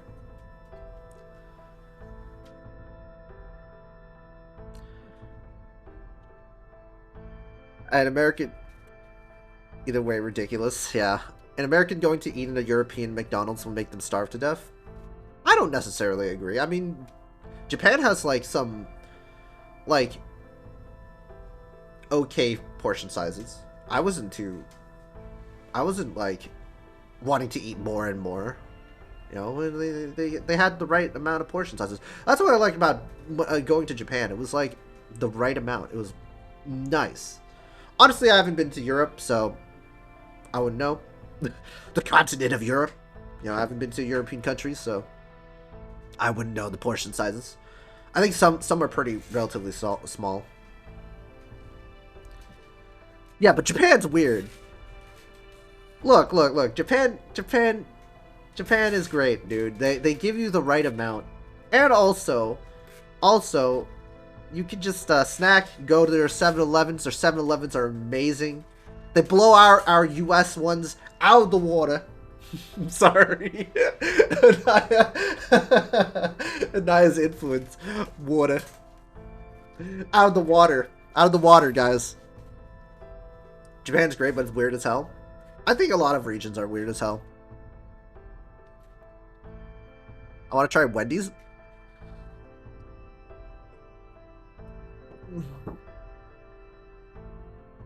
They're a culturally isolated but different nation. Types an 8-year-old magical girl in bed. Look, every country's weird, okay? Every country's weird. I'm not trying to defend Japan and their stupid fucking some of their stupid fucking culture. Like, age of consent. That's what I don't agree with in Japan. That's one type of the culture that I don't understand. Don't agree with that necessarily. That if you guys know what the age of consent is. Oh, it's a yikes. FGO ads in the open. Age of consent. If you have age, you have consent. The worst is that Kazuma Kiryu doesn't actually exist, so visiting Japan has no meaning. Look, Japan, when I visited... Japan's a great place to visit for the food and some of the culture. People are very respectful, it's clean. It ain't like fucking San Francisco. Litter everywhere. On the streets. People having, like, feces on the frickin' streets, man. But that could be anywhere, to be honest, like, depending on how it is. I'm pretty sure when I went to New York, there was a lot of litter, too. There was a lot of litter. Japan had all these, like, trash cans around. Vending machines everywhere. Like, always, like a block apart, you see either, like, a trash can or, like, a vending machine. Japan's very clean. It's nice to look at, you know. It's very nice to look at. And the food is so nice. God, I wish we had... God, I wish we had 7-Eleven from Japan, man. I wish we had, like, these, like, self-serve, like, convenience stores that give you, like, oh, you can eat ramen in there and there's nobody to bother you. Don't have to deal with a cashier. But you know how in America or any other country, it's gonna get fucking raided. People are gonna steal shit from it. It's gonna be out of business. Maybe first words in Japan, I could say, oh god, would you even be able to eat any of the food right now, John? I would. Some of their fish. I mean, the rice, not so much, but, you know. I guess ramen, I can't do that too. Yeah, I wouldn't be able to eat it right now. But I do get healthier. I will be able to eat it. You know, fried squid, rice balls, bento, ramen, sukemen, Kobe beef. Oh. It's so nice. Fried calamari. All of that.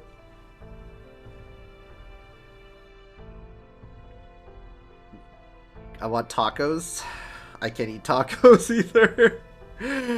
Flour. It's the white flour, man. My health condition isn't the greatest, but you know, it's the white flour, you know. But hey, it's not as bad, you know. It's not as bad. It's not like I'm gonna die or something, but just gotta stick to the diet until it's reversed. Until it's reversed. Which I'm glad that, you can reverse your liver if it's not cirrhosis. So that's a good thing. A friend of mine told us about his experience going to USA. One event that got burned in his mind is walking to a men's bathroom, seeing a man shave his ball sack there. What the fuck? Honestly, I've never seen that, but I don't. I don't. That's a new one for me. That's a new one for me. They're shaving their John Dory in the bathroom. They're not doing it in a stall or anything? But I'm not surprised about that. And the silent majority is even more silent than anywhere in the world with their culture of non-confrontation.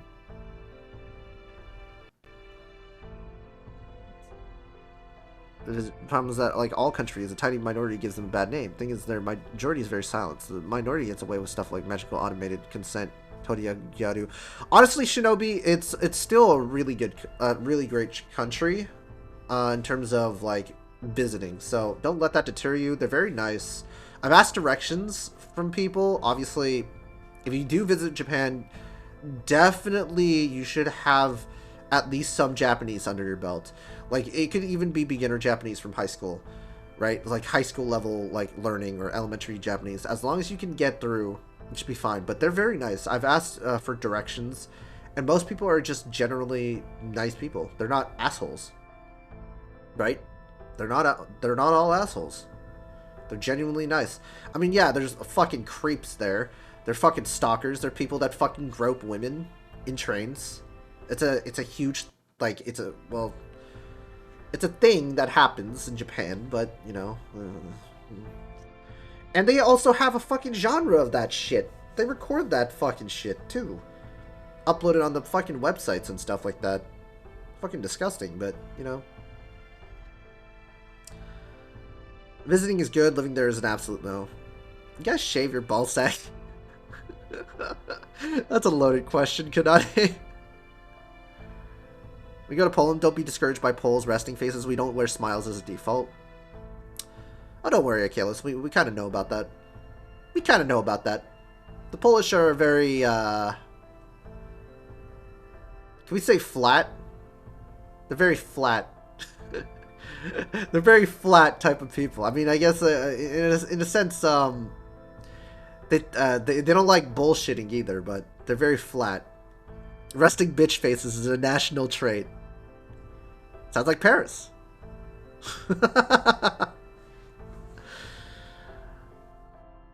Oh, we just, yeah, Americans do tend to smile a lot. And it's very creepy, too. Now that you think about it, we're wearing, like, smiles like fucking creepy idiots. It's like, oh, if you're not smiling, something's wrong with you. That's like the American culture. It's like, if you're not with us, you're the oddity, you know? Very strange. Bro, in Paris, we love being angry. Do you guys love being arrogant too? Man, I love to get to snack and I come back groping women on trains. Look, Jay. Look, we're talking about the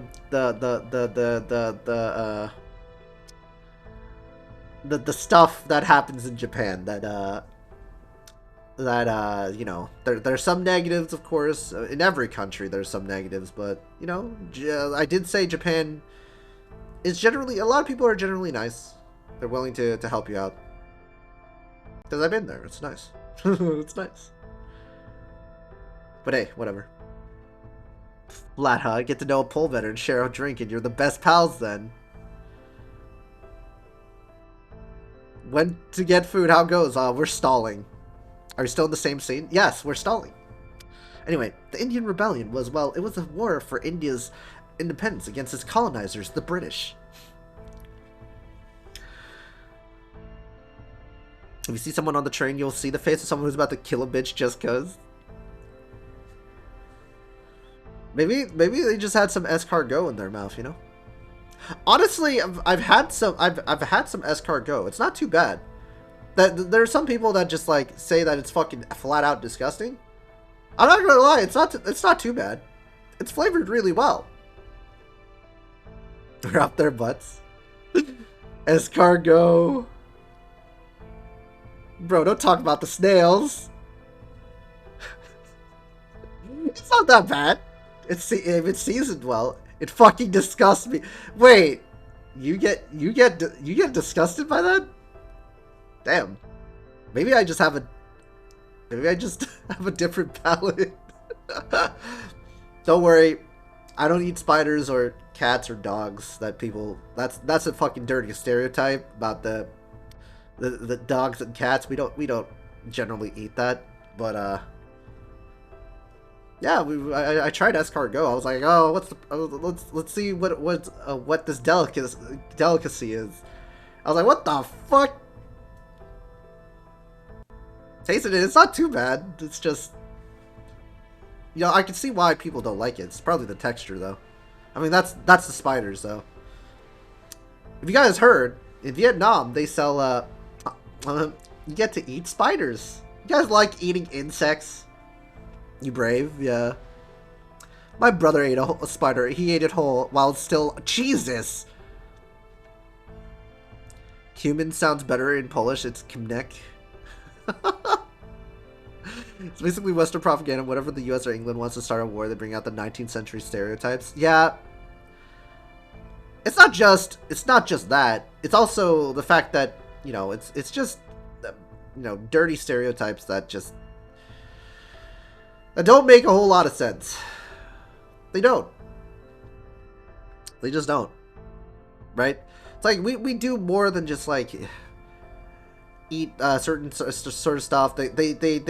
They usually bring those stereotypes, so they think of us as like less than or savages. They like to think that we're savages. Really. I mean, think about it. Like, if you heard that someone calls, oh hey look, this for example, I'm Chinese, right? Someone says to me, hey, you look like you eat dog and cat. Isn't that kind of fucked up as a stereotype? Makes me look like how they say it, right? Which has happened to me before. I've literally been some guy literally walked up to me and said, hey, do you eat dogs and cats? And I just look at him. I'm like, what the fuck? Why did you ask me that? What's your fucking problem, man?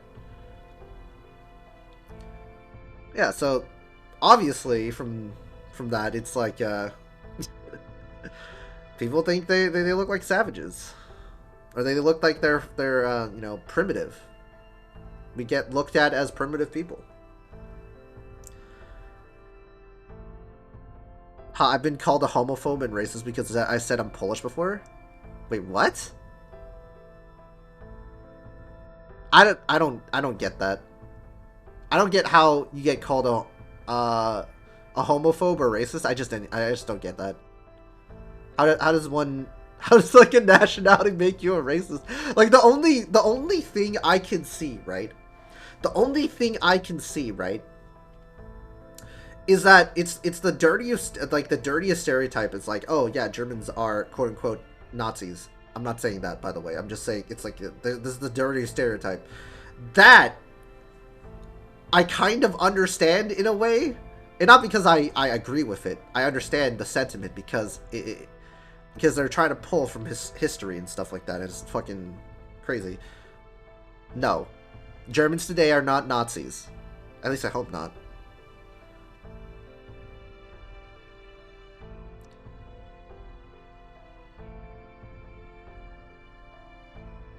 Okay, Shinobi. Okay, remember, don't say Western fruits. That has a connotation. Yeah, don't say that. that has another meaning. And then they're gonna be like, that's offensive. Because it is kind of derogatory, in a sense. Since we as a country refuse to take in Middle Eastern immigrants disguised as refugees. I mean, Kalis, I think the world has to understand there are people out there that just like, oh yeah, we don't, that they're isolationist. Their countries are just isolationist, and they can choose whoever they let in. But at the same time, that sentiment can also be like, the problem is that we can have a balanced view of the world, right? So what if we're just, what if it's like, you know, because like in the wrong side of history, right? Like a couple of years from now, 30 years from now, in retrospect, we'd be turning down like certain people that were trying to flee away and get away from like the conflicts there. And, you know, America did that with, you know, Jewish people, and a lot of countries had a lot of issues as well with that during the time that a certain country was at power. But, you know, I could see their point. I could see their point. Of course, like, there's a lot of things, but at the same time, you know. Okay, now politics skip. Yeah. Thinking about the German mustache man, it's called projection when people throw stereotypes. It's either out of resentment or because they're trying to pass blame on the other people. Never trust the Germans. Okay, dude. Yeah. Let's just skip the politics here. Yeah. Back to India. Yeah, we're gonna go back to India. Okay. Anyway. And since Lakshmi Bai lost her life in that conflict, I imagine she has some strong feelings about it. Though I do get the impression that there's someone else here with some connection to that. Yes, India, nice place. Yes, it's a very nice place. Oh, well, guess it's not my place to say anything here. I want tacos. I wish I could have to... Stop reminding me, Kanade! God damn it. Dude, I would love to have tacos. Fuck you. Stop reminding me. I can't have tacos, man. They have white flour and beef and carne asada, dude. Fuck you, man.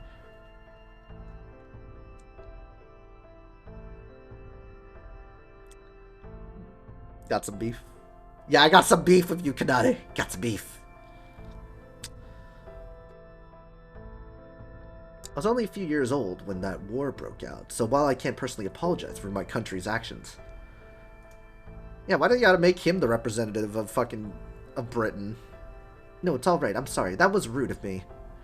There's little sense in asking that. It's just an old habit. One I can't seem to shake. You have nothing to apologize for. It's not for me to say whether you should or shouldn't feel that way. Nor is it for me to say whether you should hold on to those feelings or try to forget them. See, this guy has the balanced take. I want tacos with chicken tenders and barbecue sauce. Stop! You're making me hungry! And have something that I can't... Dude, the fact... You know what's really funny is that... Dude, my parents, every single time, they would make some food... Right? They'd make some food. And I remember my mom made some steak. And my fucking god. It looked so good. It was made so nice. Like, it looked so tender. And you could see the color of it. Like, you could tell by just looking at it. It looks really, really good. It's tender, juicy, and scrumptious. But I couldn't have any of that. I just couldn't. And it's just baiting me there, that entire time. It's like trying to, you know, it's like it's a temptation. It's like right on your face. And I did all I could to resist. I didn't eat it, of course, but damn, dude. Like, it sat. The funny thing is, like, my sister was like, "Yeah, I'm not into, like, you know, steak." So it was left in the fridge for like 2 days. And my god, I was so tempted to eat it, but I just couldn't. Vegetarianism sucks. It's not vegetarianism. I have to stay on the no red meats, no white flour, no pasta, no white rice, because they don't have complex carbohydrates, so it kind of sucks. So I'm dealing with potatoes, low sodium diet. I can eat fish, which is good in omega fatty acids, peanut butter and stuff like that. No white bread, unfortunately. You can have a multigrain bread though, which is nice, but yeah, it's basically a Mediterranean diet, a lot of greens and stuff like that. No added refined sugars, stuff like that. I can eat fruits, but I can't eat processed sugar. So that was my diet. Still is my diet to this day. Except lactose intolerant people don't give a fuck and they eat dollars as a challenge. How long till your liver is fixed? It's usually just like weight loss, essentially, Sonic. It's usually just weight loss. And exercise. Why you couldn't, John? Oh, yeah. It's weight loss and exercise. Yeah, it's just it's my liver. It's not too bad. It's not extreme. I don't have cirrhosis. But it's higher it's higher levels in the liver that they noticed. So they were like, okay, you're just gonna have to dial it back, so your liver processes it a little bit better. I've been noticing my liver has been okay. It's been doing better. I think it's reversing. It's slowly reversing. I've been noticing the results. Like fatty liver? Yes, like fatty liver. They fight for their lives in bathrooms. Yeah, dude, I've been avoiding pizza and all that other stuff, man. It's been a rough go. It's been a rough go. Player characters. Oh, okay.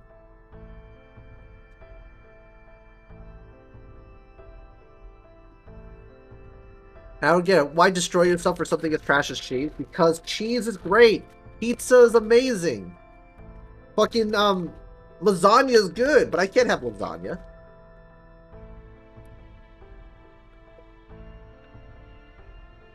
Lasagna is amazing. You get mac and cheese, man.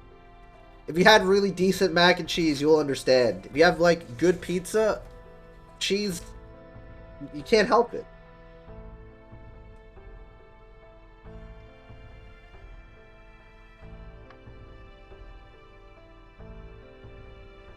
Cheese is wonderful. Yes, you may think I'm being a fake French, but I hate cheese and escargot. What? What? Damn you, gluten. Yeah, I have fatty liver, but it's been improving. I've been noticing the results. It's been improving. So I'm just gonna keep on to the diet for like a year or so. I'll keep it to the diet, see for a year, and then see if it's properly reversed, But of course, after that, I'm gonna have to like go for like absolute fucking bad lad runs. Don't eat too much of the stuff that I couldn't, because it can slowly turn back, of course.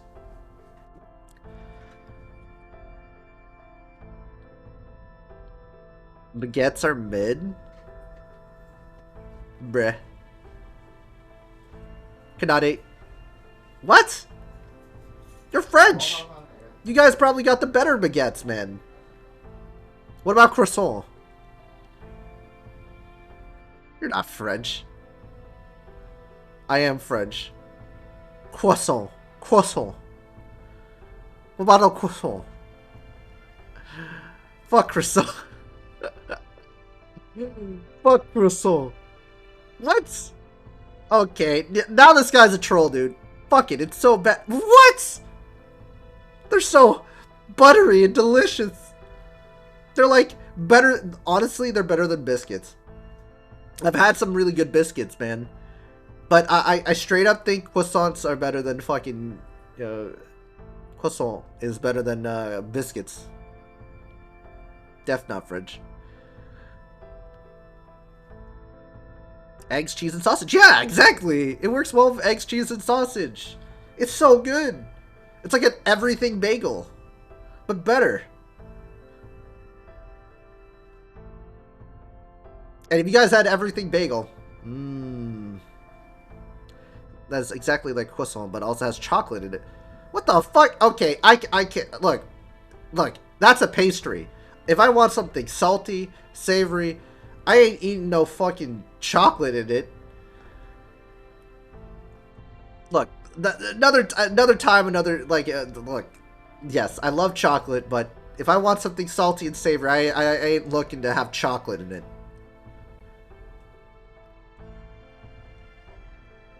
Because worse. Maybe you're just a sweet tooth, Kanade. Maybe you're just really a sweet tooth. You're just a sweet tooth, man. You just prefer sweet and savory. I Than... love banana. I love it. Oh, I'm hungry now. Thanks, guys. I'm hungry now, thanks, guys. Oh Titus my Matthew. god. Thank you for the 1,000 bits. Well, yeah, this chat has been just discussing food, and you guys are making me salivating. You ready? If you want something salty, why are you eating koso? Dude, it's so good! If you pair it, okay, if you pair it with, like, I don't know if you, what fucking shit you've been eating, but I have some, like, not that sweet, but it's, like, pretty buttery. It's very buttery. Salty. Well, not really that salty. It's, like, kind of salted. It's kind of salted. And then you just put some eggs, bacon, and, or not, well, you can skip the bacon. Eggs and sausage in it. And oh my god, it's like a everything bagel.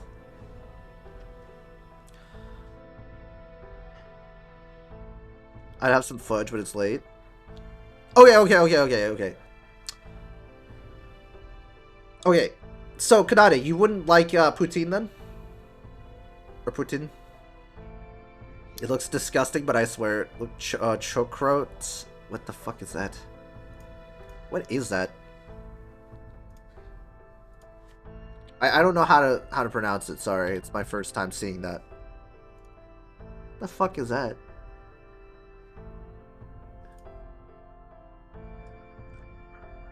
Is this what I think it is? Poutine is great. Shukrot. Huh. Is this what I think it is? That looks pretty good, actually. Yeah, I'd eat it. Is this one? Or is this too Americanized? I wouldn't know. A lot of meat. Like a assorted meat dish. Yeah.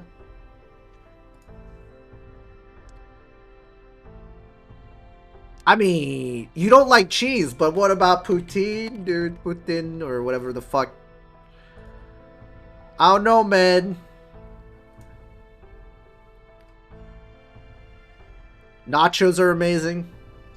If you guys had nachos, especially like Mexican style nachos, they would put like carne asada and like a nice like layer of cheese. Oh my god. I can't eat these. I can't eat these, man. Those look like cheese fries. No. It's more than cheese fries.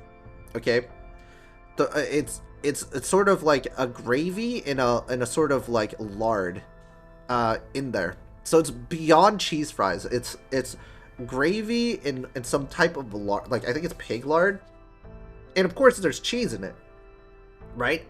So it's more than cheese fries, and there's like a nice layer, and it comes out really really good. Like it's crispy, and you can just, oh, so nice. Cheese curds with cheese curds. Okay, yeah, my attention. Give me some Kappa. Yeah, cheese curds with gravy and fries. Okay, yeah, spice it up and meat it up. Yeah, even greater than cheese fries, you say? Yeah, they're better than, I would say they're one up. They're one up than cheese fries. If you went to Canada, which I did, I went around the East Coast. So, you know, I was I went to the fake French Canadians. I went to XQC's Montreal. We tried this. Amazing.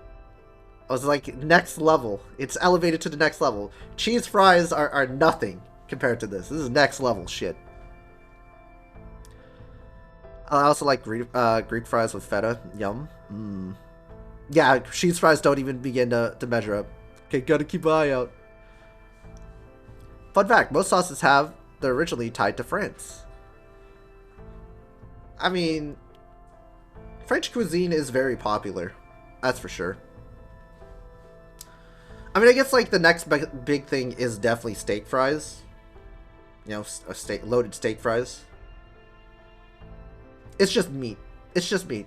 Yeah, Canada's got that cheese curds and gravy, but we got the assorted meats, lots of cheeses, greasy as all hell. some guac if you want to. Oh. Now that's called some loaded steak fries. And usually they're even larger than this, right? That's the portion sizes that I'm talking about in America. It's larger than this, right? And it's like, it feels like you just been given like a deep dish Chicago amount of like it's like a deep dish Chicago pizza. That's the size of the loaded steak fries that you get. I don't know. Is your mouth wet now, John? Yeah. Yeah, it's salivating. And I can't eat any of this. I really can't. I really can't. People talk. I'm sorry, Trophic.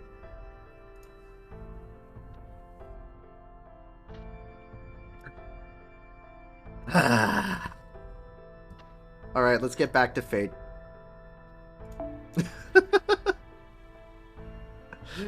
Let's get back to Fate. Sure as our country's histories are intertwined, certainly neither of us can pretend otherwise. If this hasn't come up now, Benihime would no doubt have noticed the air of discomfort between us. Why torture yourself? I don't know, man. Everyone was talking about food! I can't even begin to pronounce that. I give up. Kanade, I just, it's just pig? What? It's just pig. I still want tacos. Stop! God damn it. Gone on to learn what happened between our countries for herself. If there's any meaning to be found by having people from the past come together like this, besides the role we play as servants, of course, I suspect it lies there. Borginio.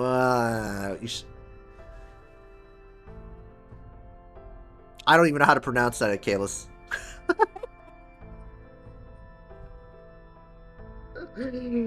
Like I can't see. I'm reading it, but I don't know how to phonetically pronounce it.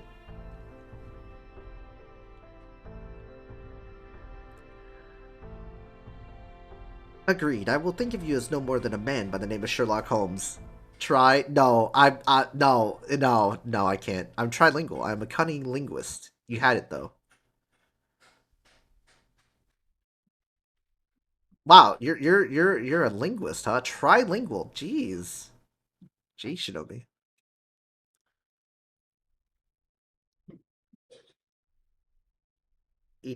Nah, he's Polish. He's Polish.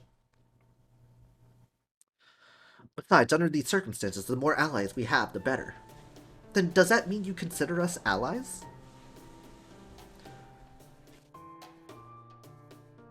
French and English? And... damn. French, English, and... Polish? Is it Polish? Is it Polish? I don't know if that's Polish. I only speak obesity and depression. Welcome to Merc. That's us, guys. Obesity and oppression. Oppression? Depression. Well, oppression also works, too. I know English. Yeah, I know English as well, guys. Pierogies are Slavic dumplings. I speak French, English, and facts. I speak Cantonese and English. Technically, it's considered Chinese, but it's Cantonese. I'm more fluent in Cantonese. Mandarin, I have... I mean, I can... It's a crapshoot. I can't hang with people who speak Mandarin. I'm gonna be honest. I know some words, but I just can't hang. Cantonese, I can hang just fine. We have a regional dish here that's basically pancakes with baking soda mixed into the dough. The dip is a mix of fried bacon with milk and flour. Oh my god, that sounds fantastic. Can you guys stop, man? Oh. I'm stopping the stream so I can eat food, guys. Can't hang. Yeah, I can't hang. It's easier to learn Mandarin from Cantonese, but not vice versa.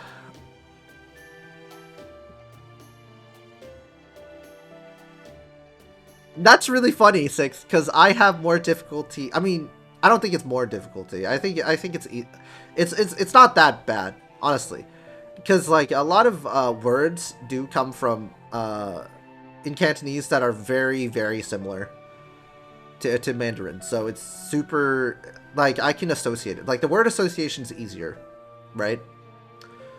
But the funny thing is, guys, we have two different writing systems. Chinese has two different writing systems. So back in the day, we used to write in traditional form. It definitely has more characters, but since I think around the the mid to late 20th century, we had to do a switch to simplified, or Gantai, Gantaiji, which is the Cantonese version of that. Or so yeah. The reason why is that not many people were educated at the time, and they were not literate. China had a bunch of literacy problems because there were famines, and governments were not the greatest, and yeah, a lot of uneducated people. So they made a simplified form, and yeah, it's been more common than not. Of course, like, educationally, if you go to like a Chinese school or something like that, they'll teach you traditional. But for the most part, a lot of people just in modern situations, like my parents, they would just type in simplified. So yeah, it's the same sort of language, but it's there are minute differences. I learned traditional. Yeah, traditional was, it's kind of like stick shift, right? It's like learning manual before it's like learning manual before, you know, automatic. Not coom. There's a saber wolf. Okay, dude.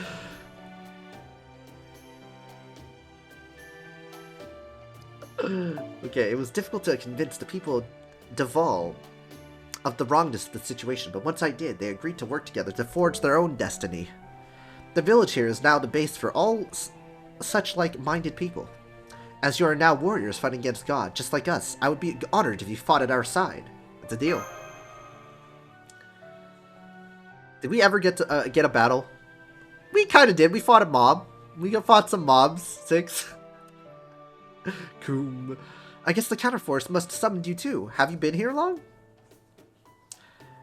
Yes, I'd say it's been at least 10 days since I arrived. Earlier on, yeah. And then I got sidetracked by food, guys. And then we had like an hour, like pretty much an hour-long discussion of food. And, yeah. Yeah, our battles, like, is primal urge to consume food. Yeah, look, I think this is everything we have in common, right? Humans love food. Humans just do. They like to indulge themselves in food. That's our common ground. Everyone in this chat loves food. just certain types of food is different tastes, but all in all, we like food. It's like the number one thing.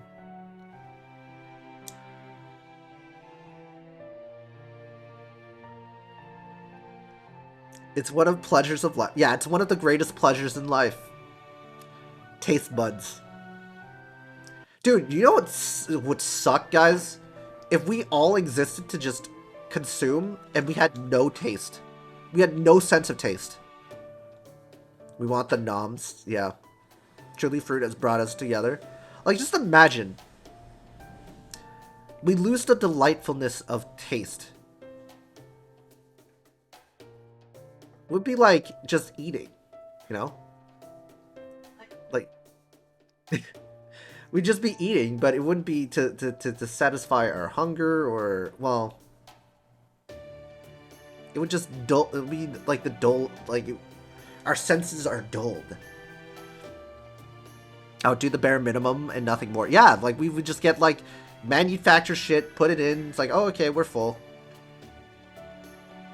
Some of us had to live through that because our grandmas have no sense of taste, so their food tastes bad. Damn. It's like taking supplements or something. Yeah, true. I love my grandma, but man, she sucked at cooking. Okay, you know, maternal and paternal grandma. My paternal grandma sucked at cooking. Like, the only thing she knew how to make was fucking noodles.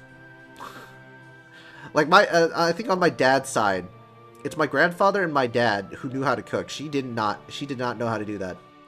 The grandmother on my maternal side knew how to cook.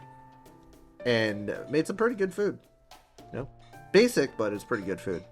Nonetheless. No wonder Grandpa took to shrinking.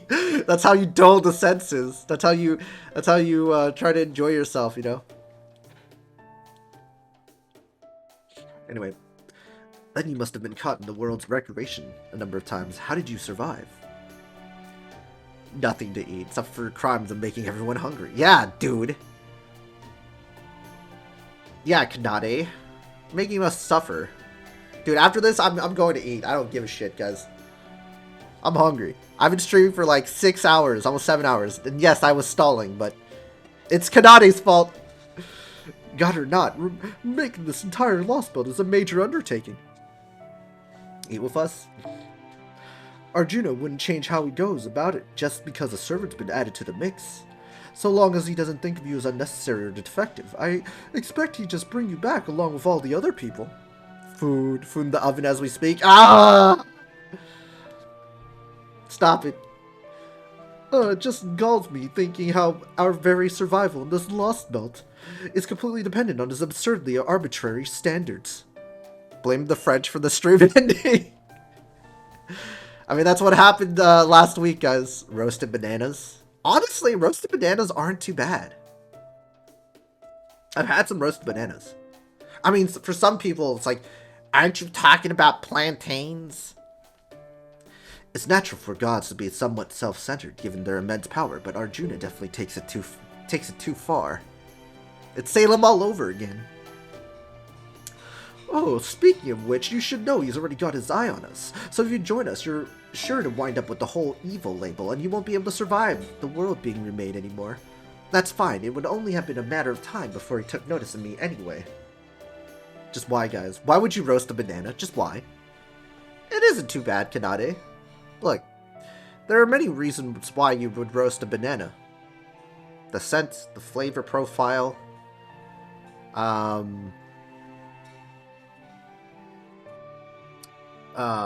it's just a lot of things. Or you can just roast banana leaf to try and make it as a wrap. Did that banana really deserve to be insulted that way? Why diss a vegetable? What did that fruit do to you? I don't know. What did apple pies do to us? But apple pies are fucking great. Just stream of your mouth full like we mine. It was woke. Besides, You have a way to evade destruction, yes? So if it comes to that, I'll be counting on your help. Oh, we get more. Okay, Kanade. Alright, man. You mean the border? Yes, of course, you'd be welcome to join us in there, wouldn't she? I'm pretty sure a lot of people do enjoy that. India. The border is the last bastion of hope for all of humanity. We can't just go let any old servant we meet on it. Dude, she's our ally. Just fucking do it. Gonna get eaten either way, dude. Yeah. Under ordinary circumstances anyway, but in this case, I suppose we do have a fair handle on her true name and background. And it would be a shame to lose a valuable ally so soon after finding one. Very well, I'll authorize your entry into the border in case of emergency. You have my gratitude. Been trying to bring us back to India and we keep stalling. It's the John Loves Stalling stream.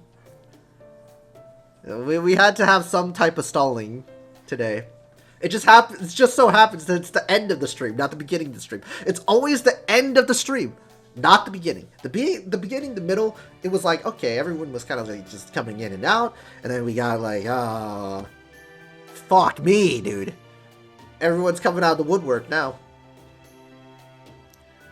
I have ice cream, but if I start eating it, I will finish it. Good stalls though, but I am really hungry. Yeah, see, this is Kanade, dude. It's all his fault. Stare stalling. XQC stare. But we got to see one Yuga bomb, yeah. Of course, ideally, I hope to be quite finished with this place long before he even uses that preposterous noble phantasm of his again. Why do you have to be cookie ice cream? God damn it. Kanade one day. Just one day. You said it, honey. Fortunately, he only ever does that at the end of the Kali Yuga. Pure evil. Gotta think what to eat tomorrow. Kanade is pure evil. So it'd be just peachy if we put a stop to all this before then. Yo, Kanade's gonna be Chen-gonged to fucking Arjuna.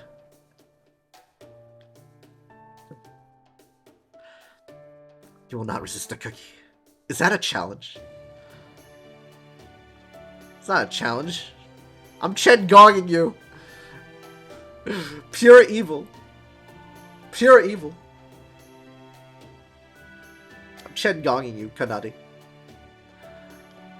So now that we've got a new ally and all, what's our next step?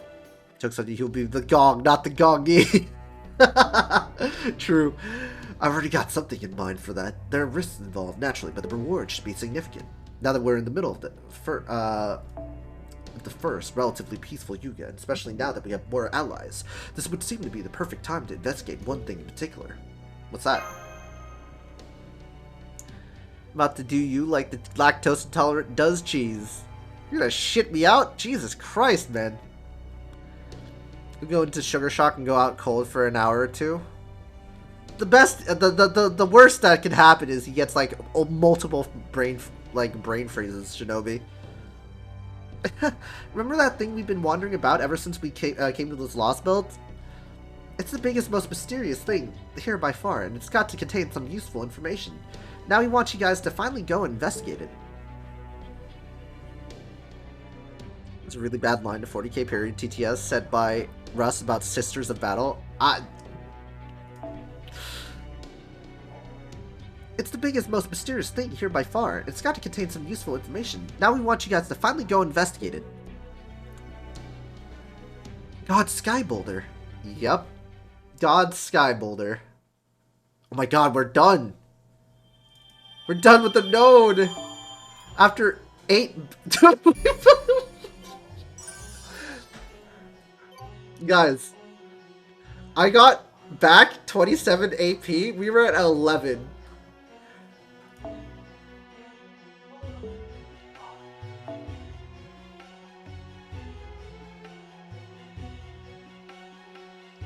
Friend points, woo! Yeah, friend points. More nodes. No, you guys are monsters. I can't take it anymore.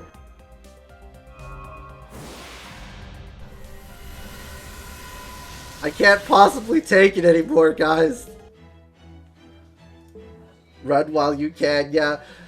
You guys are just like, just saying, oh, you did all this good food and ah! Notes. This is not a song by this hair metal band called Poison. Oh, dang. 7-hour stream? Yeah, it's a 7-hour stream. I mean, at least you guys entertained me. It also, I could just wait. Once I'm done with my food, I'll probably be at 40 AP. We can fucking do some nodes 90 plus time. And then I can try and... I got 3 days. I just need to get the pieces here. And some of the code removers. I think it's doable. I think. Just munch while streaming, multitask? No. No, I want to enjoy my food. I can't just eat it here. Sometimes I'll do it. But come on. Time does fly. Oh, you got this shop cleared in the bag. Yeah, I do. Yeah, I just run Muramasa. I literally just run Muramasa. Because, like, he just keeps his, Because, like, he just keeps his arts buffs all the time, and then I just feed it. Just keeps his arts buff, and then I just pop skill 1 once we get to Kintoki. And then we have enough buffs, and easy. I'll eat my cat. I didn't even play the event. Yeah, I'm doing the same with Musashi. Anyway, it's been a good 7 hours. Thank you guys so much for the raids, the bits, especially Mo, Kevin, Jay, thank you for the follow. Ezreal, thank you for the follow. Jianlu Call, thank you for the follow. Shinobi, thank you for being here. Kanade, you're going to hell. Pengo, thank you for the raid. Babylon, Robobot18, thank you for the follow. Starly, the follow in the channel. FG Rolls, and the raid from them too. Untossable Trash, if you're still here. 6, I domed a lot of nodes. Tacos, Anaya, thank you for being here throughout. Mo, like I said, appreciate you being here. Trophic as well. Akalis. Everybody. It's been real. You guys got me through a lot. Babylon. You were asleep. 95 bits. I enjoyed my stay. Oh my. Enjoyed my stay XQCL. Bro, I love it. Thank you for the 15 bits. Stream, John. Oh my god. Thank you guys so much for the bits. You guys didn't have to do that. But it's been amazing. It's been amazing 7 hours, you know? You know, it did get a little bit boring in the beginning, in the middle. But we kind of did some tomfoolery. Now it's, you know, it's about time. Oh. Okay, let's go raid my mod. So we already raided Zardamus, but my mod, Senko, is streaming tomfoolery, the John foolery. Yeah, the CQ shenanigans were pretty fun, though. The beginning of the stream was pretty fun. But we're gonna raid our boy, Benkei is aggressively... Oh, wait, no, that's not it. I think he's probably doing... Oh, he's doing JP. He's doing JP. Alright, go say hi to him. And, yeah. We'll see. We'll see. But we're gonna raid John Foolery.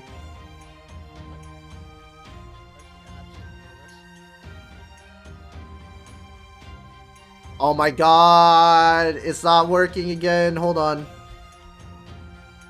Ah.